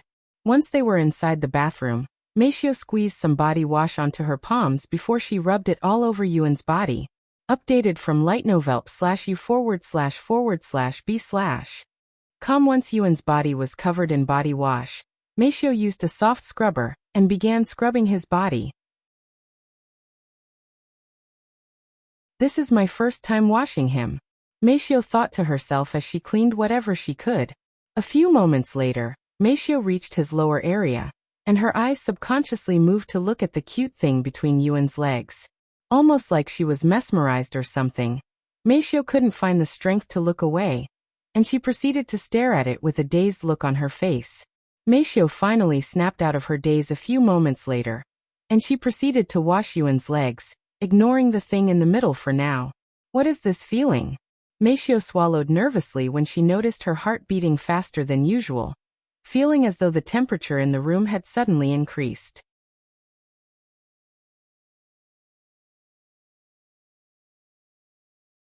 Chapter 259 An Unexpected Phenomenon. I know I said this before, but I really appreciate you doing this for me, Meixiu. Yuan suddenly said to her while she scrubbed his legs. Don't worry about it. You have also helped me out a lot when I didn't know any better as a child. Meixiu responded in a low voice. When she was a young child who was still in training to be the perfect servant, she would often make mistakes and get scolded by her mother. When that happens, Meixiu would cry like any other brat and seek Yuan for comfort. I was originally trained to serve you, Yuan, but after what happened to you, they decided to assign me to the young lady instead. Meixiu suddenly said. At one point, I was even. Meixiu suddenly stopped midway through her sentence. Meixiu. Never mind that. I was just talking to myself. Meixiu mumbled a moment later. After cleaning Yuan's legs, there was only one place that still needed to be cleaned. The area between his legs. Meixiu swallowed nervously at the thought of touching this cute snake, almost like she feared that it might bite her if she approached it. The source of this content is Light Novel Pub. Com, however, as much as she wanted to leave that place alone, she was trained to do her job properly. It was inexcusable for her to half-ass a job or leave her job unfinished. Therefore, she could only swallow her nervousness and reach for the soft thing between Yuan's legs, and began cleaning it with her hands, as it was very difficult to clean every nook and cranny with the sponge. A chill went up Yuan's spine when Meixiu began cleaning his precious thing.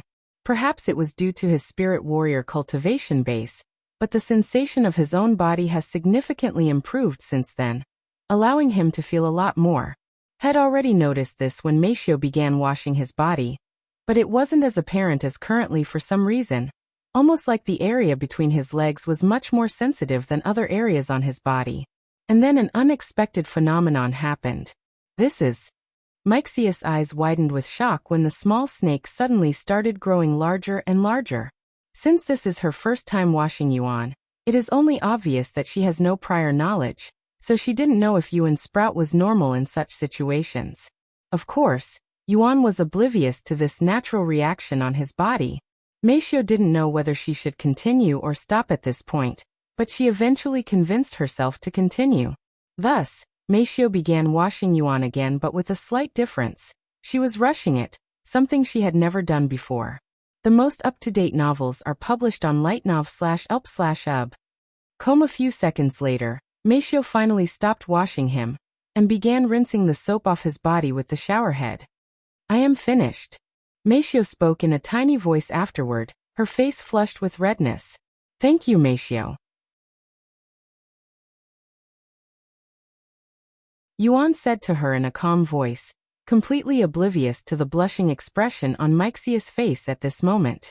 Sometime later, Meixiu laid a large dry towel on Yuan's bed before placing Yuan on this blanket, and drying his body off with another towel. It's back to normal again.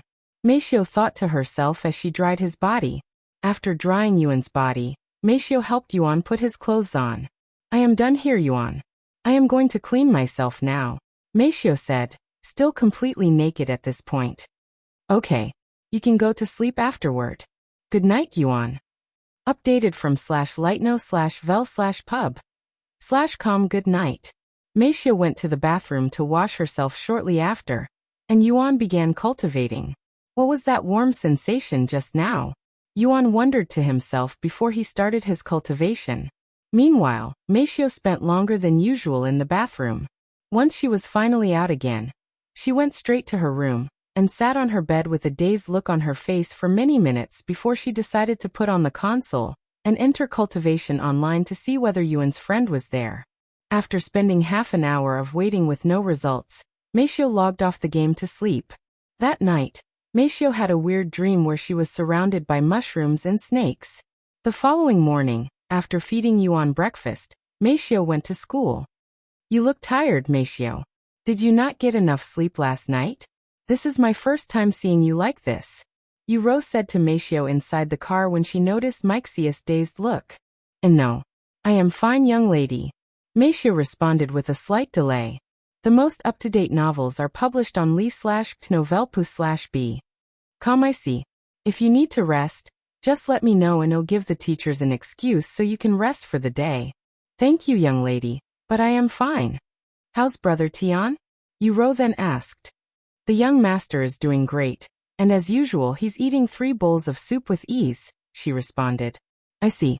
By the way, this reminds me, you were supposed to be Brother Tian's servant at one point, right? I remember your mother saying something like that to me before. Yu Rou suddenly asked. That's right. I was trained to support the young master and satisfy his every need. Meixiu nodded. Yu Rou's eyes widened and she mumbled in a slightly surprised voice. That sounds like they trained you to become his wife or something. Meixiu remained silent regarding Yu Rou's statement, yet a weird glint flickered in her eyes. New novel chapters are published on li/GHT///novelpub. C/OM. Do you regret it? Yu Rou continued to ask. Not being able to work for Brother Tian despite training for it, I mean. While it did feel bitter at first since it felt like all of the training I did was for nothing, I was able to assist the young lady because of the skills I had learned with that training, so I don't have any regrets, Meixiu answered after a moment of silence. But you're taking care of Brother Tian now, just like you were trained. It feels like fate. Yu Rou chuckled at her own statement. Sometime later, they arrived at school and began their classes.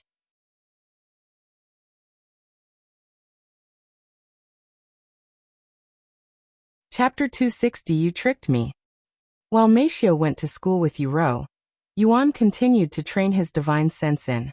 Meanwhile, at the carp leaping over Dragon's Gate Tower, Long Yijuan and the other sect masters stared in shock as the 99th floor emitted a golden light.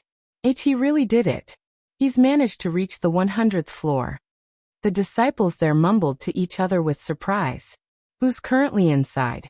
I just arrived. Shuizi, the #1 genius of the Grand Saber Palace. Shuizi, huh? I heard he managed to reach Spirit Warrior at the young age of 18, and peak of Spirit Warrior at 27 years old. He's definitely up there even for a genius. Meanwhile, the sect masters laughed out loud. Ha ha ha. Looks like this will be the last person to challenge this tower, even though we still have 2 more people. I was getting worried for a second, but it's relieving to see someone finally reach the final floor. Despite most of their disciples challenging the tower, most of them had stopped around the 90th floor, and only Shuizi managed to reach the 100th floor. Visit lightnovelpub/c/OM for the best novel reading experience. However, Long Yijuan did not show any signs of worry, and he merely stared at the tower with a calm look on his face. What do you think about this, Elder Xian? Do you think he'll beat the 100th floor? Elder Bai suddenly asked him. I want to say it's impossible, but we have been taught again and again that there's no such thing as impossible by him. Though it is still unlikely that he would be able to pass that floor, Elder Xian said with a bittersweet smile on his face. Meanwhile, inside the tower, a handsome young man with a fierce expression on his face slowly climbed the stairs to the 100th floor after spending 15 minutes recovering his strength. Already the last floor? I will give this place some credit since it was not easy climbing to this level, but alas, it looks like I am fated to defeat this tower, Shuizi said with a confident smile on his face. A few moments later, Shuizi stepped onto the 100th floor, and was greeted by the new scenery. What a vast place! Am I still inside the tower? Or is this merely an illusion? Shuizi mumbled in a dazed voice. Anyways, where are the monsters? Hurry up and come out so I can beat this boring tower already, Shuizi shouted out loud in an arrogant voice. Ho! A boring tower, huh? The most up-to-date novels are published on /li/gaitno/v/lpub. Calm the space before Shuizi suddenly twisted, and a gaping hole appeared in the space a moment later. Then, Shuizi watched with wide eyes as a massive golden dragon appeared from within the black hole. Once it appeared, the Great One gazed upon Shuizi as though he was an ant and spoke in a calm voice. While I will give you credit for making it here, nor did I expect someone else to come here so soon after the last one, but you don't have what it takes to clear the 100th floor. Shuizi did not respond to the Great One, mostly because he was frozen stiff from shock and fear. What a boring one. The Great One shook its head when it saw the state Shuizi was in. Anyways, since you want to get this over with, allow me to tell you the challenge for this floor. Boom. An intense aura suddenly exploded from the Great One's large body, causing the entire world to shake. This content is taken from li/g/tnovel/pub. Come, if you want to defeat the 100th floor, you must defeat me. The Great One's voice echoed in Shuizi's ears. I am possible. You're asking for the impossible. This isn't fair. How the fuck am I supposed to defeat a dragon? Shuizi was snapped out of his daze by the Great One's aura that activated his instincts and desire to run. Ha ha. The Great One suddenly laughed before speaking. Impossible? If it was impossible, how did the person who came before you pass the floor and defeat the tower? Are you telling me that this person defeated you? Shuizi exclaimed. No, we didn't fight, and I had another challenge for him. What? That's even more unfair. Why are you giving me a different challenge, then? A mysterious smile appeared on the Great One's face, and it spoke in a calm voice. If you'd like, I can let you take that challenge instead. Really? The source of this content is lee//geitno/velpub. Coma hopeful look appeared on Shuizi's face after hearing this, and he immediately nodded his head. Yes. I want to take that challenge. Very well. The Great One said. A few moments later, the ground suddenly began rumbling, startling Shuizi. What the heck is this shaking? He wondered to himself. The Great One spoke as a black line appeared on the horizon. For this challenge, you must defeat 100,000 peak spirit warrior magical beasts. You will have unlimited time to do so and 24 hours of rest time. And you may pause this challenge whenever you wish. However, once your 24 hours run out, you will have to fight until your last breath. Shuizi's eyes widened with shock after hearing this. You want me to fight against 100,000 spirit warrior magical beasts? This is even more impossible than fighting you. You tricked me. There's no way anyone could possibly pass this trial even if they're given a week to rest. Shuizi pointed at the Great One with trembling hands. Visit lightnovelp/com for a better experience. Why would I trick you? The last person cleared this challenge with no problem at all. The Great One shook its head. Then tell me who defeated this challenge. I'll believe you then. However, the Great One shook its head and said, that person's name is too great for someone like you. If you do not accept the challenge, then you will automatically forfeit. Shuizi gritted his teeth in anger, and he turned to look at the sea of magical beasts that were swarming towards him at this moment. His back soaked in cold sweats.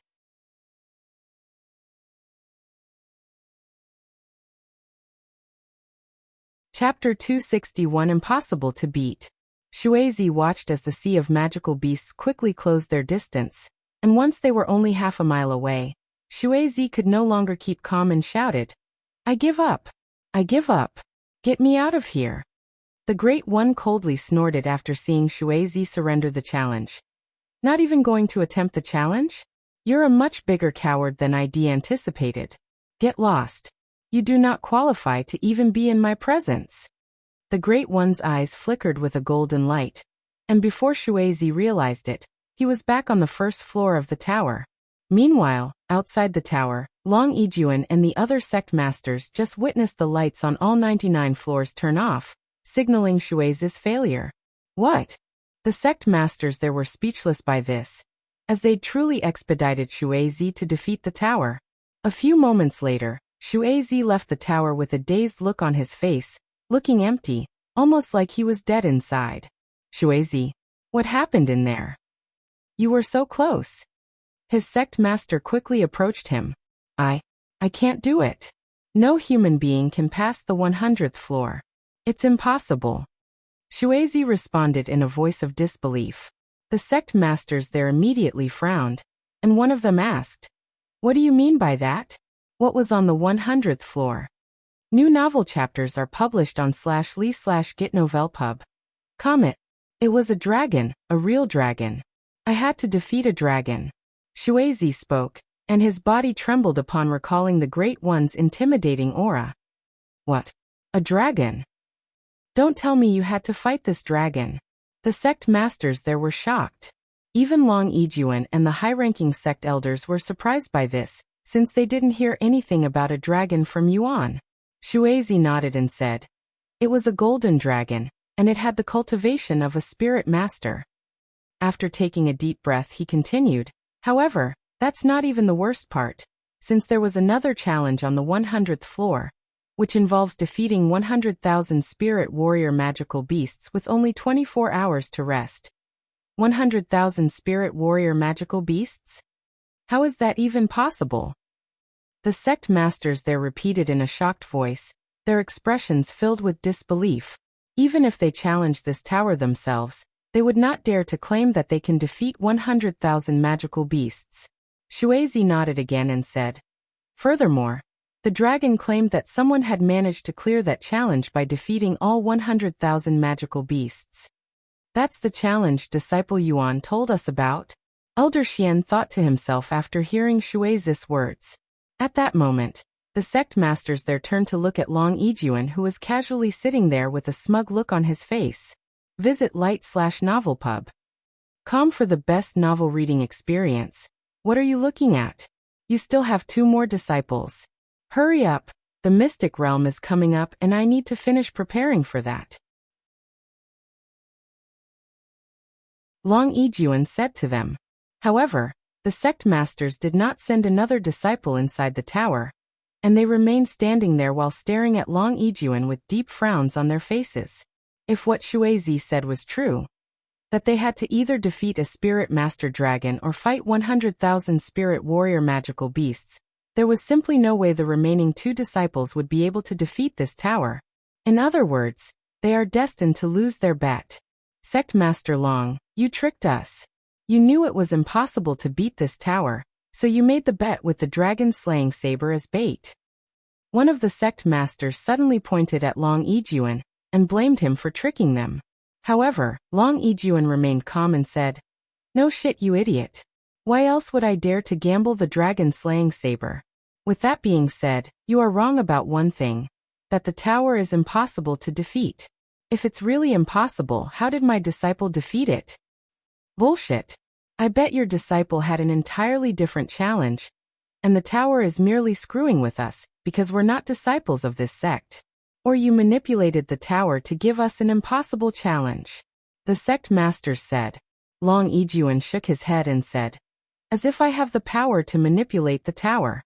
In the history of the sect, nobody, and I mean not a single person before that disciple had managed to clear all 100 floors, and even the founder was defeated on the 100th floor. New novel chapters are published on lightnov/lpub.com." The sect masters' faces dropped after hearing such words. Not even their ancestor, who was known as the #1 genius during his era, could beat the 100th floor? Then what kind of monster does it take to defeat the tower? Just who is this disciple the Dragon Essence Temple is trying so hard to hide? I know what you're thinking, but I won't say anything. If you wish to meet this disciple, you'll see him at the Mystic Realm. Long Yijuan laughed out loud. Che. The sect masters there snickered coldly. Anyways, are you going to continue or not? If not, you can forfeit the bet and your treasures as well. Long Yijuan held his hand out in a lazy manner. The sect masters gritted their teeth in frustration. Even though they knew it was impossible for the remaining disciples to defeat the tower, they couldn't just hand their treasures to Long Yijuan without even trying, as that would simply make things even more embarrassing for them. "I will challenge the tower." One of the remaining 2 disciples suddenly stepped forward and said, "Chances are I will not be able to defeat the dragon or 100,000 magical beasts, but I will definitely try." Updated from lightnovel//pub.com. The disciple's sect master nodded and said, "Well said. We have not lost just yet." Thus, the next disciple went inside the tower and began climbing it. Go ahead, keep struggling. The results will remain the same, anyways. Long Yijuan laughed inwardly at their futile efforts.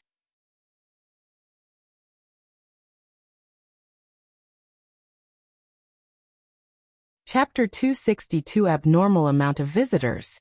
Sometime after the next challenger went inside the carp leaping over Dragon's Gate Tower, Long Yijuan mumbled to Elder Xian, who was sitting right beside him.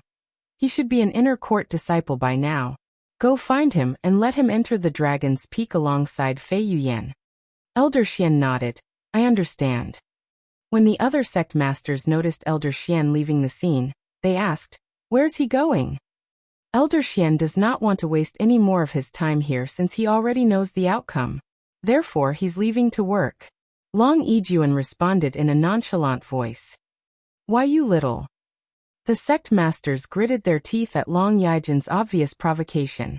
However, they didn't dare to claim that they will definitely win this bet, especially not after what they learned about the 100th floor.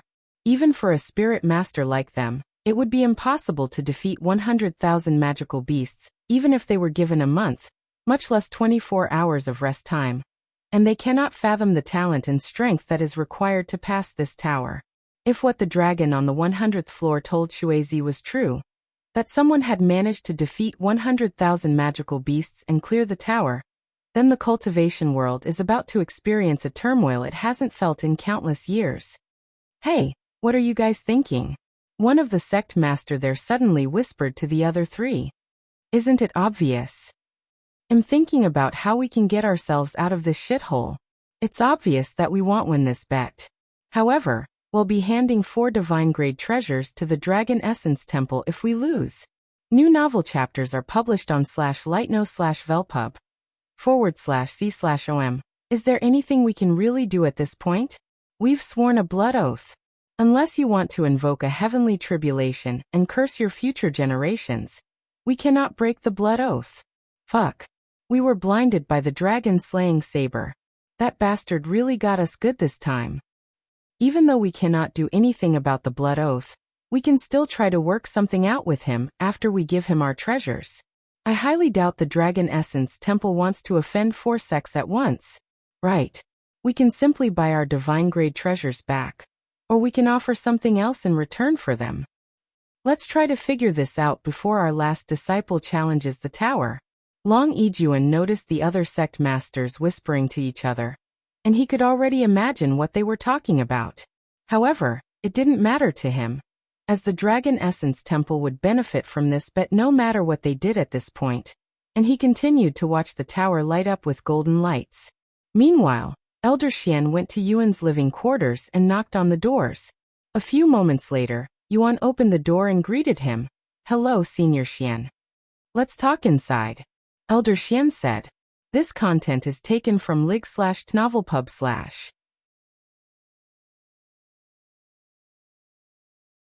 /c/om. Yuan nodded and closed the door after he entered.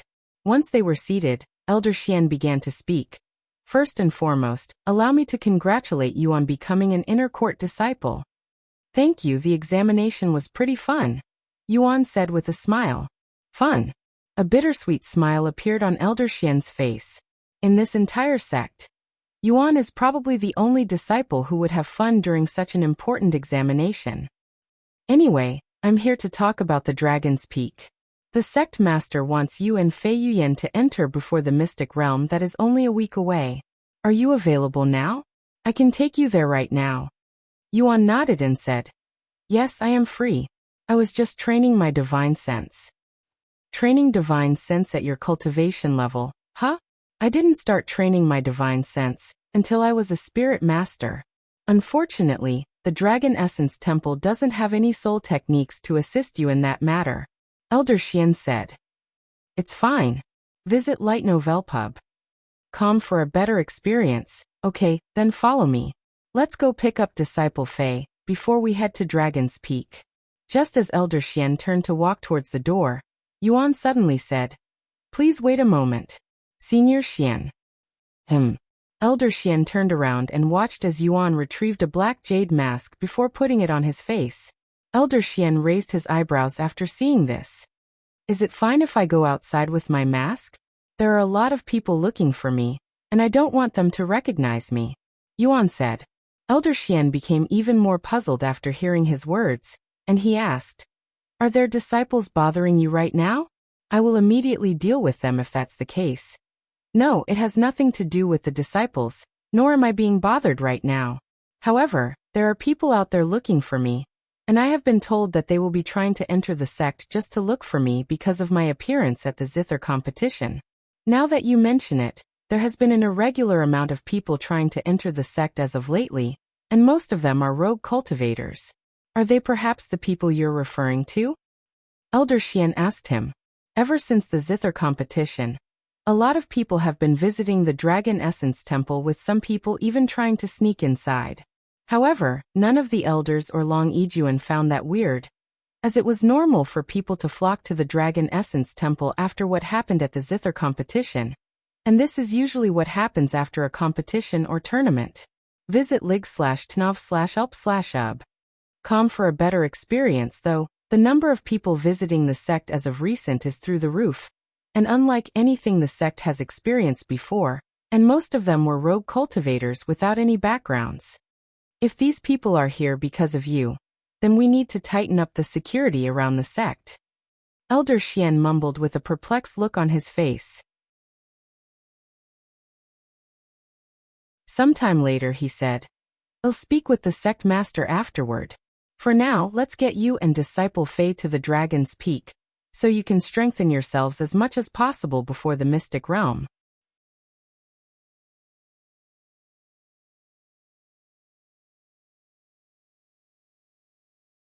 Chapter 263 Dragon's Peak. After leaving the house, Elder Xian led Yuan to the inner court to look for Fei Yuyan. The appearance of Elder Xian in the outer court surprised everyone, and attracted countless gazes from the disciples around them, and they all bowed to him the moment they noticed him. As a high-ranking sect elder, they are revered as much as the sect master himself, and they usually don't appear in public, much less the outer court.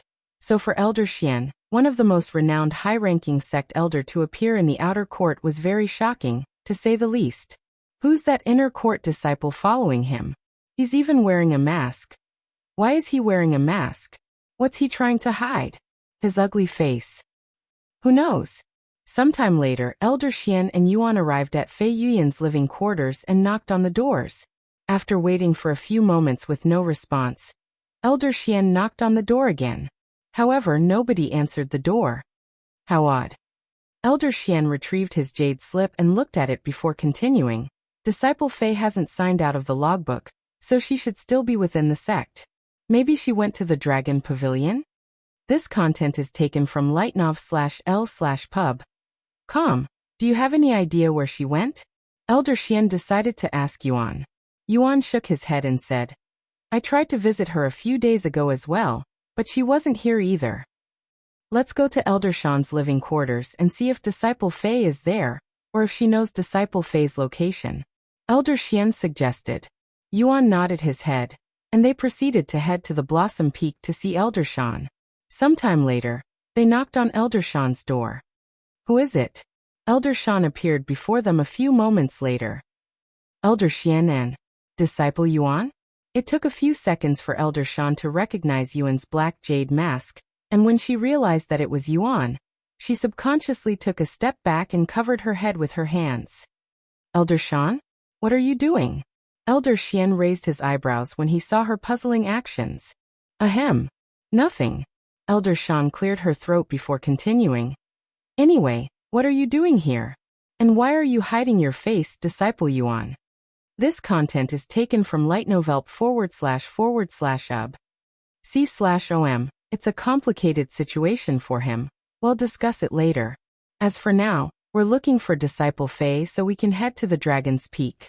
She wasn't at her house, so we figured to come here. Elder Xian said. Oh, Fei Yan? She's currently in close cultivation in the Immortal Caves. Elder Shan said. Immortal Caves? What's that? Yuan immediately asked, his interest piqued. The Immortal Caves are located at Cloud Peak, where the spiritual energy is incredibly thick and abundant, only second to Dragon's Peak in the entire sect. Core disciples usually spend the most time cultivating there, especially if there's nothing else to do outside. And since the mystic realm is getting close, everybody wants to improve their cultivation as fast as possible to be eligible for the mystic realm. One must be eligible to participate in the mystic realm? How do you pick who gets to participate? Yuan asked them. Well, the mystic realm is a mysterious place where one's overall strength and cultivation doesn't matter at all. Instead, one's talent reigns supreme. Everyone who enters the mystic realm will have their entire cultivation base wiped, but you'll regain your cultivation once you come back out. Elder Xian explained to him. And he continued, therefore we pick the participants depending on their growth and improvements over a certain time. So far, you're the only disciple who is certain to participate in the mystic realm. As for the other two disciples, we'll figure it out by the end of the week. Wow. A mystic place indeed. Yuan's anticipation for this place grew slightly more. Anyway, since Disciple Fei isn't here and we can't just disturb her cultivation, I guess you'll have to go to Dragon's Peak by yourself for now, Disciple Yuan. Elder Xian said to him. This content is taken from Light Novel Pub. Okay. Yuan nodded. Thank you, Elder Shan. Well, see you later. Alright. Before I leave. Yuan suddenly reached into his spatial ring and retrieved a cultivation technique. Can you give this to Disciple Fei when she comes out of cultivation? This is... Elder Shan accepted the technique with a nonchalant look on her face. However, when she realized what she was holding, her eyes widened with surprise. The divine rank cultivation technique you'd obtained from the Zither competition? You're already done with it? Yuan nodded. Yes, I learned it quicker than I'd expected, so I don't need it anymore. Please give it to Disciple Fei. Elder Shan and Elder Xian's jaws dropped after hearing his words. Had managed to learn a divine rank technique in just a few days?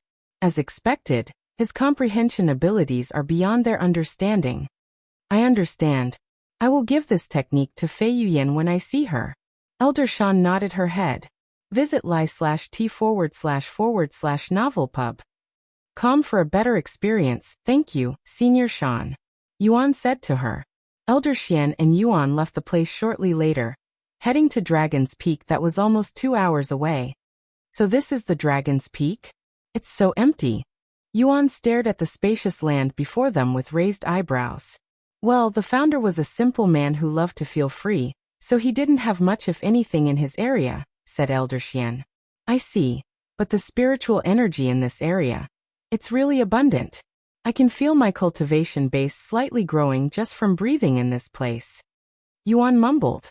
Rumors say this is caused by a treasure that the founder had hidden in this place before his disappearance, since this place was not like this in the beginning, and it only became like this after the founder's disappearance. Elder Xian said.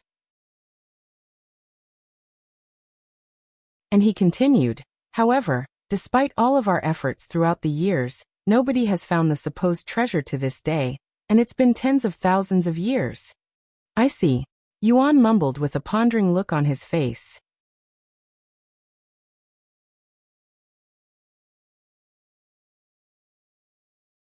Chapter 264. Where is the treasure?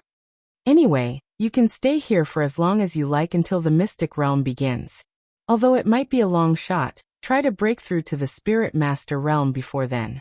While your cultivation base may not matter in the mystic realm, it'll definitely shock a lot of people and affect their minds and performance. Elder Xian said to him. If you need anything from me, just contact me using the communication jade slip. I'll be at the carp leaping over Dragon's Gate Tower with the sect master and the others. Yuan nodded and he suddenly asked. How are the guests doing? Did they manage to clear the tower yet? Elder Xian shook his head and spoke with a smile on his face. No, but one of them managed to reach the 100th floor. You didn't tell me about the dragon. Oh, I forgot. I'm sorry, Yuan said. Ha ha ha. Don't worry about it. It was a pleasant surprise. We won't blame you for it. Elder Xian laughed out loud. Sometime later, Elder Xian left the place, leaving Yuan alone at Dragon's Peak. What am I supposed to do here? Just sit down and cultivate? Yuan mumbled to himself since Elder Xian didn't exactly give him any instructions. By the way, Xiaohua, can you see the treasure in this place with your divine sense? I couldn't sense anything. Yuan suddenly asked her. No, Xiaohua cannot sense anything either. The people in this place should have already swept this entire place with their divine sense. Anyway, so either there's no treasure in this place or it cannot be found through normal means. Follow current novels on lightnov/pub//com through normal means? How else can we locate a treasure besides our divine sense? Yuan asked.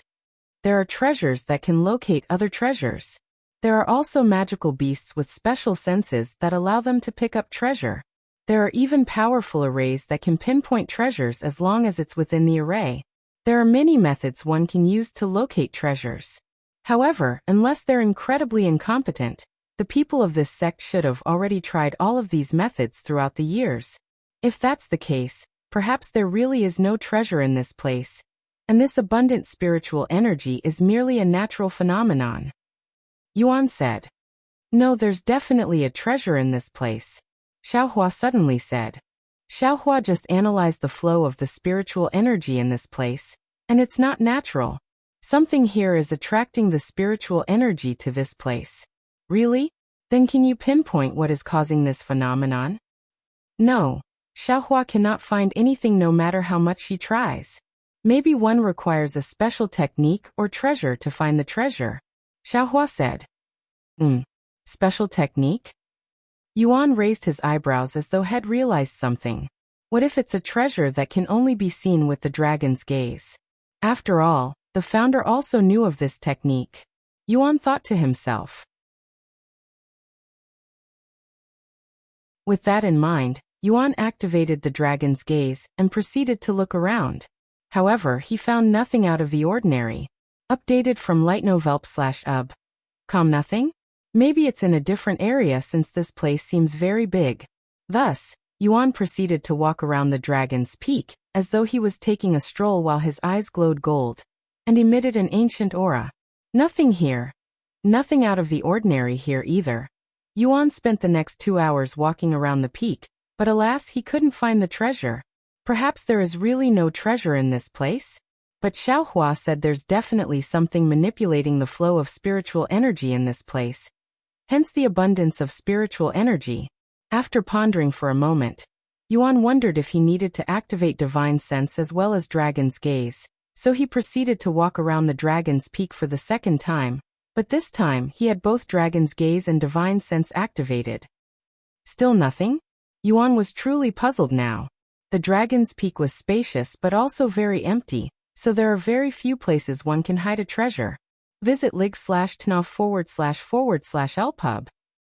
For a better experience, the treasure could be hidden underground. But not even Xiaohua could find the treasure with her divine sense that's powered by the cultivation of a spirit king, so that was unlikely.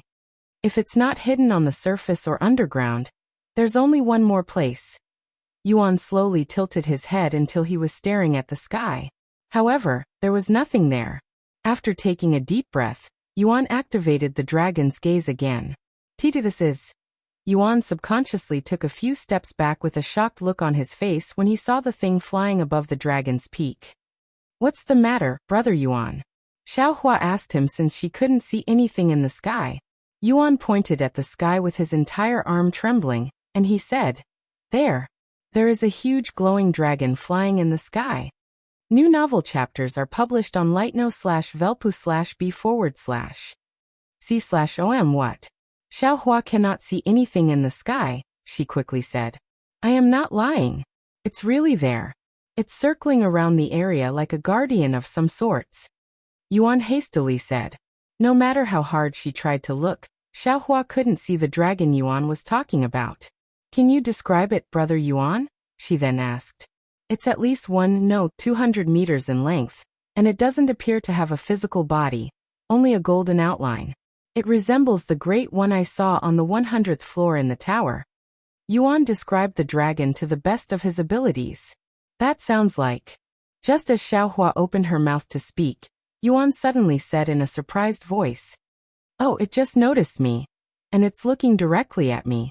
Yuan looked at the golden dragon in the sky that was also staring back at him with a profound gaze. Follow current novels on lightnov/lpub. After a few moments of silence and stillness, suddenly, the dragon began moving. Yuan's eyes widened with shock when he saw the dragon start to fly at him like a meteor, immediately sending chills down his spine.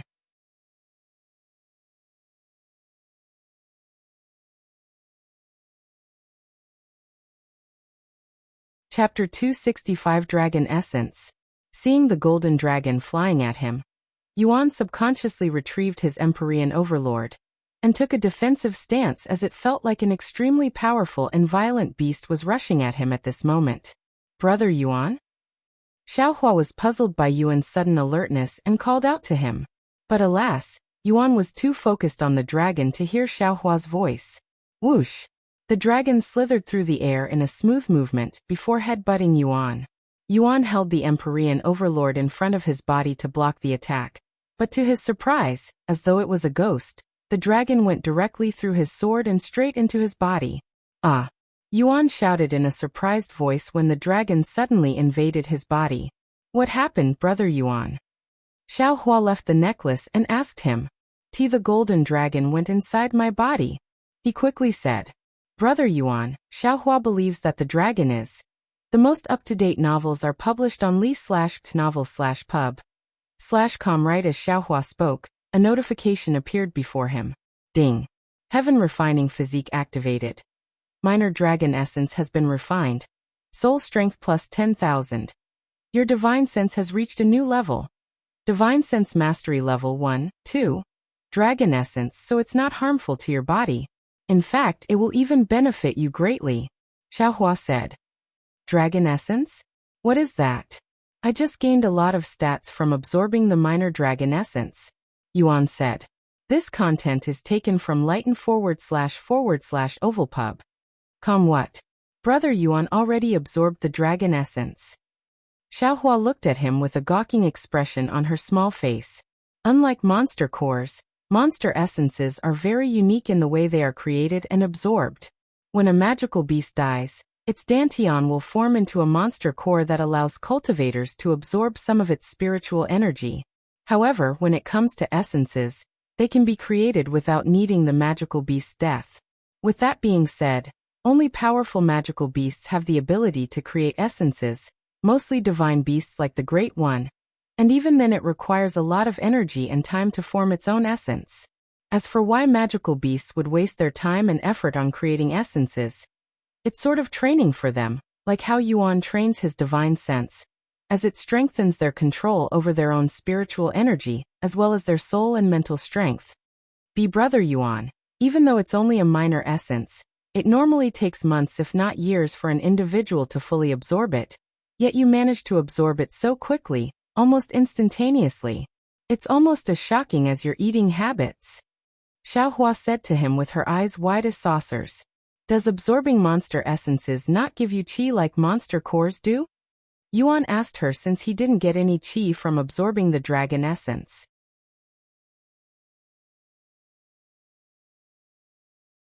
Essences are unique in the way that different essences will have different effects. Some essence can give you qi while others will grant you other benefits such as increased physical strength or mental strength. Xiao Hua explained to him. I see. And the dragon essence happened to give me soul strength. Yuan mumbled. What? Xiao Hua suddenly shouted in a shocked voice. For more, visit lightnovelpub.com's soul strength. The dragon essence gave Brother Yuan soul strength. Is this true? Xiao Hua asked him in a somewhat nervous manner. Why yes. Yuan nodded, startled by her reaction. That's incredibly lucky, Brother Yuan. Out of everything one can obtain from essences, soul strength is the rarest and most sought-after essence by even top cultivators since it directly improves your soul strength without needing any soul techniques or training. Xiao Hua said to him in an excited voice, her body slightly shaking from excitement, as though she was the one who received the benefit. Either the founder of this place is incredibly generous to leave behind the dragon essence, or he wasn't the one who put the dragon essence here. Yuan nodded and continued to ask, by the way, it's only a minor dragon essence. Does this mean there are even higher qualities of essences? Xiao Hua nodded and said, that's right. There are minor essences, major essences, and divine essences. I see, Yuan mumbled and he continued. What about methods one can use to find essences? This dragon essence was hidden in plain sight, yet nobody managed to find it despite thousands of years. However, Xiao Hua shook her head and said, just like how each essence has different effects, they also have different properties. Therefore, there is no single method to look for essences. They're all incredibly rare, and can only be found by chance or fate. As for Brother Yuan, since only you managed to find it despite it being in plain sight for so many years, one can say the dragon essence was fated to be found by you. In other words, it's fate. Visit l/itnovelpub.com for the best novel reading experience. Fate, Yuan suddenly recalled his meeting with Senior Bai, and their talk about destiny and fate. Perhaps he was destined for this fortunate encounter. Suddenly, another phenomenon occurred in the place. As all of the spiritual energy gathered at Dragon's Peak began dispersing in every direction. What's going on? Yuan looked at the change with wide eyes. Xiao Hua responded in a calm voice. The dragon essence was what attracted the spiritual energy to this area. Now that it's gone since Brother Yuan absorbed it, there is no longer anything attracting the spiritual energy, so it's only natural they are leaving. Soon, this place will return to being a normal place without its abundance in spiritual energy. I see, Xiao Hua then continued. Brother Yuan, you should take this opportunity to cultivate and absorb as much spiritual energy as you can, since it'll take some time before the spiritual energy in this place returns to normal. Yuan nodded and immediately sat down and began reciting his cultivation technique. Whoosh! The spiritual energy that was dispersing suddenly stopped leaving and began approaching Yuan as though they were attracted to him, quickly creating a small tornado around him. However, Yuan could only feel a gentle and comfortable breeze around him. The most up-to-date novels are published on Light Novel Pub. Meanwhile, his cultivation base began to soar closer and closer to Spirit Master.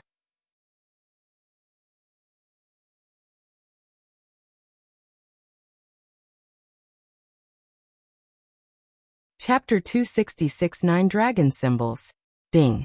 Due to your title Pang City's hero, cultivation speed has increased by 10%. Ding. Due to your untainted body, cultivation speed has increased by 100%. Ding. Environmental effect has increased your cultivation speed by 500%. Plus 3,852 chi. Plus 3,946 chi. Plus 3,750 chi. Plus 3,656 chi. The most up-to-date novels are published on Light/NOV/LPub. Due to his title and untainted body, Yuan's cultivation speed more than doubled, not to mention the Dragon's Peak, that was abundant with spiritual energy. Yuan absorbed over 3,000 chi every second, and in just a minute, had absorbed over 200,000 chi. Meanwhile, Xiao Hua sat in front of Yuan and watched him cultivate in silence. What a crazy cultivation speed for someone at the spirit warrior realm. He's absorbing the spiritual energy like he's eating food, almost like an unstoppable monster. Xiao Hua thought to herself as she stared at Yuan's peaceful face with admiration on her face. At this rate, Brother Yuan will absorb enough spiritual energy to break through to Spirit Master in a month. And even though Brother Yuan won't become a Spirit Master in time for the Mystic Realm, it's already an incredible feat. Especially since we're still in the lower heavens where the quality of qi isn't as good after an hour of cultivation.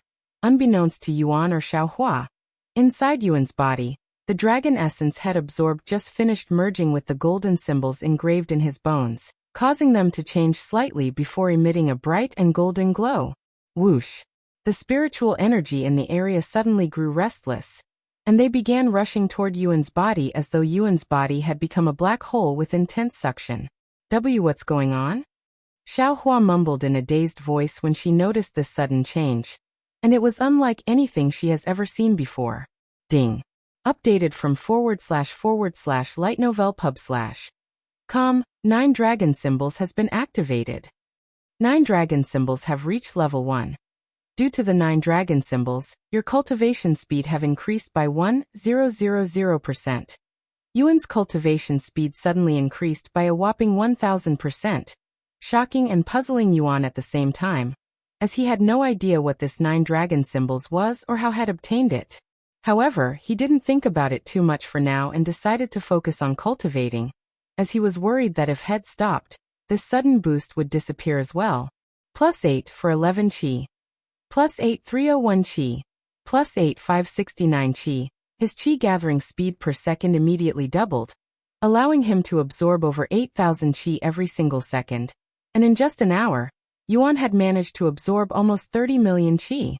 Visit /li/novelpub/ .com for the best novel reading experience. Xiao Hua watched Yuan cultivate with her mouth wide open and jaw dropped. What caused this sudden and explosive increase in cultivation speed? Does it have anything to do with the dragon essence?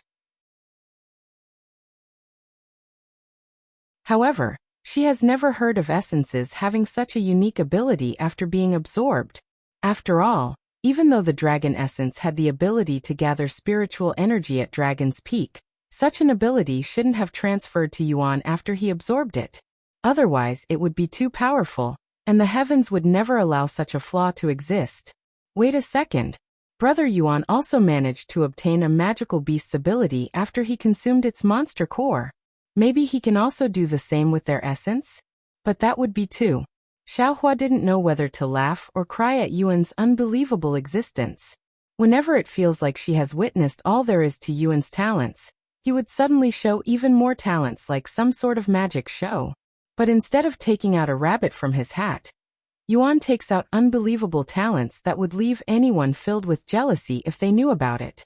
After another 6 hours of cultivation, Yuan decided to finally stop cultivating as it was getting late. Xiaohua, you were sitting there this entire time? Yuan finally noticed Xiaohua sitting in front of him when he opened his eyes. Yes.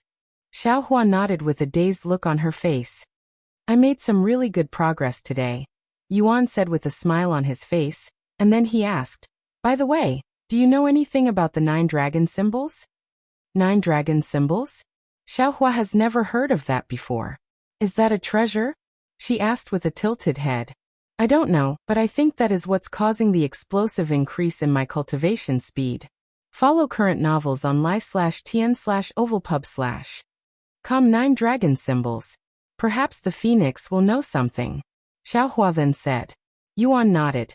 I'll ask her when she comes back.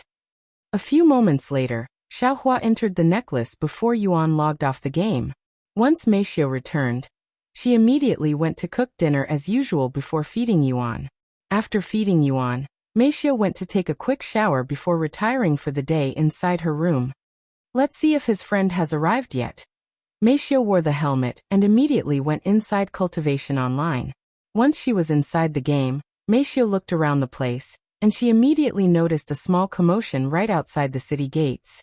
Meixiu narrowed her eyes at the crowd of people that appeared to be surrounding an individual. A very beautiful young woman wearing tight red robes and a very mature body.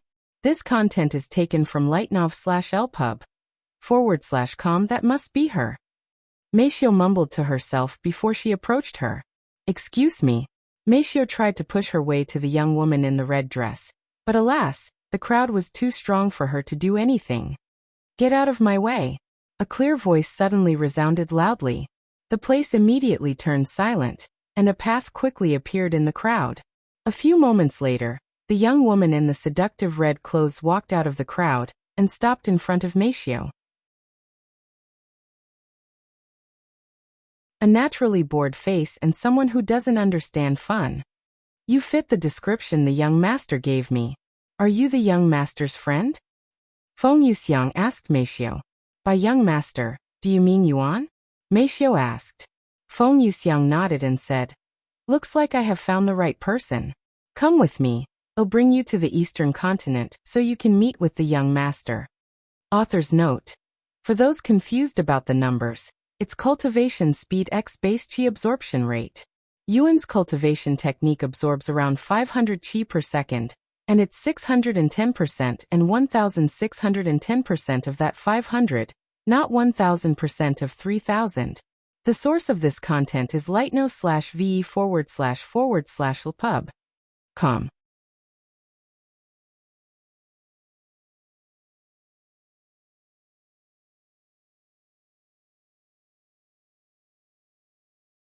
Even though Feng Yuxiang shielded Meixiu from most of the wind pressure with her spiritual energy, it was still very powerful for a mortal who hasn't even started cultivating yet. Meanwhile, inside his own room, Yuan tried to activate his divine sense again.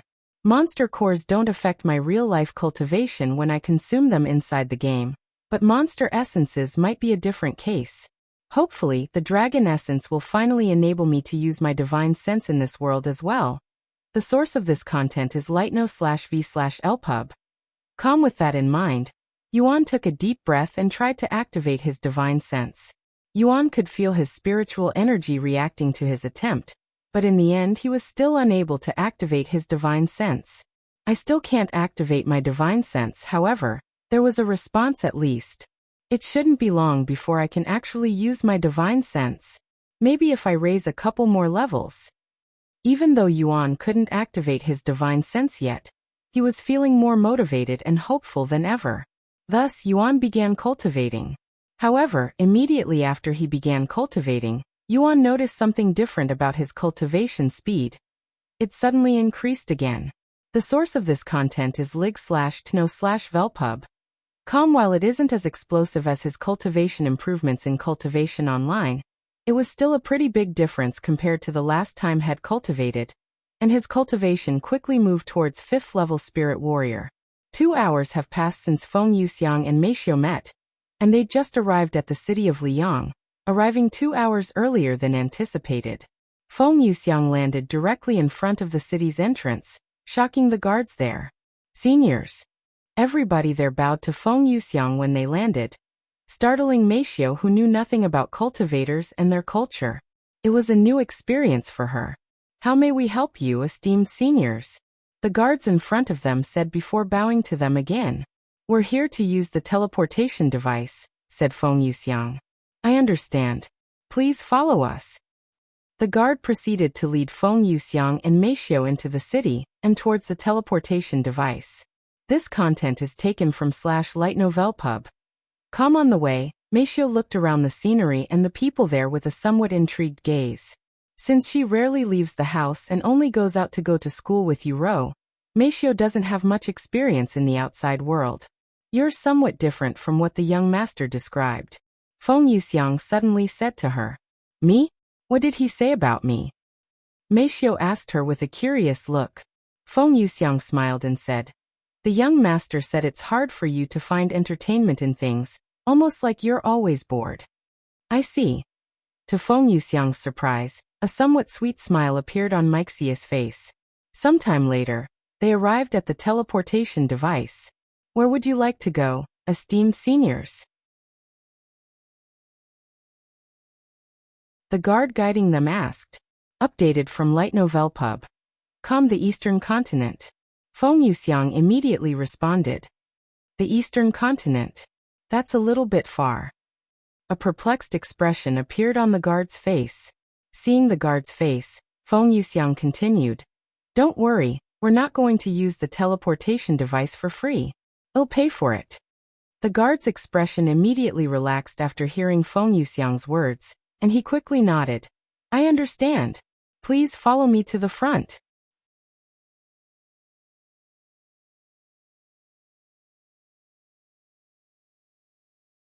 Chapter 268. Nothing is impossible in the cultivation world. Excuse me. Coming through. The guard forcefully led Feng Yuxiang and Meixiu through the crowd that was waiting in line for their turn at the teleportation device. This caused the people already in line to frown, especially since most of them were from somewhat big families, and this was a slap in the face to them since they had to stand in line like everybody else. Hey, what gives? How come they get to skip the line while the rest of us stand here? What's so special about them? Someone in the line suddenly shouted out loud in a frustrated voice, calling them out. That's right.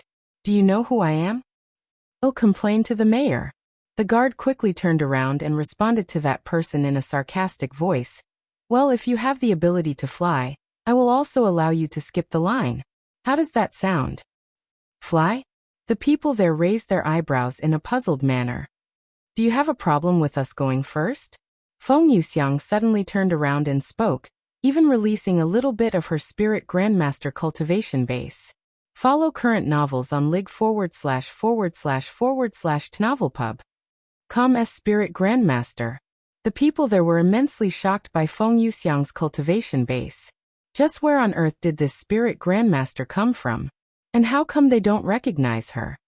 Please forgive us, Senior Grandmaster. The people there quickly lowered their heads and apologized to Feng Yuxiang. Feng Yuxiang didn't say anything else, and continued to approach the teleportation device with Meixiu following behind her. How overbearing. Meixiu thought to herself, yet she found it somewhat admirable. A few moments later, they arrived in front of the teleportation device. Esteemed seniors, because the Eastern Continent is very far away, We can only teleport you to 3 places. Are you fine with that? The person managing the teleportation device asked them. Feng Yuxiang nodded and said, teleport us to the one closest to the Dragon Essence Temple. Visit light/novelpub/. See ///om for a better experience, the Dragon Essence Temple, right? Give me a moment to look at the map. The worker proceeded to look at the large map that was pinned to a portable board nearby. It had the location of every city in the lower heavens with a teleportation device. That would be the Iron Lotus City, which is approximately 290,000 miles from our current location. As for the price, it will be 3,400,000 gold, esteemed seniors. 3,400,000 gold. Meixiu was inwardly shocked when she heard the astronomical amount of gold needed to use the teleportation device. Yu Rou had told her about the exchange rates for gold and real-life money, and it was about 1 gold for every $7. In this case, 3,400,000 gold was worth at least $23,800,000. This amount of money is more than enough to feed an entire family luxuriously for their entire life. And they're going to spend all of it on transportation? Not even the richest family in their world would dare to spend so lavishly. Just how on earth did Yuan make someone like her into his servant? Meixiu couldn't help but become curious. Hey, race 2,500 spirit stones. Keep the change. Feng Yuxiang handed a storage pouch to the worker in a nonchalant manner, acting as though she was only buying some cheap food. Thank you very much, esteemed senior. Please give me a moment to prepare the teleportation device for you. Visit lighten //ovalpub.com for a better experience. The worker accepted the storage pouch with excitement before counting the spirit stones inside. Once he confirmed the payment, the worker went to set the settings on the teleportation device, so it would teleport them to their desired location. A few minutes later, the worker returned to them and said, the teleportation device is ready. Just let me know when and I'll activate it. Once activated, you have 60 seconds to enter the teleportation device before it loses power. Feng Yuxiang turned to look at Meixiu and asked her, are you ready? Meixiu nodded. Let's go then. The two of them stood before the teleportation device a few moments later, and once the worker activated the device, they walked into the portal. Meixiu felt a little dizzy after entering the teleportation device, and the feeling lingered for some time, even after the teleportation was finished. Are you okay? Feng Yuxiang asked her. For more, visit lig/htn//ovalpub.com. Yes. Just a little dizzy. I'm surprised you didn't throw up since mortals can't handle much spiritual energy, and you just walked through a portal created from a large amount of spiritual energy. Feng Yuxiang said to her, and she continued, you must have a strong soul strength. Makes me wonder why you're not a cultivator. You might have the talent for it. I have no reason to become a cultivator, Meixiu said. After all, she only joined the game so she could help Yuan out. No reason? There are plenty of reasons for one to become a cultivator. Wealth, fame, status, power. Do you not have desires? Feng Yuxiang asked her. My desire? A certain thought appeared in her mind. I do have one, but becoming a cultivator won't help me realize that dream. It's impossible. Meixiu shook her head. Impossible? Nothing is impossible in the cultivation world. At least this is what I learned after following the young master for a short time. New novel chapters are published on /li/tno/velpub.com. Yuan? Meixiu raised her eyebrows. Feng Yuxiang nodded and said, that's right. The young master is an incredible existence with a limitless future. I have only been with him for a few weeks, and I can only imagine how strong he'll grow in the future. Anyways, we can continue this conversation later. Are you still dizzy? We won't make it to the Dragon Essence Temple by sunrise if we linger around for too long, Feng Yuxiang said to her. I am okay. We can continue. Meixiu nodded. Okay. The two of them returned to the air shortly later, and Feng Yuxiang continued chatting with Meixiu like they were already friends while they soared in the clouds. Perhaps it was due to their similar background as Yuan's servant, but Feng Yuxiang found Meixiu to be an interesting individual, who was very different from the average person. You're tuning into the Li Mei's Sword of Destiny YouTube channel. We're so grateful for your support, and don't forget to subscribe to join us on this incredible journey through captivating stories. Your generosity through donations truly makes a world of difference, as it's the primary source of revenue that allows me to expand and enhance this channel for you. Thank you from the bottom of my heart for being a part of this adventure.